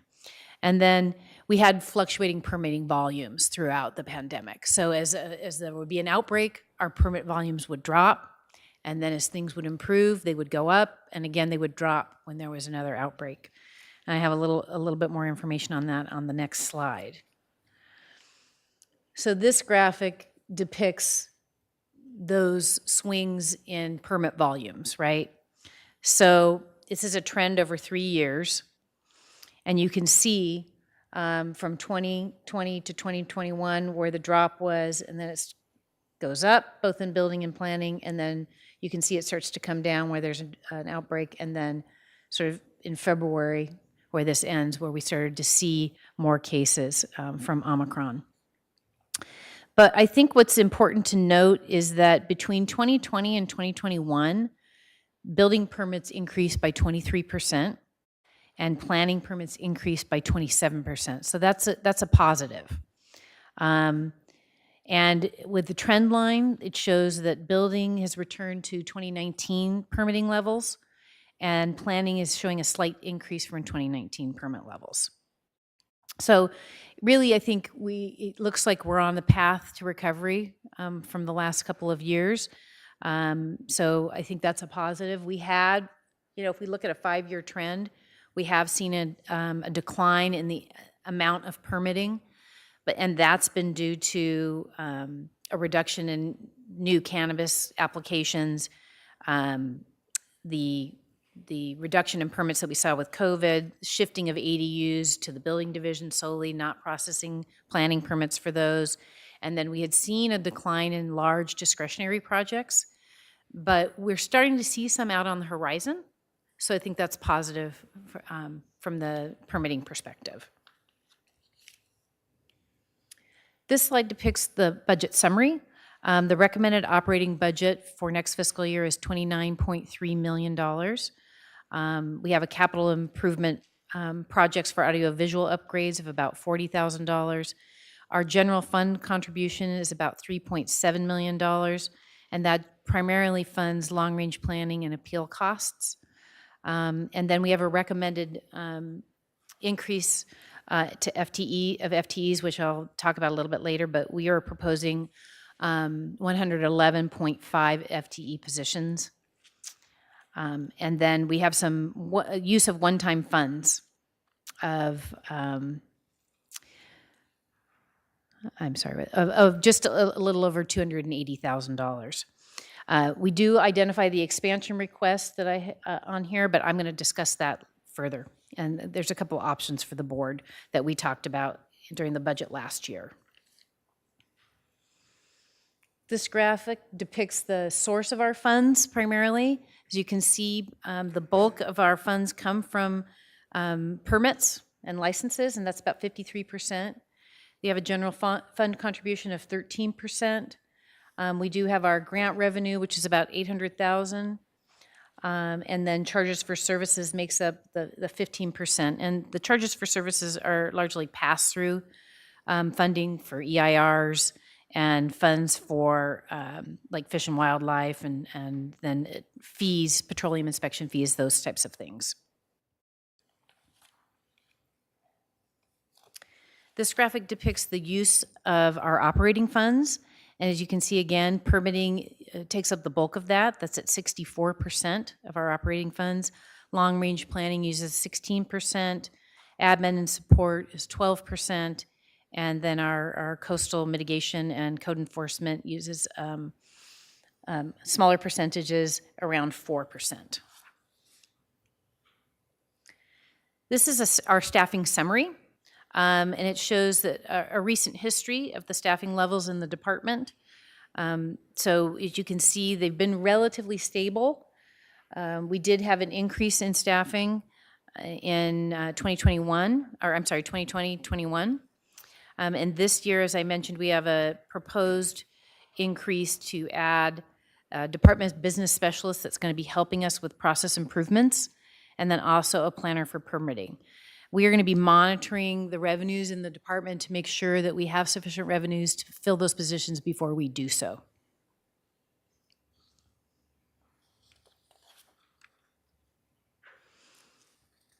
This graphic depicts the operating revenue and general fund contribution.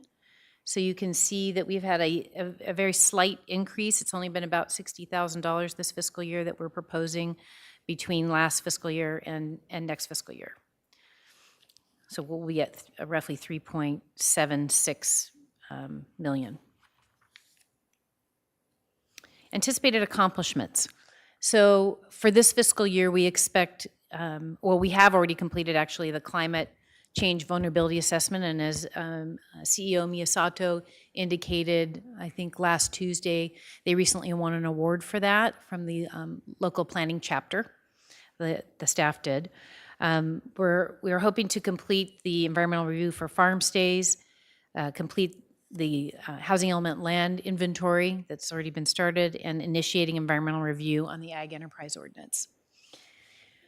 This year, we did begin the first phase of the Acela upgrade, which is going to be putting us into the cloud, and it'll be more of an enterprise operation, and it'll allow for online submittals. And we expect that to be completed by fall of 2022.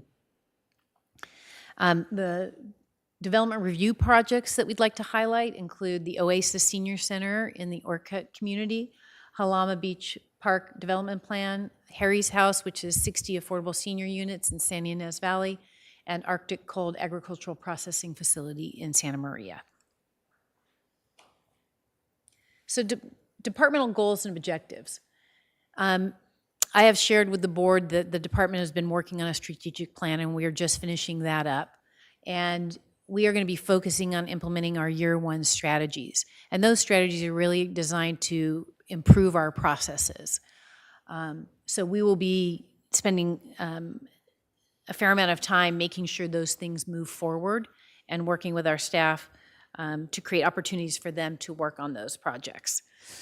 And as I said, we are in the process of transitioning to the digital service delivery model, and we will complete and implement online permitting phase 1, which I mentioned, by this fall. And then we're going to be initiating phase 2, which is more complex projects. So we want to start with phase 1, which is the more simple permits, so that we can get an idea of how it functions, and then we'll be expanding that to the more complex ones. We expect that phase 2 will be completed by mid-2023.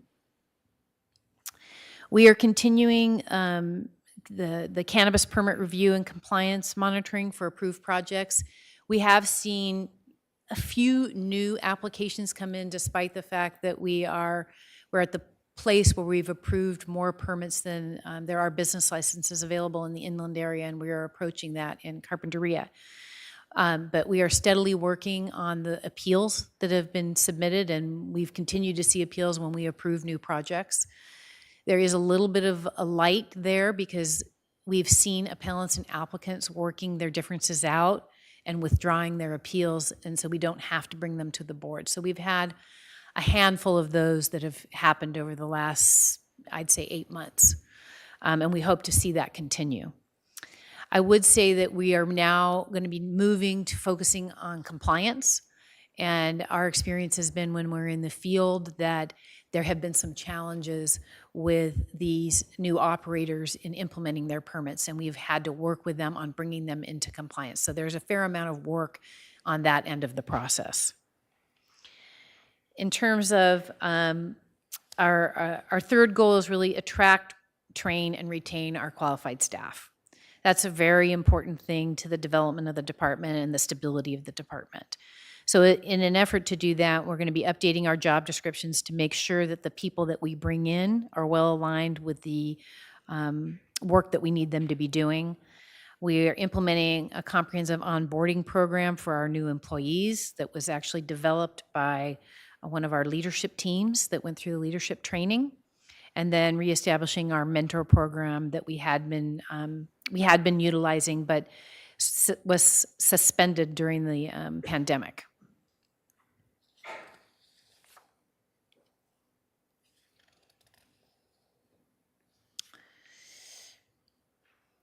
So with respect to our goals with long-range planning, we are currently working on the Ag Enterprise Ordinance Amendment package, and we're hoping to make significant progress and potentially complete that in the next fiscal year.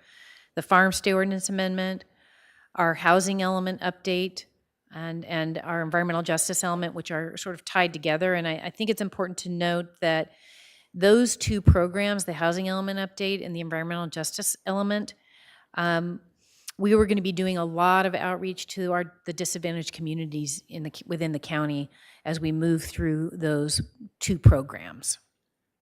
We have the safety element, utility scale solar ordinance amendment that will be continuing to move forward. Some work on the circulation element that is, and we'll be coordinating with Public Works on that.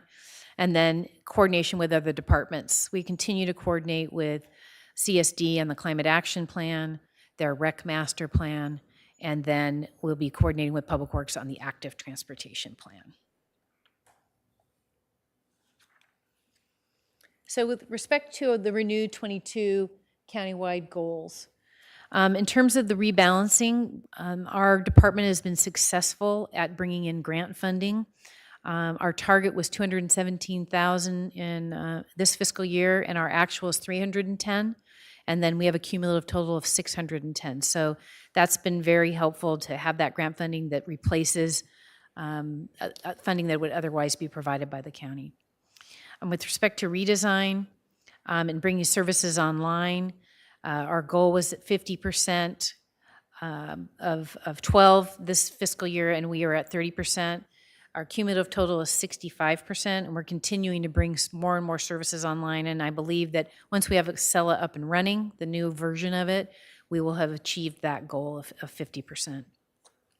In terms of training employees through SB Innovate, our target was 9. We've hit 9, and our cumulative total is 16, and we think that's been a really great program for our staff.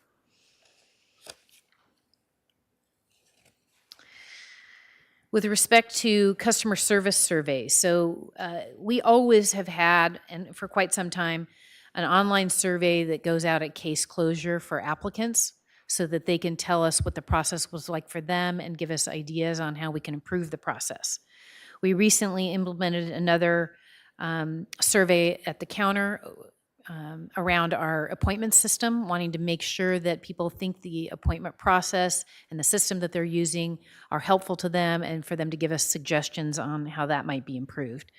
And then we will be preparing a customer service survey at intake when we launch the new Excella system, so that we can be getting feedback in that phase 1 and learn what the process is like for them and where we might be able to improve it as we move forward to phase 2. With respect to retaining employees, we had a goal of 80% in their first 5 years of their employment, and we have not been as successful as we would like. We're at 64.3%, and that's our cumulative total. So we're hoping that over the next year or two, we'll be successful at retaining our staff to a greater degree. I think we have experienced some of the issues that other departments and other industries have, that with the pandemic, we've seen people making different life decisions and changing either jurisdictions or going into the private sector or moving to other states. So we have been impacted by that. In terms of retaining and developing our next leaders in the department, we've had 30% of our managers, that's our target, participating in the leadership development program. And so we actually succeeded in maintaining that and achieving that target. In terms of our performance measures, so again, I'm highlighting the success of the Building and Safety Department and completing inspections within 1 business day of the requested date. Our target is 100%, and we're almost there. And so they're doing a very good job.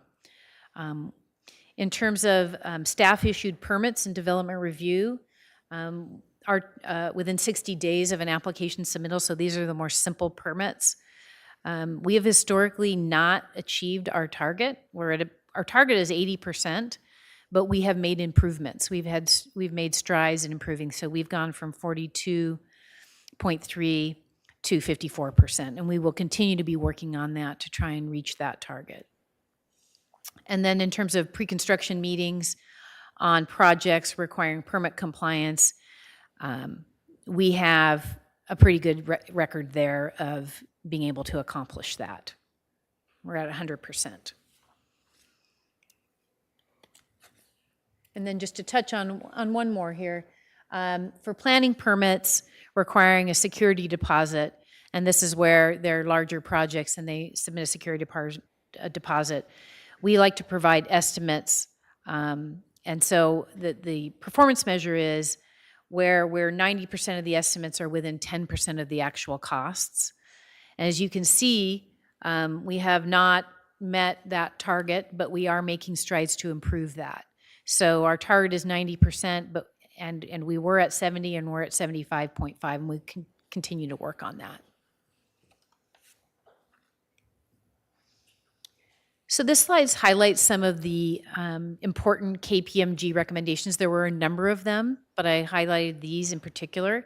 And we've been talking already about the online permitting process. That's the Acela upgrade, and that is in progress, as I mentioned. And we're going to be, this fall, phase 1 will be done, and then next mid-2023, phase 2 will be completed. And that's also part of our electronic plan submittal. That was one of the other recommendations that's also tied into the Acela upgrade. And then again, we're going to be using Acela to help us manage workload and projects and get a better idea of what the appropriate caseloads ought to be, particularly in our development review division. And that goes to staff retention, right? Making sure that the caseloads are not too little and not too great, just the right spot. And then we continue to work with the board on communicating about the long-range planning work program. And that was one of the recommendations that came out of KPMG, because sometimes there are things that happen mid-year or requests that come mid-year. And so we've been making an effort to make sure that the board is aware of what changes that those things would result in. And we will continue to make sure those lines of communication are open. So the department is not proposing any service level reductions at this stage. And this slide outlines our expansion requests. And this expansion request is really an outgrowth of the discussion we had at the last budget hearings in a year ago, June. And the board has consistently asked about increasing the capacity of the long-range planning division in terms of moving projects more quickly through the process. And so we have developed 2 ways in which that can happen. I should note, and I have shared some information with you, we have gone through our own internal process improvement to figure out how we can, with our current resources, move things more quickly. But this is a way that expands the pipe. And so there are 2 ways in which the board can do that. The first is to have us hire a supervising planner or very high-level project manager that can oversee the work of consultant teams. And what that looks like for the board is an annual one-time general fund contribution for 3 years of $562,500. And that ends up coming to $1.65 million over a 3-year period. And we would hire 2 consultant teams that would work on 2 different programs and move those forward. The other way to do it is expand the division on a more permanent basis. And that would include a supervising planner, planner 3, and 2 planner 1-2s. And the cost to the board there is $741,200 over in as long as that team was in existence, and that would be an annual cost. So that really explains how you expand the pipeline of long-range planning. And then just in summary and in closing, as I mentioned, in this next fiscal year, the department's really going to be focusing on the implementation of our strategic plan. And that strategic plan has Renew 22 elements to it. It has all the KPMG recommendations in it, and they're all really focused on improving our processes. We're going to continue moving the cannabis permitting through, the appeals through, hopefully bringing that to a close over the next fiscal year, and then turning our attention more to compliance. And then again, this transition to our new Acela system that will really bring us into the future and really change the way we've been doing business with the public. It gives them the opportunity to have more visibility into what our process is like through the Citizens Access Portal, and it'll improve communication, I believe, between the departments, because many of the departments that are involved in our permit process are also going to be using Acela if they are not already. So we'll be able to communicate across that platform. And then staffing and recruitment and training and retention, those are all succession planning. Those are all things that we focus on every year. We are always looking to find our new leaders in the department and train them and support them and advance them so that they can eventually take over and be in my seat. And with that, I'm happy to answer any questions. Oh, wait, no, I have my quote. I'm sorry. I don't want to shortchange my team here. So this quote is from Margaret Wheatley. She's an author, and it says, "There is no power for change greater than a community discovering what it cares about."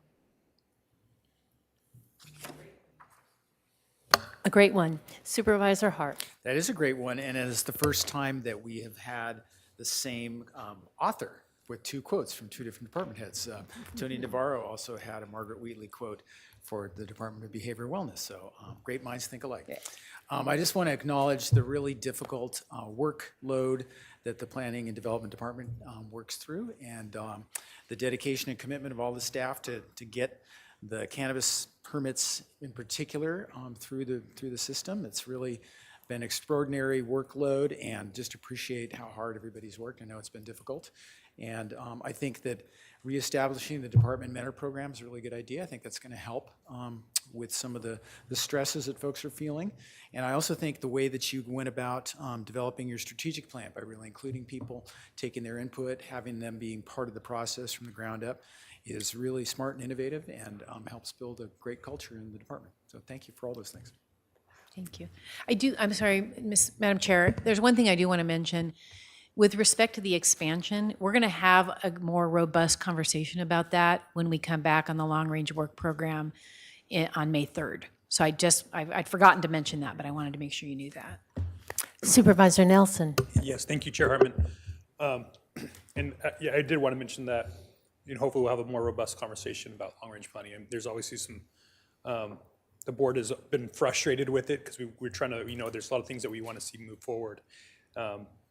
And it's just been a difficult thing, especially as the state continues to throw more and more requirements at us.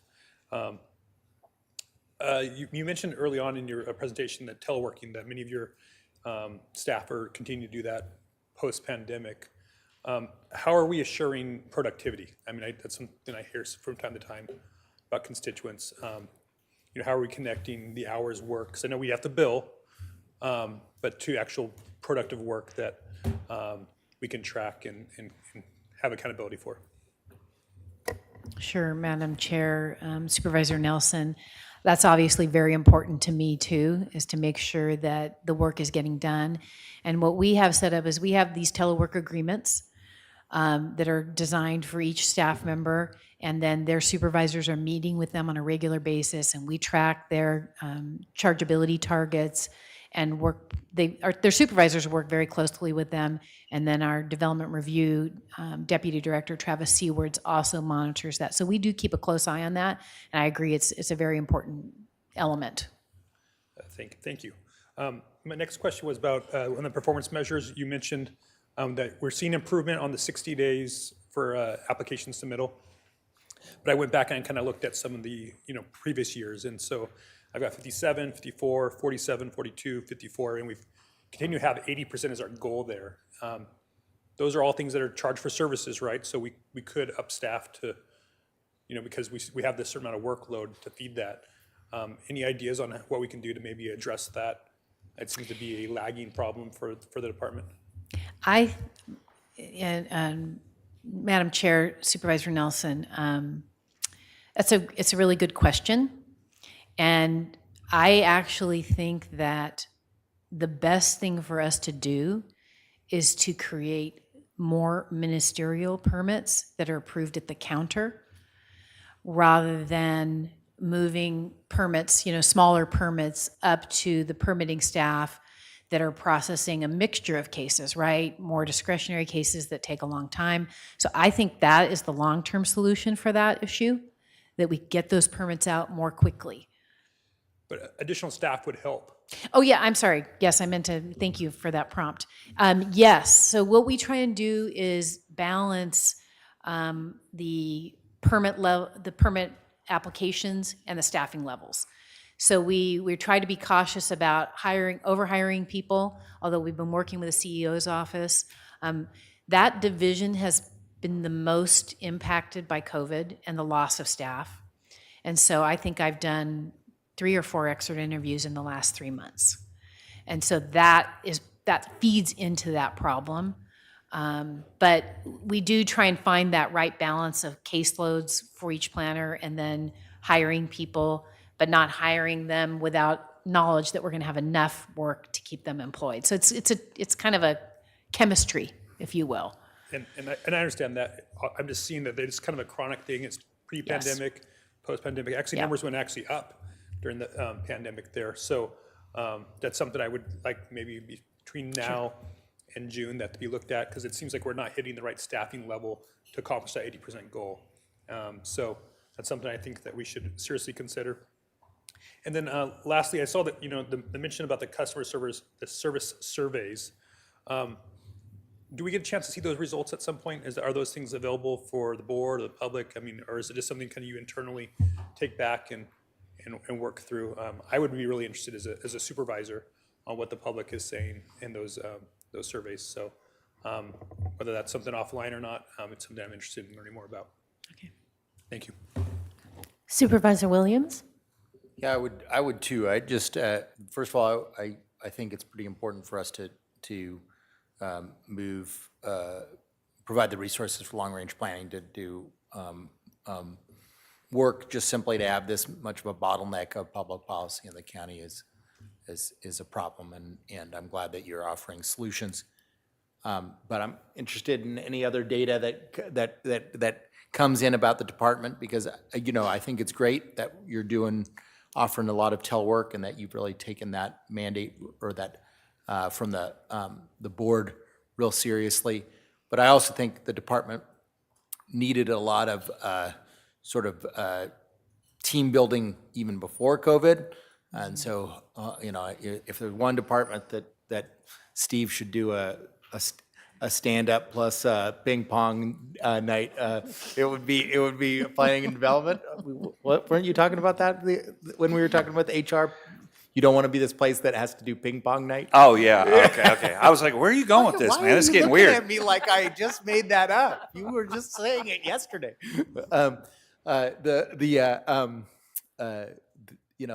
I do hope, and perhaps sometimes, there has been some research that indicates that the workplaces that are most successful at telework are ones who have to do the most group activities, right? Because of that, to keep people part of a team and establish a branding that this is a more rewarding place to work. Let's see, I had 2 questions. The first is, I don't see the cannabis CUP amendment in anticipated accomplishments or department goals. So just checking on the progress of that. Madam Chair, this PowerPoint was prepared quite some time ago, but we're moving that forward now, and we will be at the Planning Commission in May, and then at the board late June, is my understanding of it. That's wonderful news. Yes. Could you talk more about the business specialist and what that position will be tasked with doing? Sure, sure, Madam Chair. So the business specialist is an administration position, and we have a lot of initiatives that call for improvements in our processes and the way we are doing things in the department, but we don't have a lot of staff that can help implement those. And so the business specialist really would be a person that would help us with some of those things, whether it's taking on a particular project that's in our strategic plan and is a KPMG recommendation, or helping with training of our staff. So there's a variety of things that they could do, and we're hoping to be able to add them if we have sufficient revenues to do so. So they would require some knowledge of planning and planning processes. It's not just economics. It would be helpful. It would be helpful, but there are certainly lots of different projects that can be undertaken. And so, when we write the job description, we'll have in mind kind of what they want to do and try and bring people in that have that experience. Well, I just want to say, I think being a planner is one of the hardest jobs in the county because it's a lot of technical expertise, dealing with old code and piecing together things like county council, but it's also dealing with the public in things that they care deeply about and have a lot of money invested in. So it is a very difficult job, and we just appreciate that you're working to change the culture and to retain people, because when we invest in them, they learn about this very esoteric knowledge, and it's key to keep them. And I know you're doing your best, your leadership team is doing their best, and we want to do our best countywide to help you keep people. Thank you so much. And I did want to just say in closing that, all of this is a team effort, and my team is sitting behind me today, and I really want to thank them. And I do want to introduce Elise Dale, who's our new assistant director. Thank you, Elise. And we have Travis Seawards with us today, who oversees development review, and he's got a bear of a task and did a tremendous job this year on pulling the cannabis permitting together. He and his supervising planners really did an amazing job.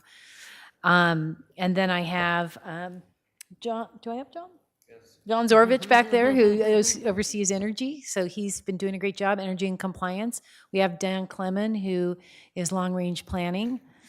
And then we have Jeff Wilson, who's on Zoom. And then I have I have Craig Johnson here, who's our building official. And he just came this year, and he's been doing a good job of trying to correct some of the delays we have seen in our permitting in the building division because we don't have a cellar up and running yet. But they all do an amazing job, and I haven't forgotten anybody, have I? Oh, I do want to introduce our new business manager, David Mitchell, who has taken over the job that Krista Ryder used to have. And he's just started, and we're really happy to have him on our team. So. Well, a very impressive group, and thank you for all being here today and letting us see you in person. Yeah. Thanks. Thank you. So next up is community services.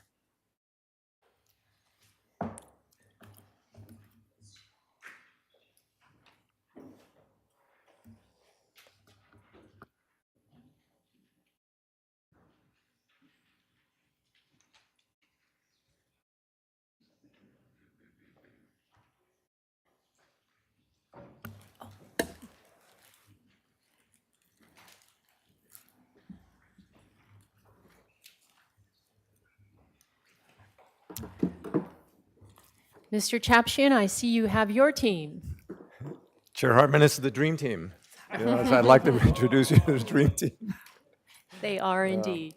So we do have, starting from my right over here, Jill Van Wee, who's in charge of capital projects, Sarah Rubin, who is our arts and cultural ED, Jeff Lindgren, who's our parks superintendent or parks division manager, Sherman Hansen, who also helps with Ryder in the budget office. Ashley Watkins, you all know from the Sustainability Division. Dinah Lockhart, HCD, and Lori Baker. So this is our dream team. And I do want to thank them because, as you know, this is truly a great team to work with. And these are the folks that are on the front lines doing all the work, you know. I just consider myself kind of a conductor. You know, I always wonder what a conductor does, but this is what they do. So with that, good afternoon. It's good to be here. I'm pleased to be here this is, I think, my 6th year doing this, to present the department's budget to the board. As you know, we have 5 divisions. I won't go through them. I'll go through these quickly. The administration support, parks and open space, housing and community development, the community support, which is the Office of Arts and Culture, Human Services and Women's Commission, and our sustainability division.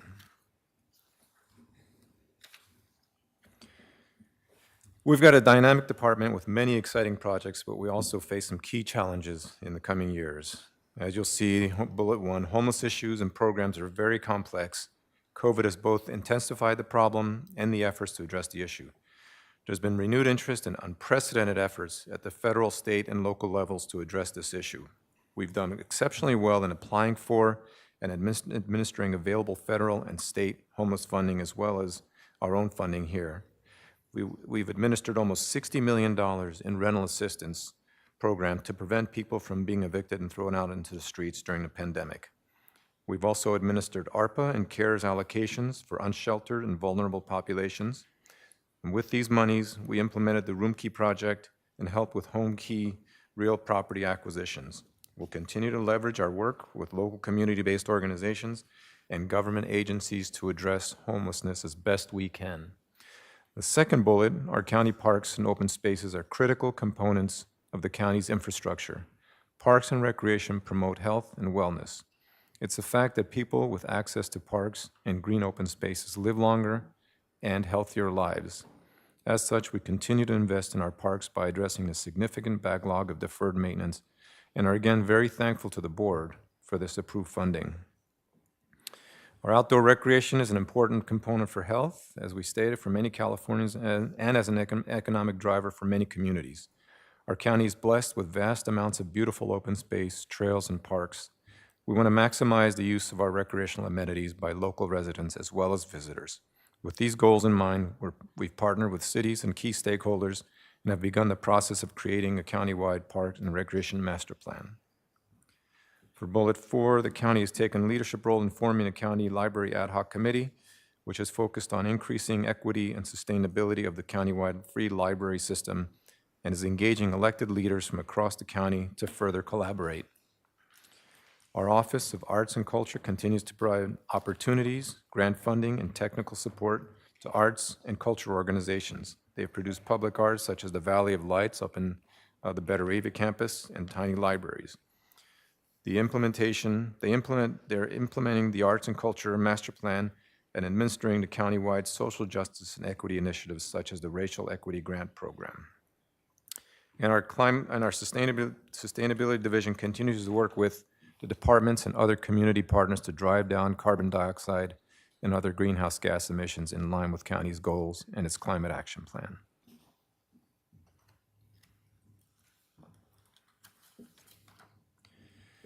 Our Community Service Department has been on the front lines of the COVID response for the past 2 years.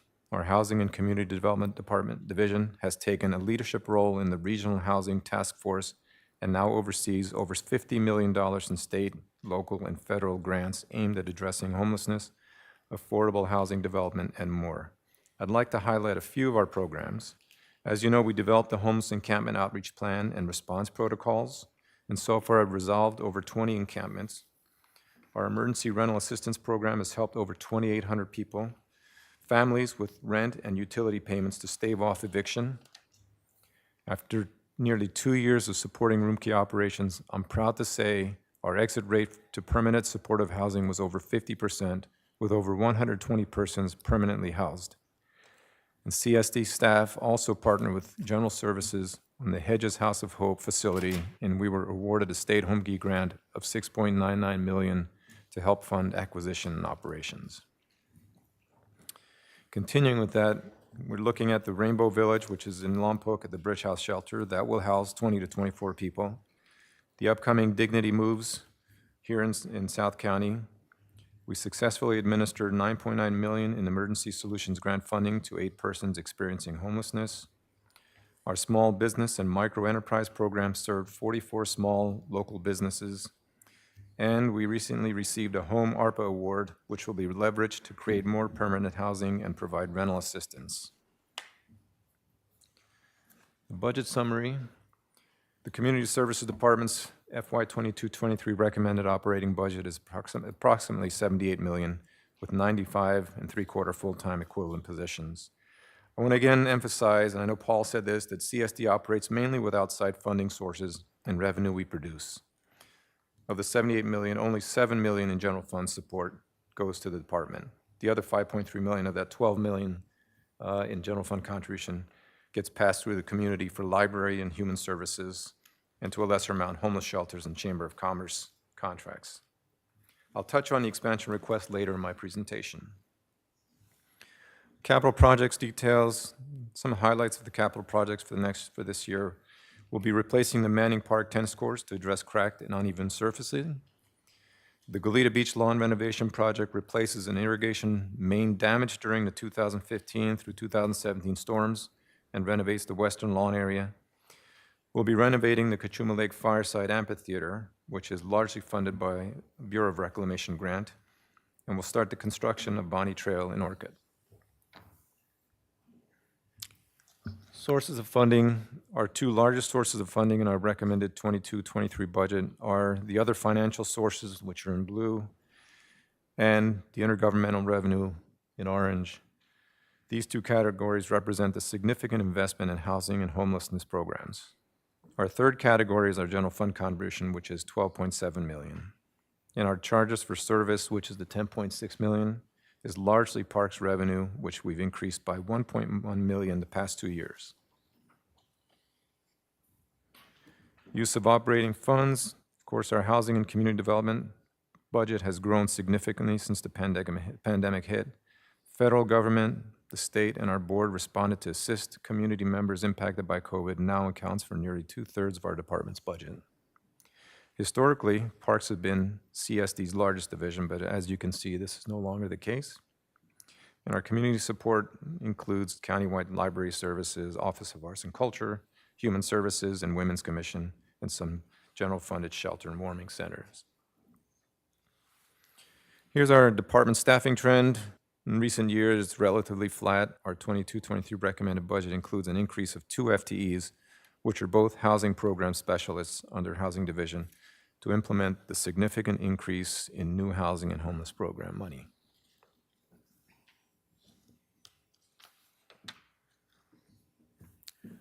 This slide, basically the story here is CSD before the pandemic and CSD after the pandemic. The general fund is relatively flat, but as you can see, the operating revenue has gone up all the way up to $49 million, a little bit less this year, but that's just an accounting issue. I think some of that money goes to the CEO's office, and we get it for programming. Anticipated accomplishments. Completed the repairs and native planting restoration to the Barone Trail and bridge that was damaged during the 2021 Aliso fire. Bullet 2, coordinated the Equity Advisory and Outreach Committee, which is comprised of members from BIPOC, LGBTQIA+, the disabled, seniors, immigrants, and rural communities. The EAOC received presentations and opportunities to participate in county climate-related planning efforts. Bullet 3, we achieved approval of $6.5 million in federal ARPA and home ARP funding reservations for state home key projects. And in Bullet 4, we assisted in the implementation of an equity fund disbursement by providing options for board consideration to distribute equity funds. Recommended the board leverage the fund for Santa Barbara's existing grant-making process, given their 40-year history of providing equity-based grant funding and the diversity of their grant-making committee, and coordinated with the fund to develop grant guidelines and application process. We'll be coming to the board on May 3rd with the funding recommendations. Departmental goals and objectives. In addition to providing safe park access and affordable recreation for the community, we'll complete an administrative draft of the countywide recreation master plan to further our cause. Our housing division will continue to support COVID-19 impacted community members with emergency rental assistance programs, small business support, and affordable housing development. Our Office of Arts and Culture is leading the implementation of the Creative Communities Arts and Cultural Master Plan, representing one of the largest economic sectors in the county, to increase capacity, access, representation, and equity. Our Sustainability Division will continue to work towards the board's 2030 Climate Action Plan with its aggressive goal to reduce greenhouse gas emissions by 50% by 2030. And 2 staff members from CSD are actively participating in the county's newly created Diversity, Equity, and Inclusion Council. Renew 22. For rebalance, we continue to enhance our financial resiliency by growing our camping revenues. We're on pace to increase nearly $800,000 this year and are $1.1 million over the past 2 years. Over the past 5 years, we've increased by $2 million, so I'm proud to say that. We've migrated 77% of services just ahead of our goal of 75. We're still working on to allow junior lifeguard registration and Kachuma nature cruises online. And 16 of our employees graduated from the Innovate SBC Green and Black Belt programs. We conducted 2 surveys, the ongoing countywide recreation assessment and previously the targeted wedding and special event survey. We retained nearly 80% of our employees, just shy of our goal. I think the one we lost is sitting in Mona's dugout over there at the end, right? So. Thank you, George. And we continue to develop the county's next leaders. We have seen record levels of visitors at our county parks with 90% enjoying free and safe recreation. Affordable housing projects take years of work and coordination to come to fruition, and we've maintained an impressive pace on developing affordable housing units in our county. With funding from the Treasury Rental Assistance Program and our partnership with United Way of Santa Barbara County, we've helped over 2,800 families stay in their homes with rental and utility assistance. And we continue to focus efforts on our emergency shelters, increasing their bed counts so they're available when needed. Your board continues to value and support our regional library system and now funds nearly $4.6 million annually into every library in our county. In addition to funding county libraries with cannabis revenue and establishing the small library fund for branches in need, your board also approved a COLA adjustment on its per capita funding. So in FY 22-23, the per capita will be $8.34, a 3.8% increase.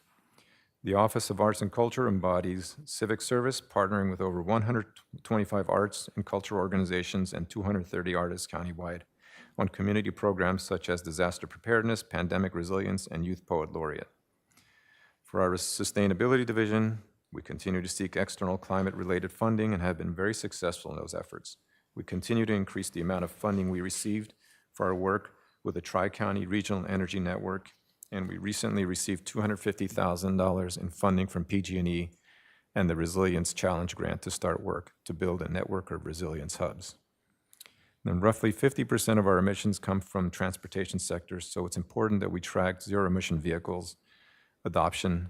There's tremendous room for growth here and a lot of grant funding and rebates available to assist with EV adoption, both at the county and constituent level. I'll touch on this later during our expansions. An FTE to address EVs adoption is our top expansion request this year. I'm pleased to report there are no service level reductions in our balanced budget. Our expansion requests are as follows. Sustainability Transportation FTE. And despite transportation emissions being the majority of emissions in the unincorporated county, there's no designated staff member responsible for guiding the county's transition to zero emissions vehicles and maximizing available funding that would reduce the outlay of general fund dollars. Our Sustainability Division is seeking to become a leader in this area. Zero emissions vehicles, or ZEV, implementation transects a multitude of functions and areas of the county operations, businesses and residential sectors, but there's no centralized or cohesive approach. There are currently billions of dollars available from federal, state, and local public agencies for rebates and grants related to ZEVs, and needed infrastructure, and many of those funding sources can be stacked. These programs are constantly changing and require frequent monitoring so that project funding can be maximized. For example, the state has allocated $3.9 billion over 3 years for investments in ZEVs and infrastructure to accelerate the state's progress towards its climate and transportation goals, established in Executive Order N-79-20. The Federal Infrastructure Investment and Job Act has allocated $9.8 billion specifically to electric vehicle charging infrastructure. Locally, Central Coast Community Energy allocated $3.8 million to incentivize light-duty electric vehicles and charging stations for the public. An investment in this position, I believe, will yield millions in additional revenue to the county from outside sources, helping us to reduce greenhouse gas emissions while also having a positive economic impact to the county. Our Housing and Community Development Division's 2 accountants support increased grant workload. HCD administers federal, state, and local grant awards. In the past 2 years, driven by the response to the pandemic, the number of grants and amount of dollars has increased substantially. We went from $4.9 million annually to approximately $72 million in grants currently being administered by HCD. This request for two additional FTEs, which was 2 accountants, would ensure timely, accurate, and compliant record keeping, mitigating risk to the county as the administrator of these programs. And for the arts, this is just to carry forward a request, even with over 50% of the Office of Culture budget coming from external contracts. This is not enough general fund support to cover the cost of 2 full-time positions, which is the executive director and the curator. These are needed to manage daily operations. This isn't an immediate need, but I wanted to keep this in front of your board because this will become an issue in a few years. Parks Pavement PCI, this additional funding would allow Parks to more aggressively address its nearly $14 million in backlog pavement projects. Pavement Engineering Inc., which is PEI, the same firm that tracks Public Works' pavement reports, that Parks Pavement carries a PCI rating of 54 with 65% of pavement in fair to poor condition. Additional investment now allows us to transition from catch-up to routine maintenance, which is more cost-effective.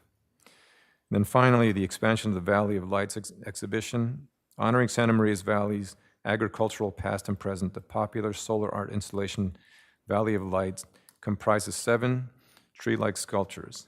The artwork's ecological design illuminates the way towards a sustainable future by featuring 100% solar-powered LED leaf lights, which project kaleidoscopic fields of color onto the space at night.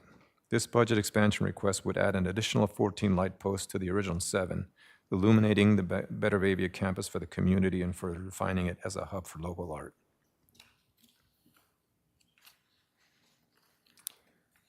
In summary, to summarize, our department proactively continues to strive to improve the lives of our community by providing safe and affordable access to our parks, libraries, and arts.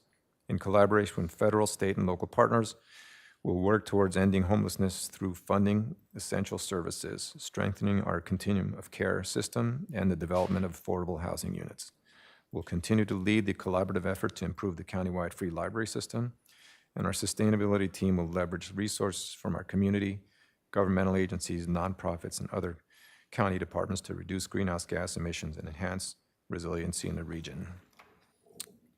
And our quote, "Success is the sum of small efforts repeated day in and day out."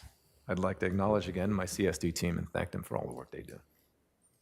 Thank you. Thank you very much. And Supervisor Williams.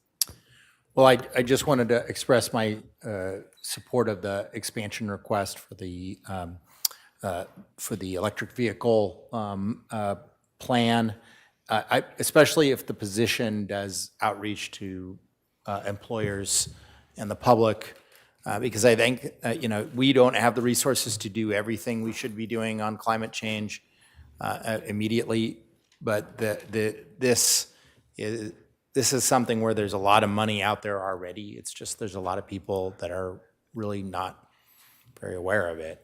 I can't tell you how many times a month I have what seems like the first conversation that somebody has ever had that outlines that there's at least three levels of government that provide support for this. And so, I do think that there, of the many things that we could do on reducing GHGs, this would be one of the cheapest for the amount of dividends that we would have. Supervisor Hart. Well, as you described, you have such an eclectic group of folks doing such important work across all parts of the county.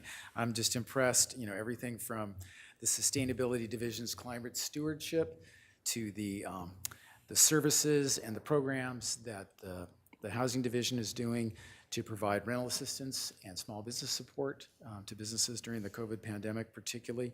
The Parks Department had a great fun event with the renovation of the Kellogg Park tennis courts and pickleball courts, something I'll never forget. And I'm looking forward to the Goleta Beach lawn renovation. And the Office of Arts and Culture has a very soft spot in my heart because every time I come into the building, I get to look at the beautiful art as we come into the community. And I know I hear from many people how wonderful that is, that the County of Santa Barbara is a museum and an art gallery in addition to doing all these incredible programs and services. And I really want to focus on the tremendous work that you're doing in support of our unhoused neighbors, getting people indoors, and just really phenomenal grant making, seeking, life improving daily effort to really improve people's lives and help in a really significant way. I'm just very proud of the work that you're doing. Thank you. Supervisor Nelson. Yes, thank you, Chair Hartman. Just a couple of thoughts. Kudos on the camping revenue. That's a significant number over the last couple of years go up. And I think that's something that as we look forward in future opportunities, that's something I think that should be enhanced. I mean, we're talking about more revenue and, to try to make your department as self-sustaining as possible. I think it's really important that we maximize those opportunities. Obviously, this is a great place to live, and it's also a great place for where people want to visit. And I just want to really acknowledge that your department handles a lot of the quality of life issues for the county, especially the unincorporated area, which I represent. Obviously, a lot of that. Most cities have these different municipal services available to their residents. Parks and Recs departments and other things that they are able to have. And we have these larger urban areas and some small urban areas that don't have that, don't have a chance to have a sense of community. And that's one of you guys are providing a county-wide system. But at the same time, you're also the Parks and Rec department for many small unincorporated areas. And so just wanted to acknowledge that and some of the work you guys are doing with the Orchid Trails. I'm glad to see that the Bonnie property is in there because that's definitely been a big stressor on my community as some of the development that's going in around our previously existing trail system. There's a need for other outlets for that. Also want to just say thank you to you for the work that you've been doing with my office on trying to move us towards forward with an Orchid Library. Obviously, still continue to look for a future home for that important asset. And that kind of feeds into one of my questions is I've been reading quite a few public comment letters that are concerned that we're cutting library funding. And I just, if you could speak to that, it doesn't seem like that's existing from the numbers that we have here, but, and maybe you can explain to me where that's coming from. Sure. Supervisor Nelson through the chair. I'm not quite sure where it's coming from. We're not reducing any funding to any of the libraries. In fact, it's now a 3.8% increase, as you heard. I think it may be coming from a certain city where they were worried that they were leaving a system and that they may be punished for leaving a system, the cooperative. So I don't, that's the only area that I can think of it's coming from. There's no cuts proposed. All right, thank you.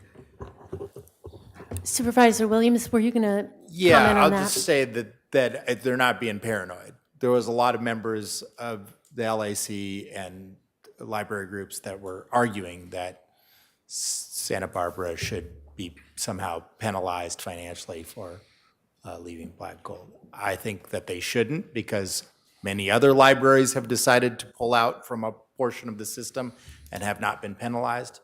But Supervisor Hart,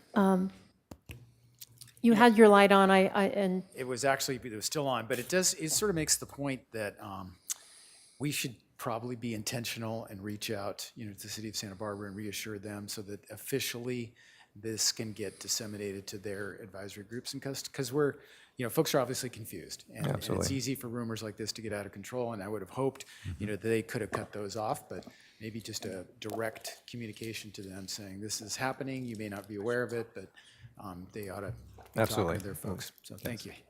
Supervisor Lavanino? I'll stop spreading the rumor, so Supervisor Hart. But I did want to point out that this is one of the things you were talking about earlier about things that we do fund that we are not required to fund. And I don't think the county gets enough credit for it. It's almost $5 million a year now we spend in libraries. And I know from my perspective, I support it. But that library in my district is smack dab in the middle of the city of Santa Maria.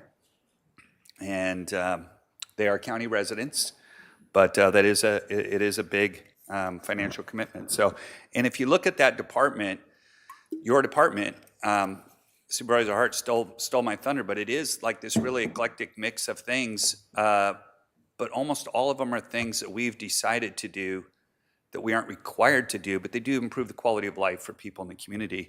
And without these things, you don't really have a community. So I just want to thank you for all the work you did. The way you were able to pivot, how you became the go-to for throughout the entire county, in my opinion, for homeless services.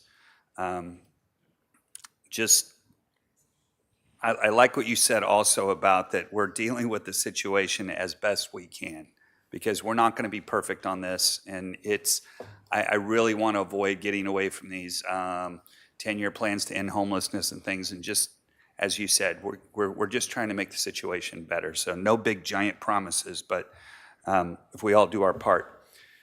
I also want to piggyback on what Supervisor Nelson asked about with the camping, and I was just curious on the performance measure, why on Kachuma, I believe, that our target is only 50% occupancy at Kachuma.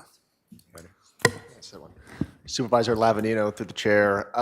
There are over 400 camping sites at Kachuma Lake, and it's open 365 days a year, so I think it's around 150,000 camping nights. So our target would certainly be higher, and there would be more revenue, but there are ebbs and flows, and there are midweek stays. Your job is to fill those camping sites.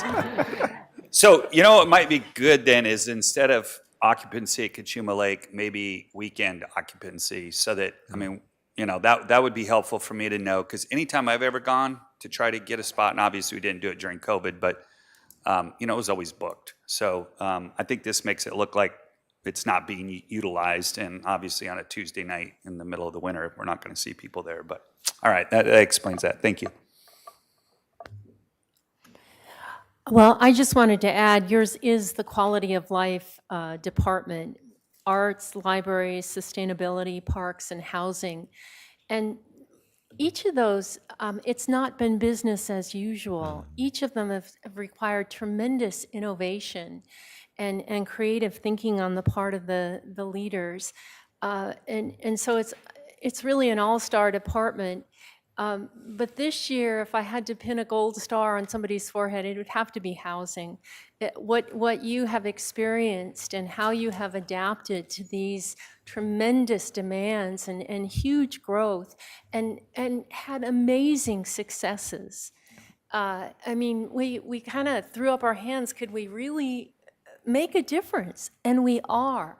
But the amount of new work that has come, and how complex this is, both in terms of the financing and in terms of the human issues, and then coordinating across departments, and now coordinating across our entire region. And people are excited, and Supervisor Hart chairs the Elected Leaders Forum, and that is a tremendous, it's a lot of work to get everybody coming into that.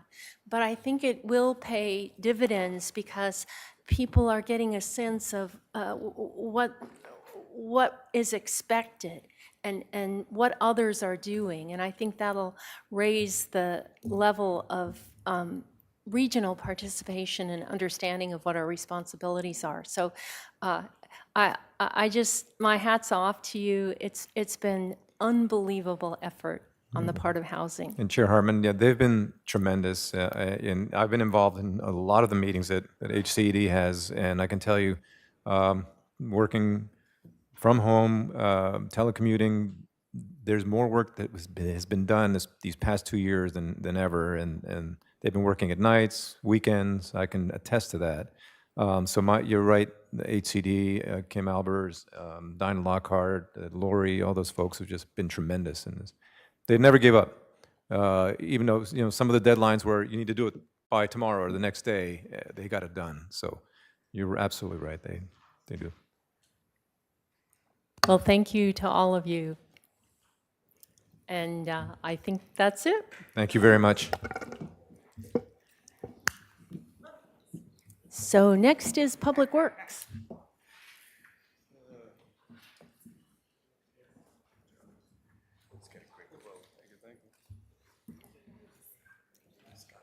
Oh, yeah. Oh, it's classic. Yeah, you said we should thank you. Yeah.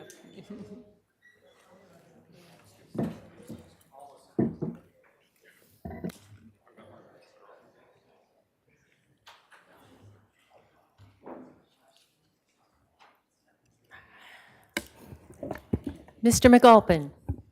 Yes, good afternoon, Madam Chair and board members. Public Works is very happy to be here today to present our fiscal year 22-23 proposed budget for your board's consideration. And we're going to try something a little different today. We'll do a little tag team in our presentation, myself and Deputy Director Julie Hagan from Finance and Leadership Division will join me in the presentation, and then I'm certainly accompanied by my outstanding executive leadership team up here for all the hard questions your board may have about the budget. So we're about ready to go, Madam Chair.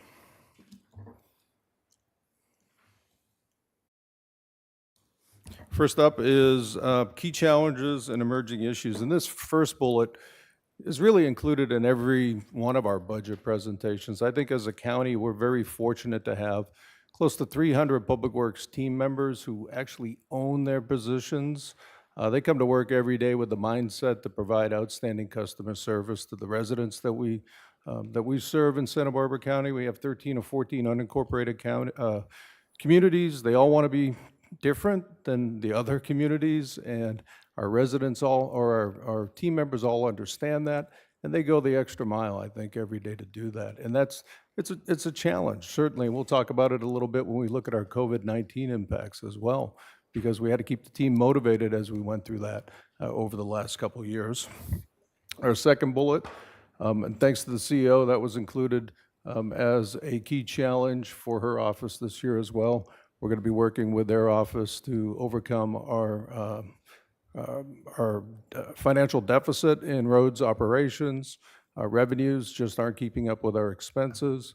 And you can see at the bottom the global cost increases that are impacting supplies and construction bids in our world particularly, because we do a tremendous amount of project work. And when you look at transportation, every one of our maintenance treatments involves oil. And we know what's going on with the price of oil now as well.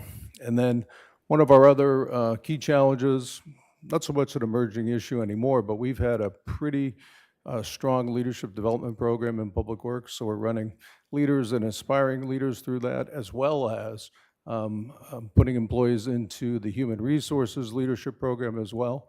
Deputy Director Stenton just went through executive leadership training with the HR department, which was outstanding. And Deputy Director Hagan will be going through it next. So we appreciate all those opportunities to build leaders in our organization.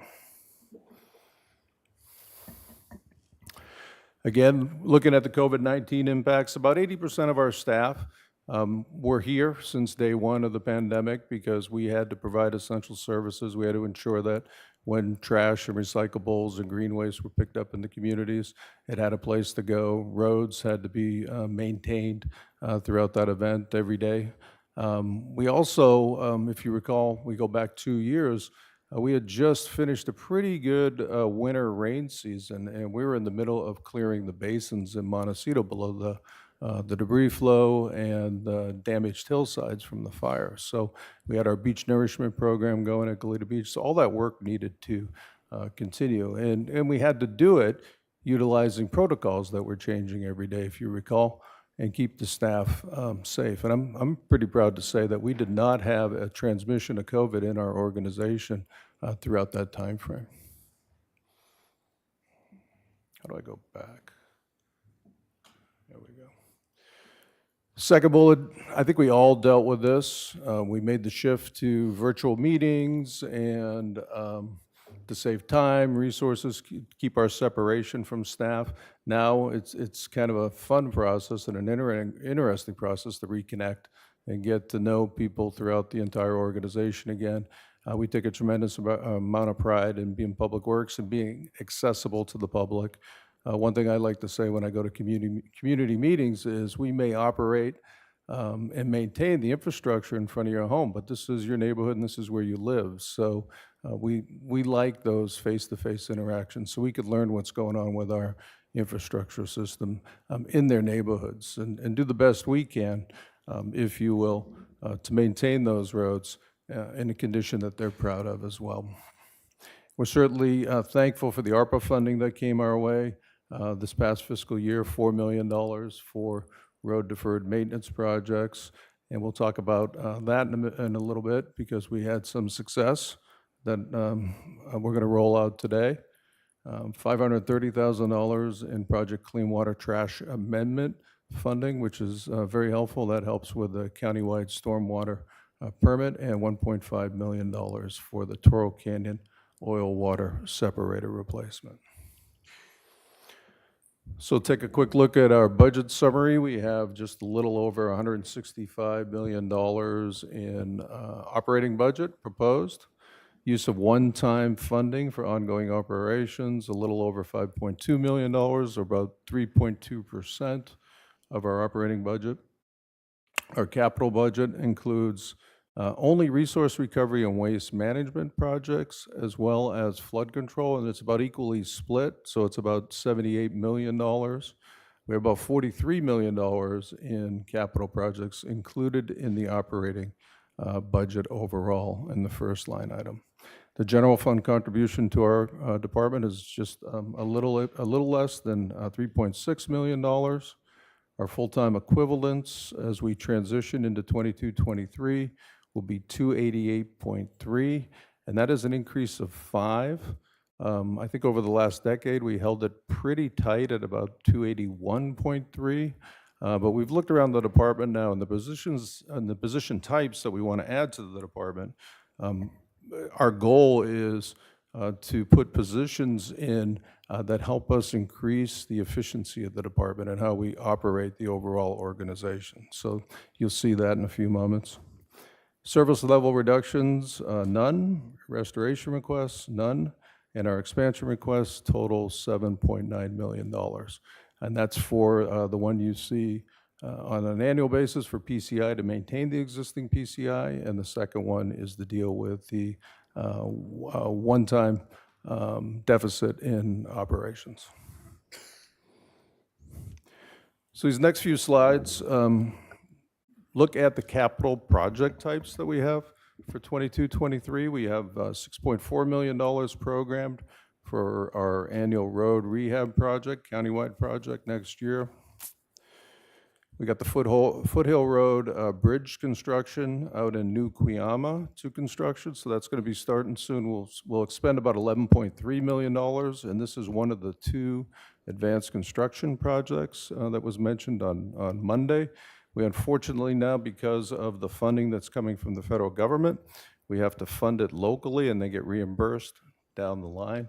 But this is a really important project for the Cuyama community because it's a summer crossing right now, and any type of rainfall closes that road, and it's about a 12 or 13 mile detour around that.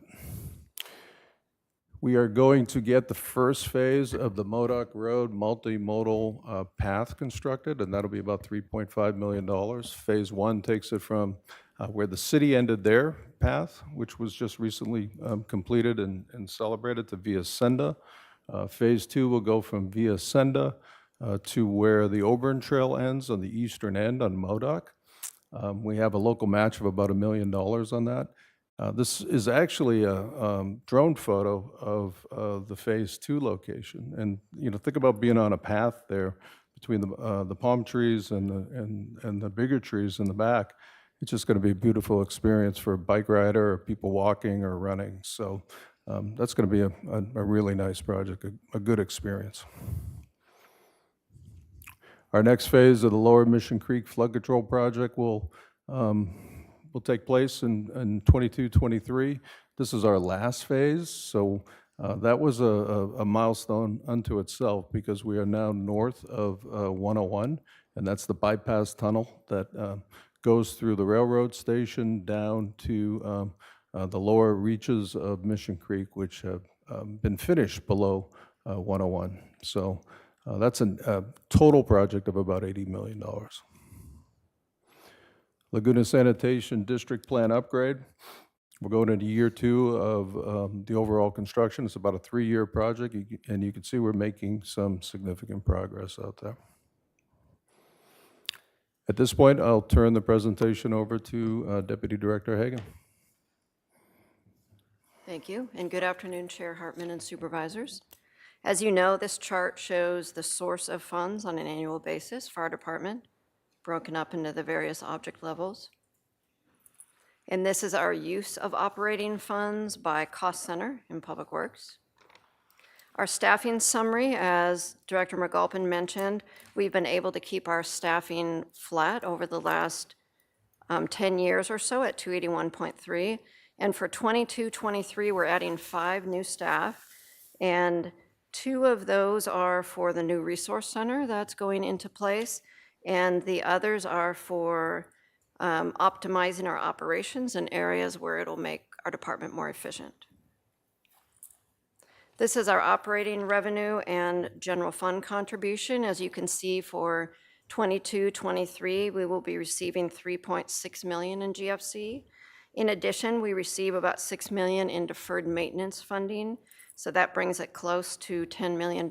So we wanted to thank your board for this funding. It makes a big difference in our department. The anticipated accomplishments: we continue to remain open and serve the public, as Mr. McAlpin mentioned, from the office and the field from day 1 of COVID.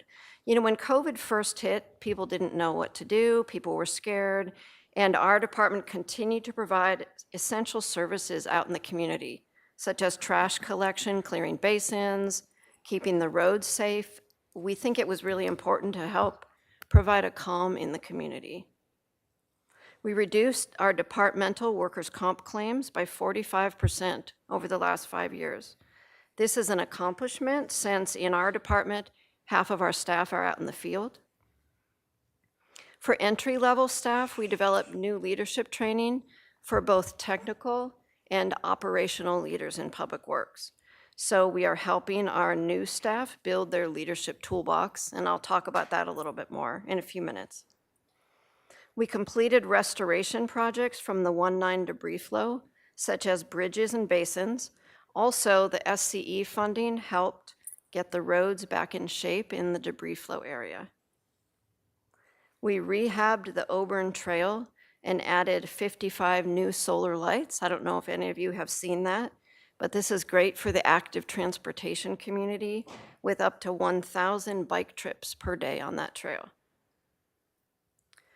Foothill Road Bridge in Cuyama, which Director McAlpin mentioned, this is a federal advanced construction project, and we're able to use the Highway Bridge Program funds. This is a federal program. And we appreciate Nancy Anderson's creativity in making this project work for us. We were able to leverage a temporary general fund loan in order to obtain $20 million in federal Highway Bridge Program funds. And then when this project is done, we will be reimbursing the general fund for that loan. Additionally, we provided all mandatory surveyor services. We completed design modifications of the Romero debris basin, making this spillway more efficient and to let silt pass and let the rains eventually take the silt to the ocean. We completed construction of the Lower Mission Creek Phase 2B, 2 and 3. This is a long-term $80 million project, and currently we're using all local funds, flood control funding, and we continue to try to obtain federal funding for this project. We completed the right-of-way acquisition for Randall Road Debris Basin, and we were fortunate to have a great local contractor, Vince Lopez, that was willing to put the project on hold while we obtained this last property. So we wanted to thank Vince Lopez for that.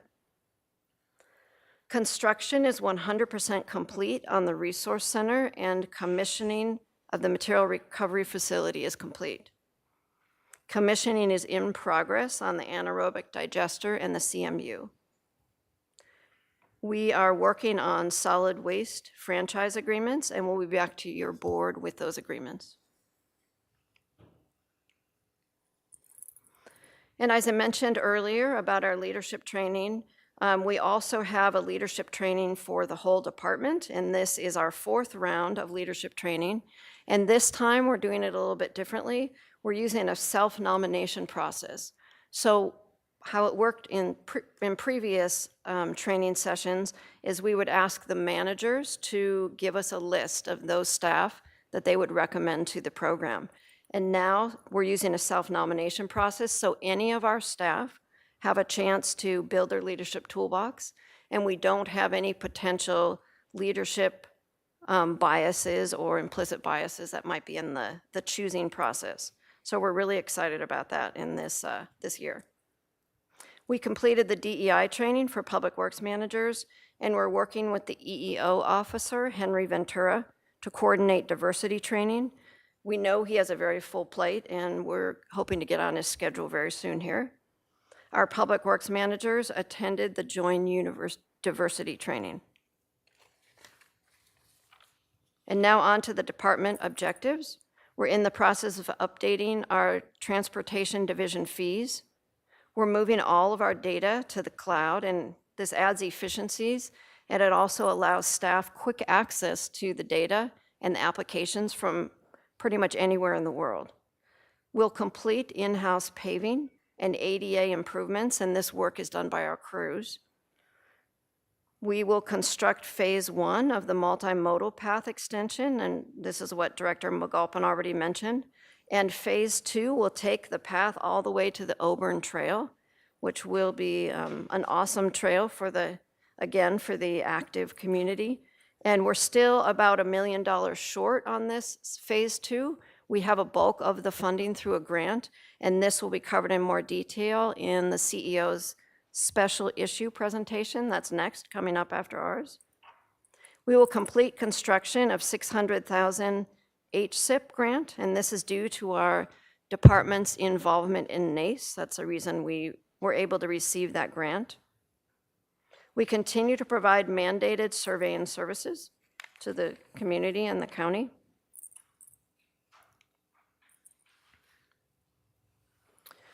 We continue to negotiate the Kachuma water supply contract. We will complete construction of the Randall Road Debris Basin and the Romero Basin modifications. We will begin full operation of the Resource Center. This is really exciting. It will allow us to divert over 80% of the community's waste. This is a huge accomplishment for our community and for future generations. We will be bringing the solid waste franchise agreements in May to your board. We will continue construction of the Laguna County Sanitation District plant upgrade. And as you heard from Ms. Anderson yesterday, we have incurred costs on the Refugio Road due to the damage from the Alisol fire, and we'll be accessing the disaster recovery reserves. We've incurred about $600,000 in storm prep work, and we have about $800,000 remaining to bring the road back to pre-storm and pre-fire conditions. And we want to thank your board and the CEO for prioritizing this project. And here on our last department objectives slide, the objectives are the same as the anticipated accomplishments on this, in this same topic area. We're excited to see who wants to lead the department in the future by using the self-nomination process. We're working to provide DEI training for all public works staff, and we will continue to attend join diversity training opportunities. And at this point, I'm going to hand it back to Mr. McAlpin.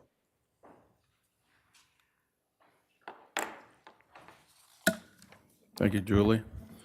And our next two slides then show how our department measures up with regards to the countywide goals on Renew 22. Down at the bottom, and I think I mentioned it last year, we had Vision 5.0 last year. We've kind of updated it this year, utilizing the Smart Sheets technology that IT's provided to all of us to make it more efficient. Vision 5.1 is really our implementation plan of the Renew 22 countywide goals at the county level, and we focus it on people, projects and processes, and finances. And then this next slide, the next two slides are the performance measures that we use, certainly in Public Works, to lead the organization. But I think this is where we want to kind of hit the pause button real quick and look at the second one in there. And I feel like we should have a cake or something today. But if you look at 20, see if I can do it here, 2021 on Pavement Condition Index, we're at a 56. 21-22, we went up 2 points. And that's directly related to your board's support and for the 18% deferred maintenance funding that you provide to Public Works, CSD, and General Services. So a huge shot in the arm. A big thank you to your board for that support, and certainly for boards back to 2014 when the 18% went in place. We have some momentum now. We hit the bottom of the curve and we're starting to climb. The other thing that was extremely helpful for us to move the needle on this was the SCE mitigation funding that came in. That was a $10 million of revenue that your board provided to us to go in and restore those roads below the debris flow. And as I mentioned, the ARPA earlier, that extra $4. So, we have some movement now with regards to the PCI, and it's moving in the right direction. So thank you so much for that support. And then on this next slide, what I wanted to highlight was, again, your board's support of the Resource Center.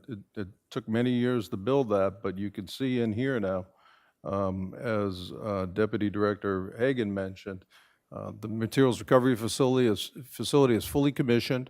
We have about a month ago or so on fully commissioning the anaerobic digester. The materials recovery facility is meeting or exceeding all the performance measures, and we expect to have similar results with the anaerobic digester. So we're probably going to be comfortably 80% diversion or 85% diversion of the municipal solid waste in this community, thanks to the commitment this county made to that facility. The department has no service level reductions for this year. And our expansion requests, as I mentioned earlier, are 2. On the PCI, the way we look at it on an annual basis is what do we need to put into the pavement to maintain the existing PCI, and it's about $14 million a year, and then we back out the funding that we do have available. So we have an unfunded portion of about $3.1 million, and then the ongoing deficit in roads operations around $4.8 million. So it totals about $7.9 million. Again, in summary, this is typically just our key challenges, and our emerging issues slide will continue as a department to provide outstanding customer service to the public we serve every time. Continue working with the CEO's office to overcome the ongoing annual deficit. We will continue building leaders because that's our ultimate succession plan. I started in this organization as a construction inspector, and now I'm the director of the department. So I want everyone to have that opportunity as well. So that's our ultimate goal. And we'll continue putting projects out, and we're going to have to figure out what we need to do on these cost increases to supplies and certainly to construction bids, because it looks like it's going to be with us for a while. So my quote doesn't change every year. I'm an engineer.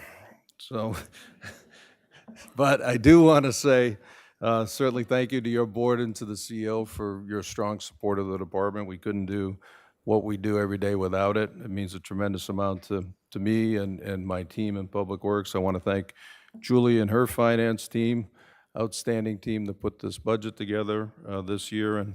And lastly, I think personally, I can't thank the Public Works team enough. I'm very fortunate to have, as I mentioned earlier, a department of 300 team members that they leave it on the field every day for the public that we serve, and it means a tremendous amount. So, and it's just great to work with people like that. So, thank you for your attention, and we're available for questions. Supervisor Lavanino. Thank you, Madam Chair. So, Scott, since a lot of the money it comes from the federal and state, what's going on with the Highway Trust Fund and what kind of legislation? What can you kind of give us a little DC update on transportation funding? Yes, through the chair, Supervisor Lavanino. The infrastructure spending bill was really good for cities and counties across the country. There's more opportunities in the infrastructure spending bill for cities and counties now. As you know, Supervisor, you were the author of a resolution for funding at the national level, and you and I had many trips to DC to talk to legislators about that. Our goal was to get two things: to get more funding for local agencies across the country, but to also get it subvented like we have state gas taxes subvented to cities and counties across America. So that's a big ask for the federal government. So we're not there yet on the formula, so that's going to be the next step. So we're extremely encouraged to see that there's more money in the infrastructure spending bill for bridges. There's currently a piece of state legislation, I think it's AB 2120, and I think our county just put a letter of support in on that to go to a historic bridge formula of 55% cities and counties, 45% state, because the state did really well under SB1. They get an extra $300 million a year for their bridges. Currently, state bridges have about 3% of their deck area is in poor condition and improving. And ours is, cities and counties, it's at 12 or 13% poor, and it's not improving. It's going the other way. So that's why this piece of legislation at the state level is so important right now. If we can get that old historic highway bridge program formula approved in the state, that will reverse the trend of our bridges going from poor to worse. So, so we're monitoring that, working with our state lobbyist as well there. So I think there's some good signs on the horizon for infrastructure spending, especially on the federal side. And then lastly on that is, so with the infrastructure spending, I've seen that Congress has talked about opening up additional earmarking again. But I didn't know if that, because of infrastructure spending being what it is if infrastructure was going to be ruled out of the new earmark program. But I know we had a former colleague here who's a good friend of ours that would be glad to help us out. Yes, through the chair, Supervisor Lavanino, good question. There was a round of earmarks that we submitted on, and they picked certain projects in our geographic area and around the country. So I would anticipate that there's probably going to be more.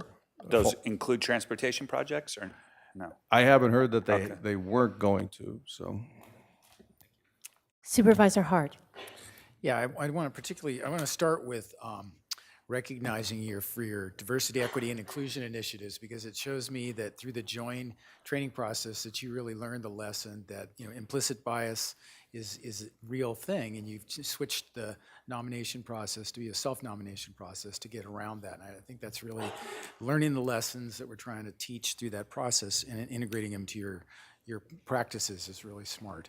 And I want to congratulate you on the rehabilitation of the Oberon Trail. I have ridden on that and noticed that it's a great improvement. The solar safety lights are fabulous. Another big thank you and congratulations on the PCI index increasing 2%. That's something we've talked about many, many years, and it's wonderful to have that occur. And I was regularly walking by the Lower Mission Creek Phase 2 and 3 project and seeing that amazing transformation of that area. So I'm real excited about that. And then I just want to put a pitch in to my colleagues for the MODOC multimodal path. That's a great example of the department being aggressive, going out and getting a state grant, bringing new money to the county. And of course, we need to have the local match to get that money. And that's, this is something that I think is a policy issue that we probably should be talking about we don't want to create a disincentive for departments to go out and get extra money by penalizing them for the local match. Supervisor Nelson. Yeah, thank you. Chair Hartman. Supervisor Hart, what is that number on that item, the local match? It's $1 million to $1 get the okay. $7 million. Okay, thank you. And then my question is going back to our PCI, and again, congratulations. It's a big deal. Have that number go up from 56 to 58. And just, for those keeping score, as it gets better, in theory, it becomes less expensive to maintain our system there. But we're still not there yet. We're still expensive as we're rehabilitating much of our deferred infrastructure. And I saw on here that there's a $3 million ask to keep us just at 58. We don't have that extra 10 million coming in from the SCE. We don't have the extra 4 million from ARPA. So, it's going to be hard for us to maintain that 58. Again, hopefully future funding to the 18% kind of keeps up, but we're kind of falling behind, obviously, with the cost of construction materials now, right? That seems to be, we're almost caught up, but we're kind of falling back again. So what would we expect to see if we don't fund that $3 million? Could we see it, regress down to 57 next year? I mean, what are we looking at? Through the chair, Supervisor Nelson, we'd probably see a 1-point drop. I think that's kind of what our projections are showing now through the pavement management system. You'll hear Deputy Director Sneddon's going to talk on the deferred maintenance presentation. You'll see what we have planned now. It's broken down between, because that's a good point, rehabilitation and pavement preservation, right? So when you have a system like ours that's in a deferred maintenance mode, there are a chunk of rehabilitation roads that we have to bring back into a pavement preservation mode. And if we get there, then you can apply the pavement preservation philosophies of the right treatment on the right road at the right time, where you're doing fog seals, which is a light coat of oil every 2 years, a chip seal at year 7, and you're doing that for $1 to $3 a square yard, So rehabs can be a lot more expensive. They can be $50 or more per square yard, depending on the type of treatment you're doing. So, but that's spot on. So, and we have a list of roads now for the rehab and for the pavement preservation. But the one thing to keep in mind is the oil prices have been rising dramatically. So, we're going to have to pare the list down to the money we have available as well. So it could be a double whammy. Thank you. I think just, looking back at the last item with community services, you have the engineers version of the same type of department, right? You have very diverse skill sets through whether it's water, trash, roads. And so I just wanted to let you know how much we appreciate the work that your office is doing and your staff, and thank you. Okay, I guess it's to me. I had a question. You reduced departmental workers' compensation claims by 45%. That caught my eye. How do you explain that? Chair Hartman, we have a safety manager and a very strong safety program. If there are any accidents or issues in the field, we go out and investigate, and we make changes, and we provide training to the staff, so we improve any area that we have any issues. It's a big jump for 1 year. Congratulations. And it's over 5 years, actually. Oh, Yeah. That's still excellent. Thank you. I had a question, more resources. So how much in the bridge replacement, we're fronting you a certain amount of money. How much is that, and when would we expect the federal government to reimburse? That's a Nancy Anderson question. I would say it's a little bit of both. But Chair Hartman, what has been approved to date is for 2 projects, one Floridale, one Foothill. So a total of about 12.6, if I remember correctly. And some of that has been issued for Floridale. And I know Julia have the dates better than I. The intent is to repay by 24, 25, I believe, for both projects. And currently $9 million has been shifted in the 22-23 budget for over to that reserve for that purpose.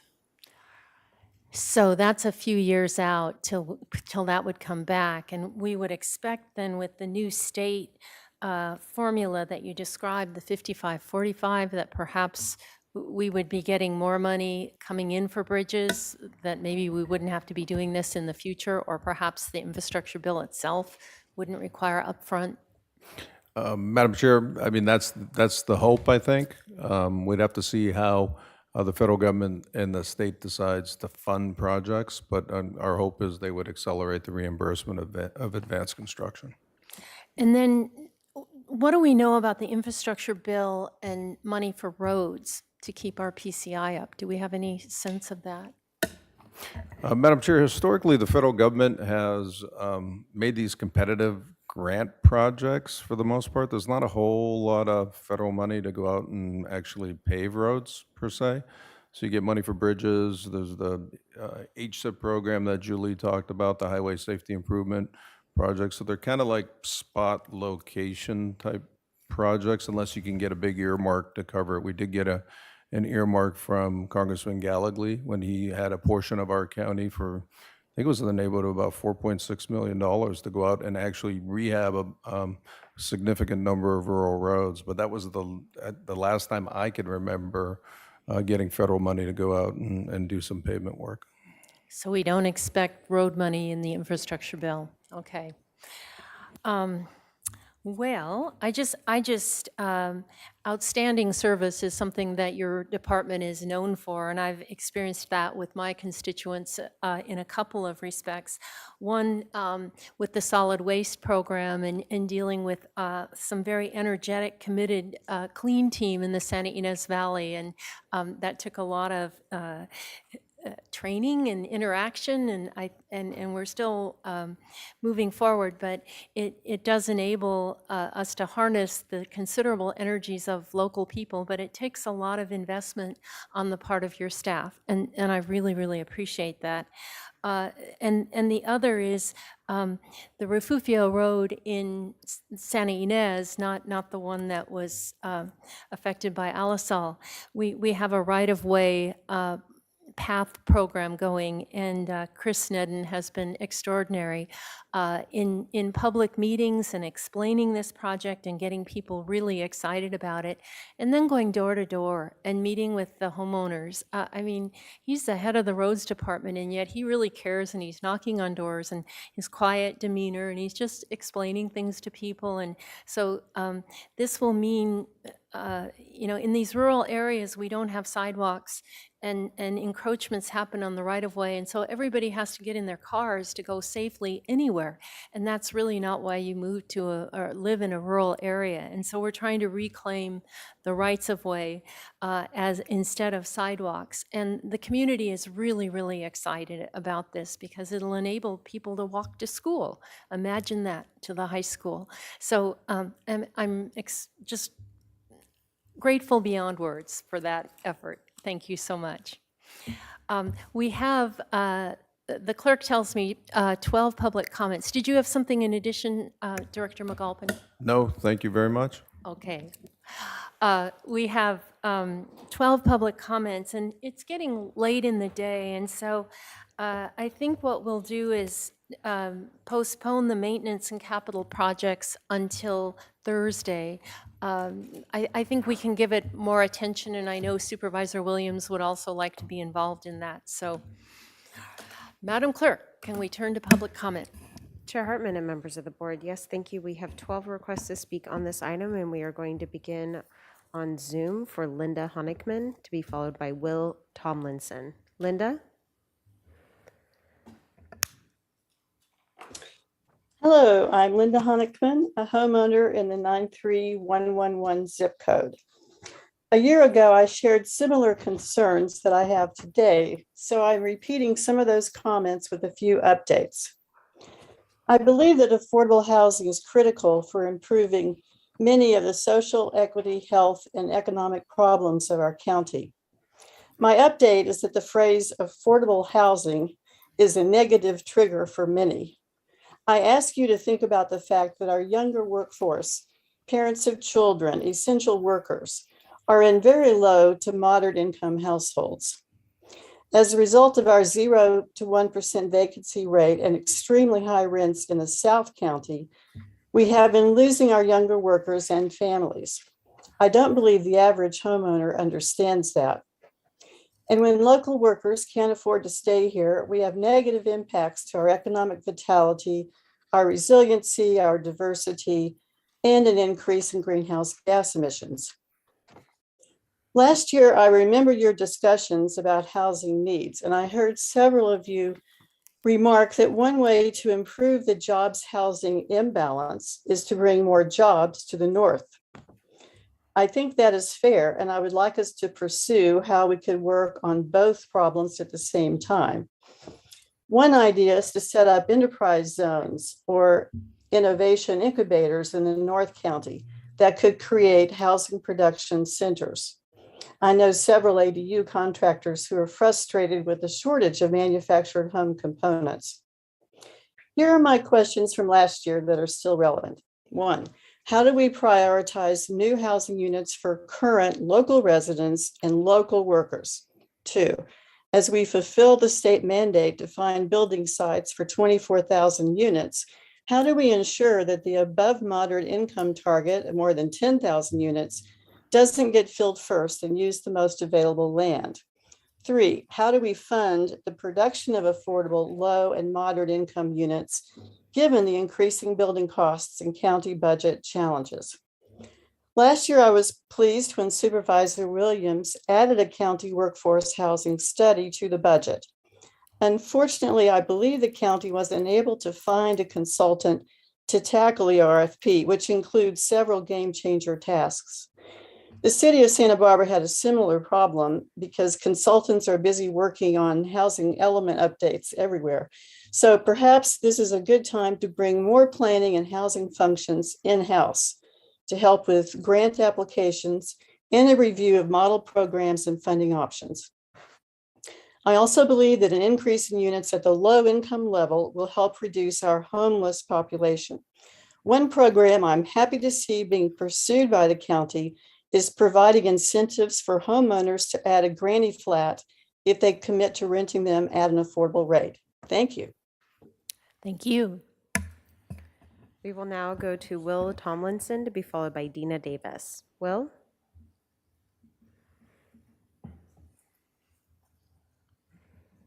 Good afternoon. This is Will Tomlinson. I am currently chair of the City Library Advisory Board. Before I begin my prepared remarks, I want to thank the supervisors and the chair for their comments about the ongoing budget discussions between the city and the county. I'm not going to discuss those because I'm not knowledgeable enough, but I think it's vital that there be open lines of communication and transparency about that. So I appreciate the supervisors bringing that up. I'm going to take a different tack. Everyone should have the opportunity to become as smart as they can. A smart populace is essential to the functioning, to a functioning, healthy society. That's one of the reasons we value free public education. Even if we don't have kids, we don't begrudge paying taxes for public education because we know it benefits everyone. It lifts everyone up. People who can think for themselves, who can think critically, analytically, who can distinguish between trustworthy sources of information and things that just spew propaganda. Those are the kind of people we want in our community. I think of the public library in the same way that I think of public education. We all benefit from libraries. It lifts all of us up. It does so primarily by serving a leveling function, by giving people with fewer material advantages the ability to compete with people who have greater material advantages. And for me, this is the public library's key function. No, public library does many, many things that you'll hear about later today, but this is the one that really resonates with me, and it's why I'm talking about it. If you want to read a book, but you don't have the luxury of buying it, you can't borrow it from a friend or family, you should be able to read that book for free to make yourself smarter, to learn from it. And that's what the library does. That's what libraries have always done. As long as we learn by reading, that's what libraries will do. We learn and read a lot online now on the computer. And libraries provide free internet access, not only during library hours, but by loaning out mobile hotspots so you can access the internet after when the library is closed. No one should be consigned to ignorance because they don't have the opportunity to learn. The library provides that opportunity for free. Everyone should have the chance to become as smart as they can. And that's one of for me, the main thing that the library provides, their main function. One way to encourage that is to provide adequate funding so that libraries can continue to provide and expand on that essential service. Thank you. Thank you. And we will now go to Dina Davis, and then we will return to the Santa Barbara hearing room for Alex Perez. Dina? Good afternoon, Chair Hartman and distinguished members of the board. My name is Dina Davis, and I'm a new member of the City of Santa Barbara Library Board. I had the pleasure of attending your meeting this morning in person and heard all the public safety presentations. And I heard words like trust and relationships, and it makes you think of libraries. I think libraries are key partners in preventing the substance abuse and incarceration that was talked about this morning.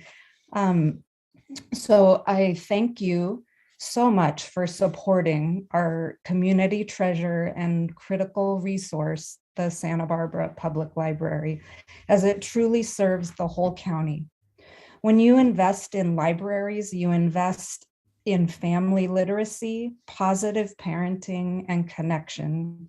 When you invest in libraries, you invest in education and graduations. When you invest in libraries, you invest in a safety net and community partner helping our neighbors experiencing homelessness. When you invest in libraries, you invest in community connection and mental and emotional well-being. When you invest in libraries, you invest in connection to story and language and history, stories that reflect a young reader's own life experience and provide opportunities to empathize with the lives of others and a vision of new possibilities. When you invest in libraries, you invest in hope and bright futures. I thank you all for investing in our libraries. We will now return to our Santa Barbara hearing room, and we were actually going to Manley McNich to be followed by Pedro Toscano. Manley?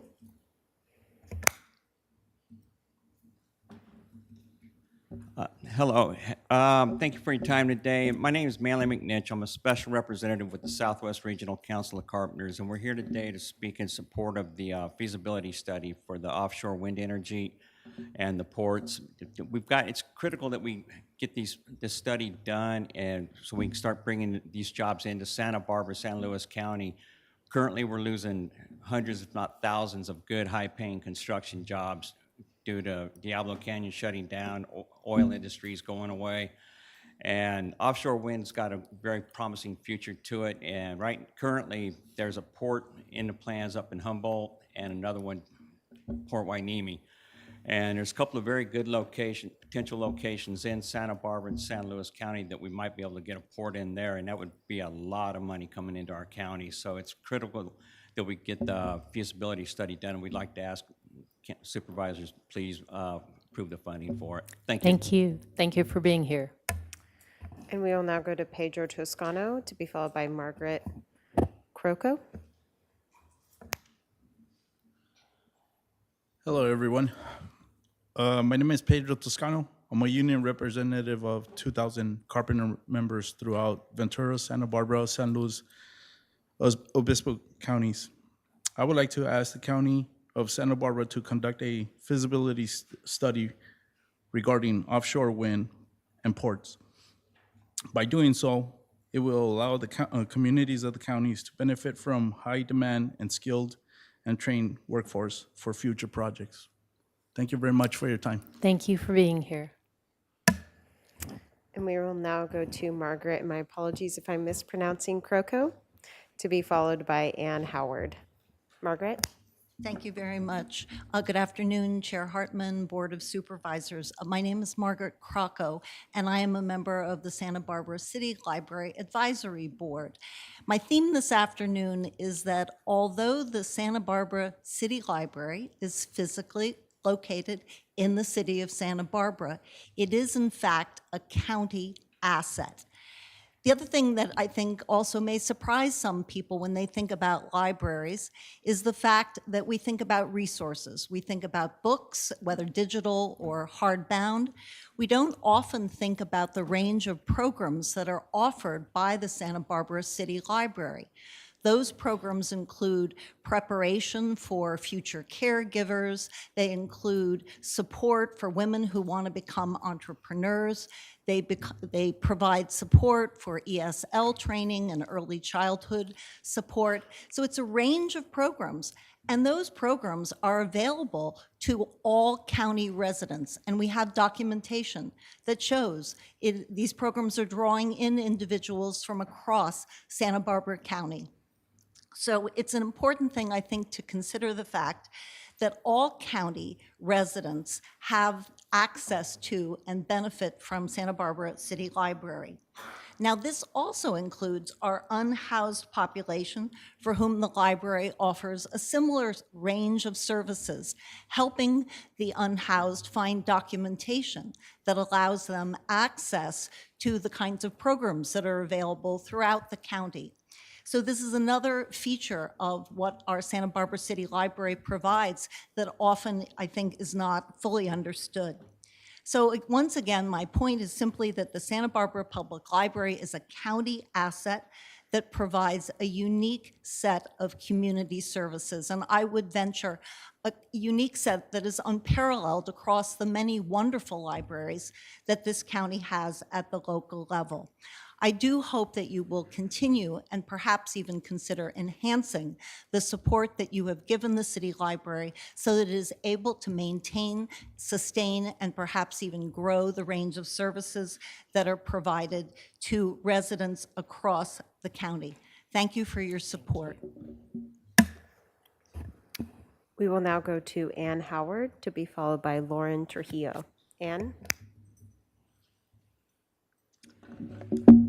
Good afternoon, Supervisors and Chair Hartman.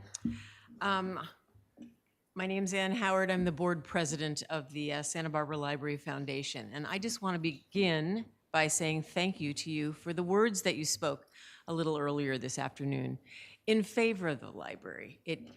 It gives my heart some peace to hear this because, as you all know, you all got a lot of letters and a lot of folks showed up today because there was no clarity about what was happening this year with the county budget. And in my 6 years on this board, I've never heard this level of kerfuffle. So I thank you, Supervisor Hart, for directing Community Services to be more forthcoming in the information that comes from the county to the city to all of us who are stakeholders in our library system. You know, when I was a little girl, the Carnegie Library in my small Minnesota town was a treasure house of books that opened up a whole wide world to me. Now I see that the library is so much more than books. It's a treasure box of public education and social connection and critical community services. It is way beyond a quality of life kind of thing. It's a life or death institution in our cities and communities. I was to speak today to urge all of you to secure FY 22-23 funding. I believe I heard that you are about to do that in your June budget hearings. And so that urgency seems to have fled. And as quotes seem to be the order of the day, I'm just going to end with a quote. It's not a short quote, but it's one that is in this week's Independent. It was an article about homelessness in Santa Barbara and the neighborhood navigation centers, where all kinds of people were lining up for all kinds of services, from food to clothes to all kinds of things. And the quote is this: "But the biggest line, however, was the one operated by the city library. Library workers were on hand to provide books, videos, and even laptop services, but their ace in the hole was the help they offered those in need, filling out the forms needed to obtain a social security card, get their birth certificate, or fill out a host of government forms without which no services can be obtained in recent months.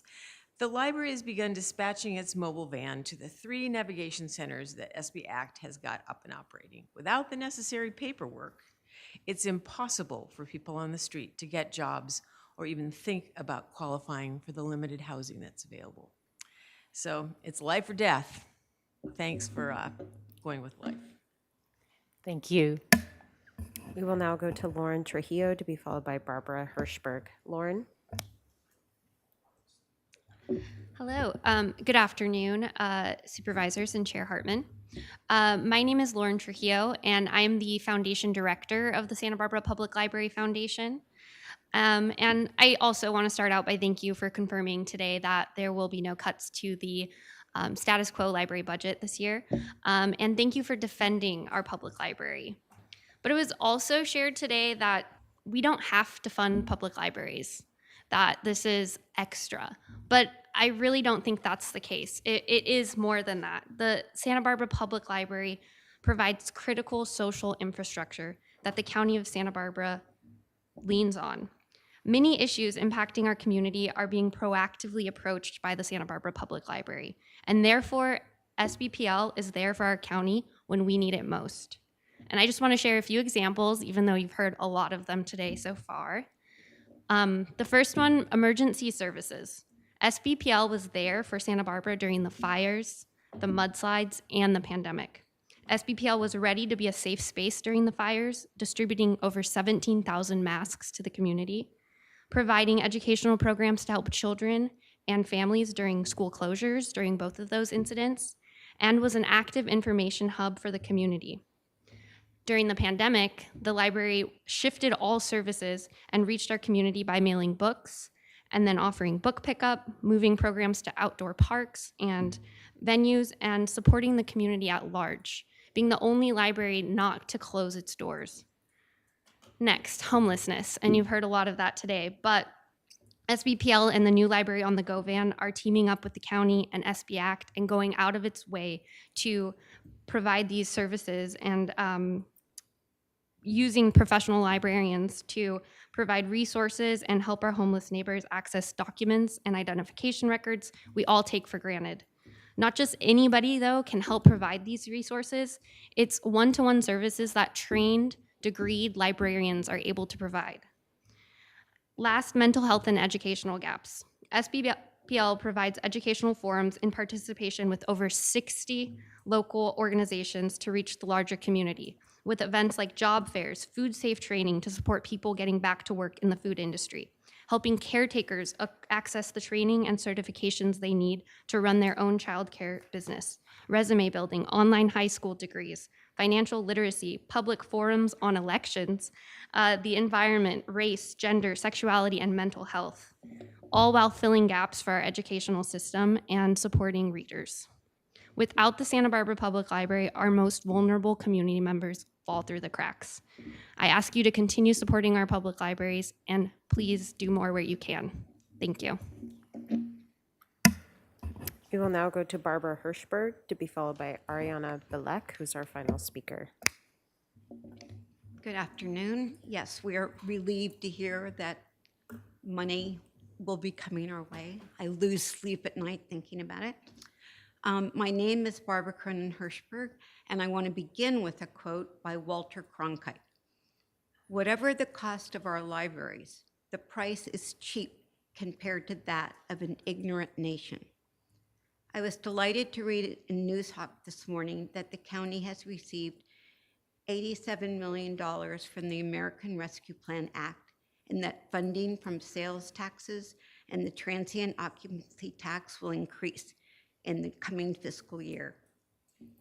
Any decrease in funding to the library will impact library operations, especially programming like arts and culture for all ages, such as story time, adult literacy, tutoring for children, the library van on the go, STEAM classes, and events like the one offered this weekend about the Channel Islands. It is not only Santa Barbara residents that make use of this incredible community resource, but the entire greater Santa Barbara community, including residents outside the city limits who participate in programming, use local history resources, and borrow materials. I am passionate about supporting the library. I am president of the Santa Barbara Friends of the Library.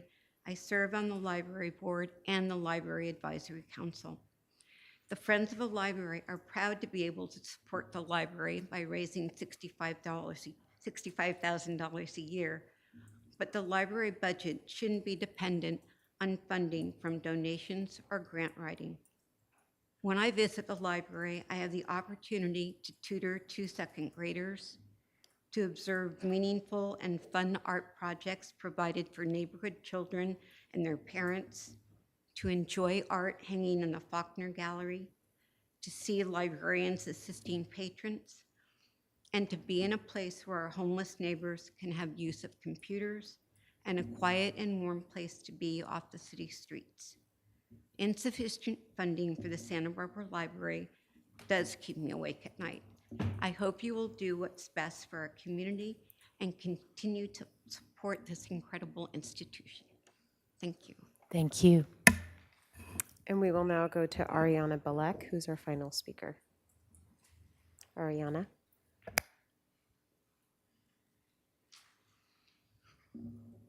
Thank you for this opportunity. I am speaking today to advocate for the continued county funding for the Santa Barbara Public Library. My name is Ariana Billick, and I am the Circulation Supervisor at the Santa Barbara Public Library. I have witnessed firsthand how funding from the county impacts and expands our services to the community. The Santa Barbara Public Library is much more than a place where people come to check out books.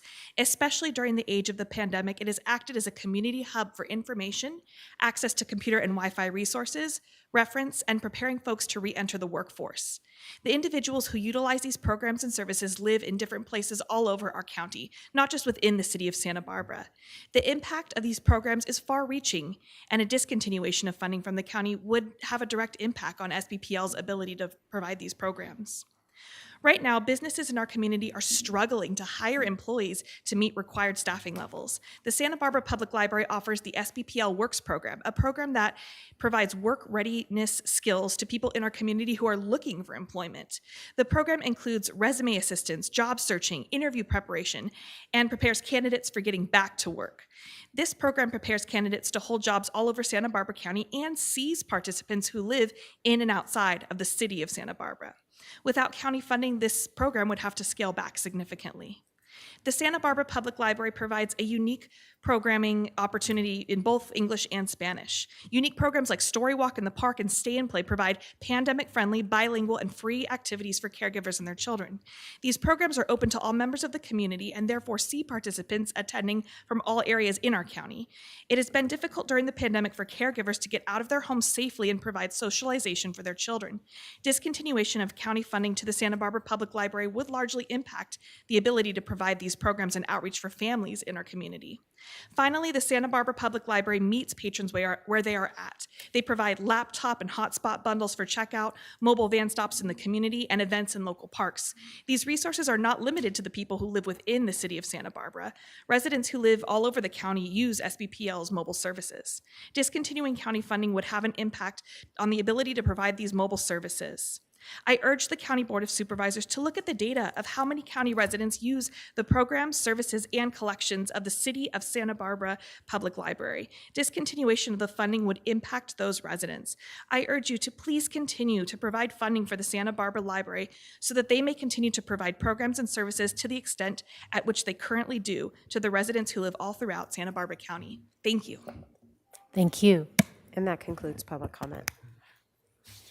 Okay, so it's back to the board for this functional group. Supervisor Hart. I just want to speak to the many friends of the library that are here today. It's wonderful that you're here. I'm glad you heard directly that we're not contemplating cutting the library. The budget is intact, and I can assure you personally, my father was a library director for the city and the county of Santa Barbara for 25 years, and I have a photograph of him in my office with the brand new technology from 1965, which is the same book drop that sits out there in front of the library. And it's great to hear all the wonderful, innovative programs. He'd be very proud of the work that you're doing. And I know very well how much the city of Santa Barbara contributes to the library. It far exceeds any contribution from any other local government to the regional system, and it's a real asset to our community and all county residents. So thanks for being here. Supervisor Lavanino. Yeah, so I guess I need to clarify my comments since kind of I think may have gotten taken out of context a little bit. But so, well, your dad was a librarian. My first job was at the library, Mesa Public Library in Arizona. I love libraries. I was the one emptying the book deposit, okay? So I was a page. And I have voted for and supported library funding every time it's come before the board. And every year there's an increase. Every year I've supported it because I do love libraries. My point is, when the budget's good, as it has been, you know, it's not that big of an impact, and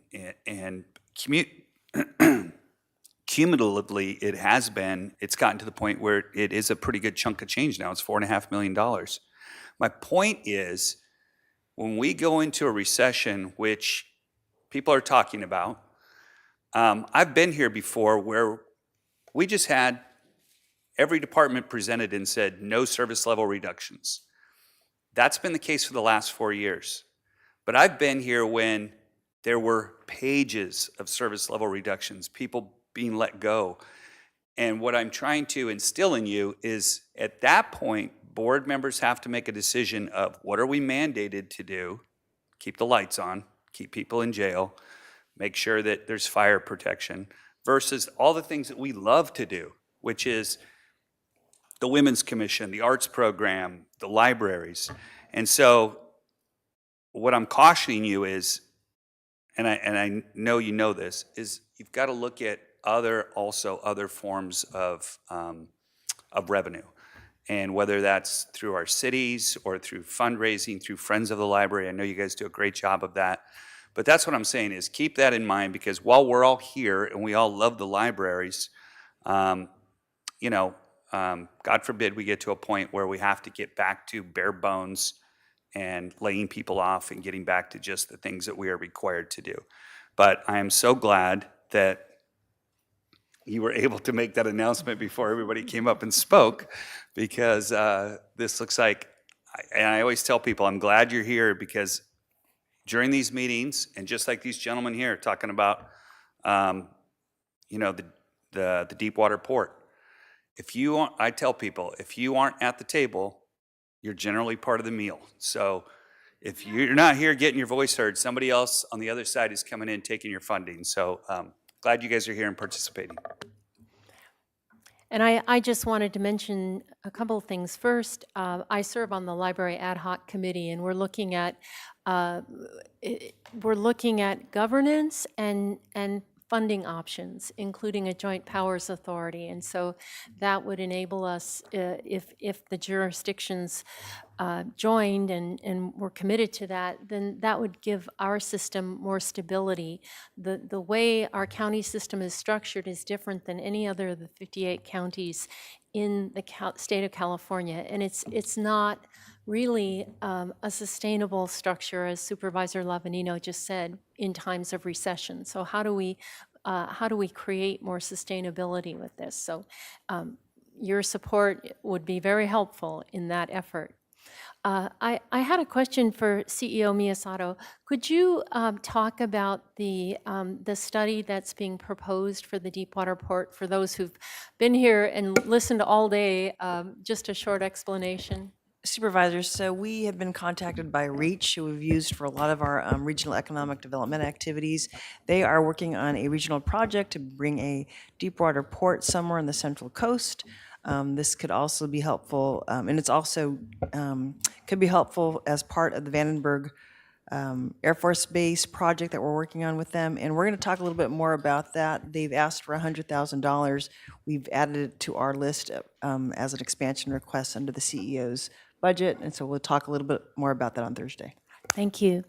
So with that, is there any general public comment for matters not on today's agenda, Madam Clerk? Chair Hartman and members of the board, we have no requests to speak on general public comment. Okay, with that, then we are adjourned to Thursday, April 14th for the final budget. CEO Miyasato. And Chair, just for our departments, for those who were going to do the CIP presentation, we will have that at the end with the other special issues. Okay, thank you. Adjourned.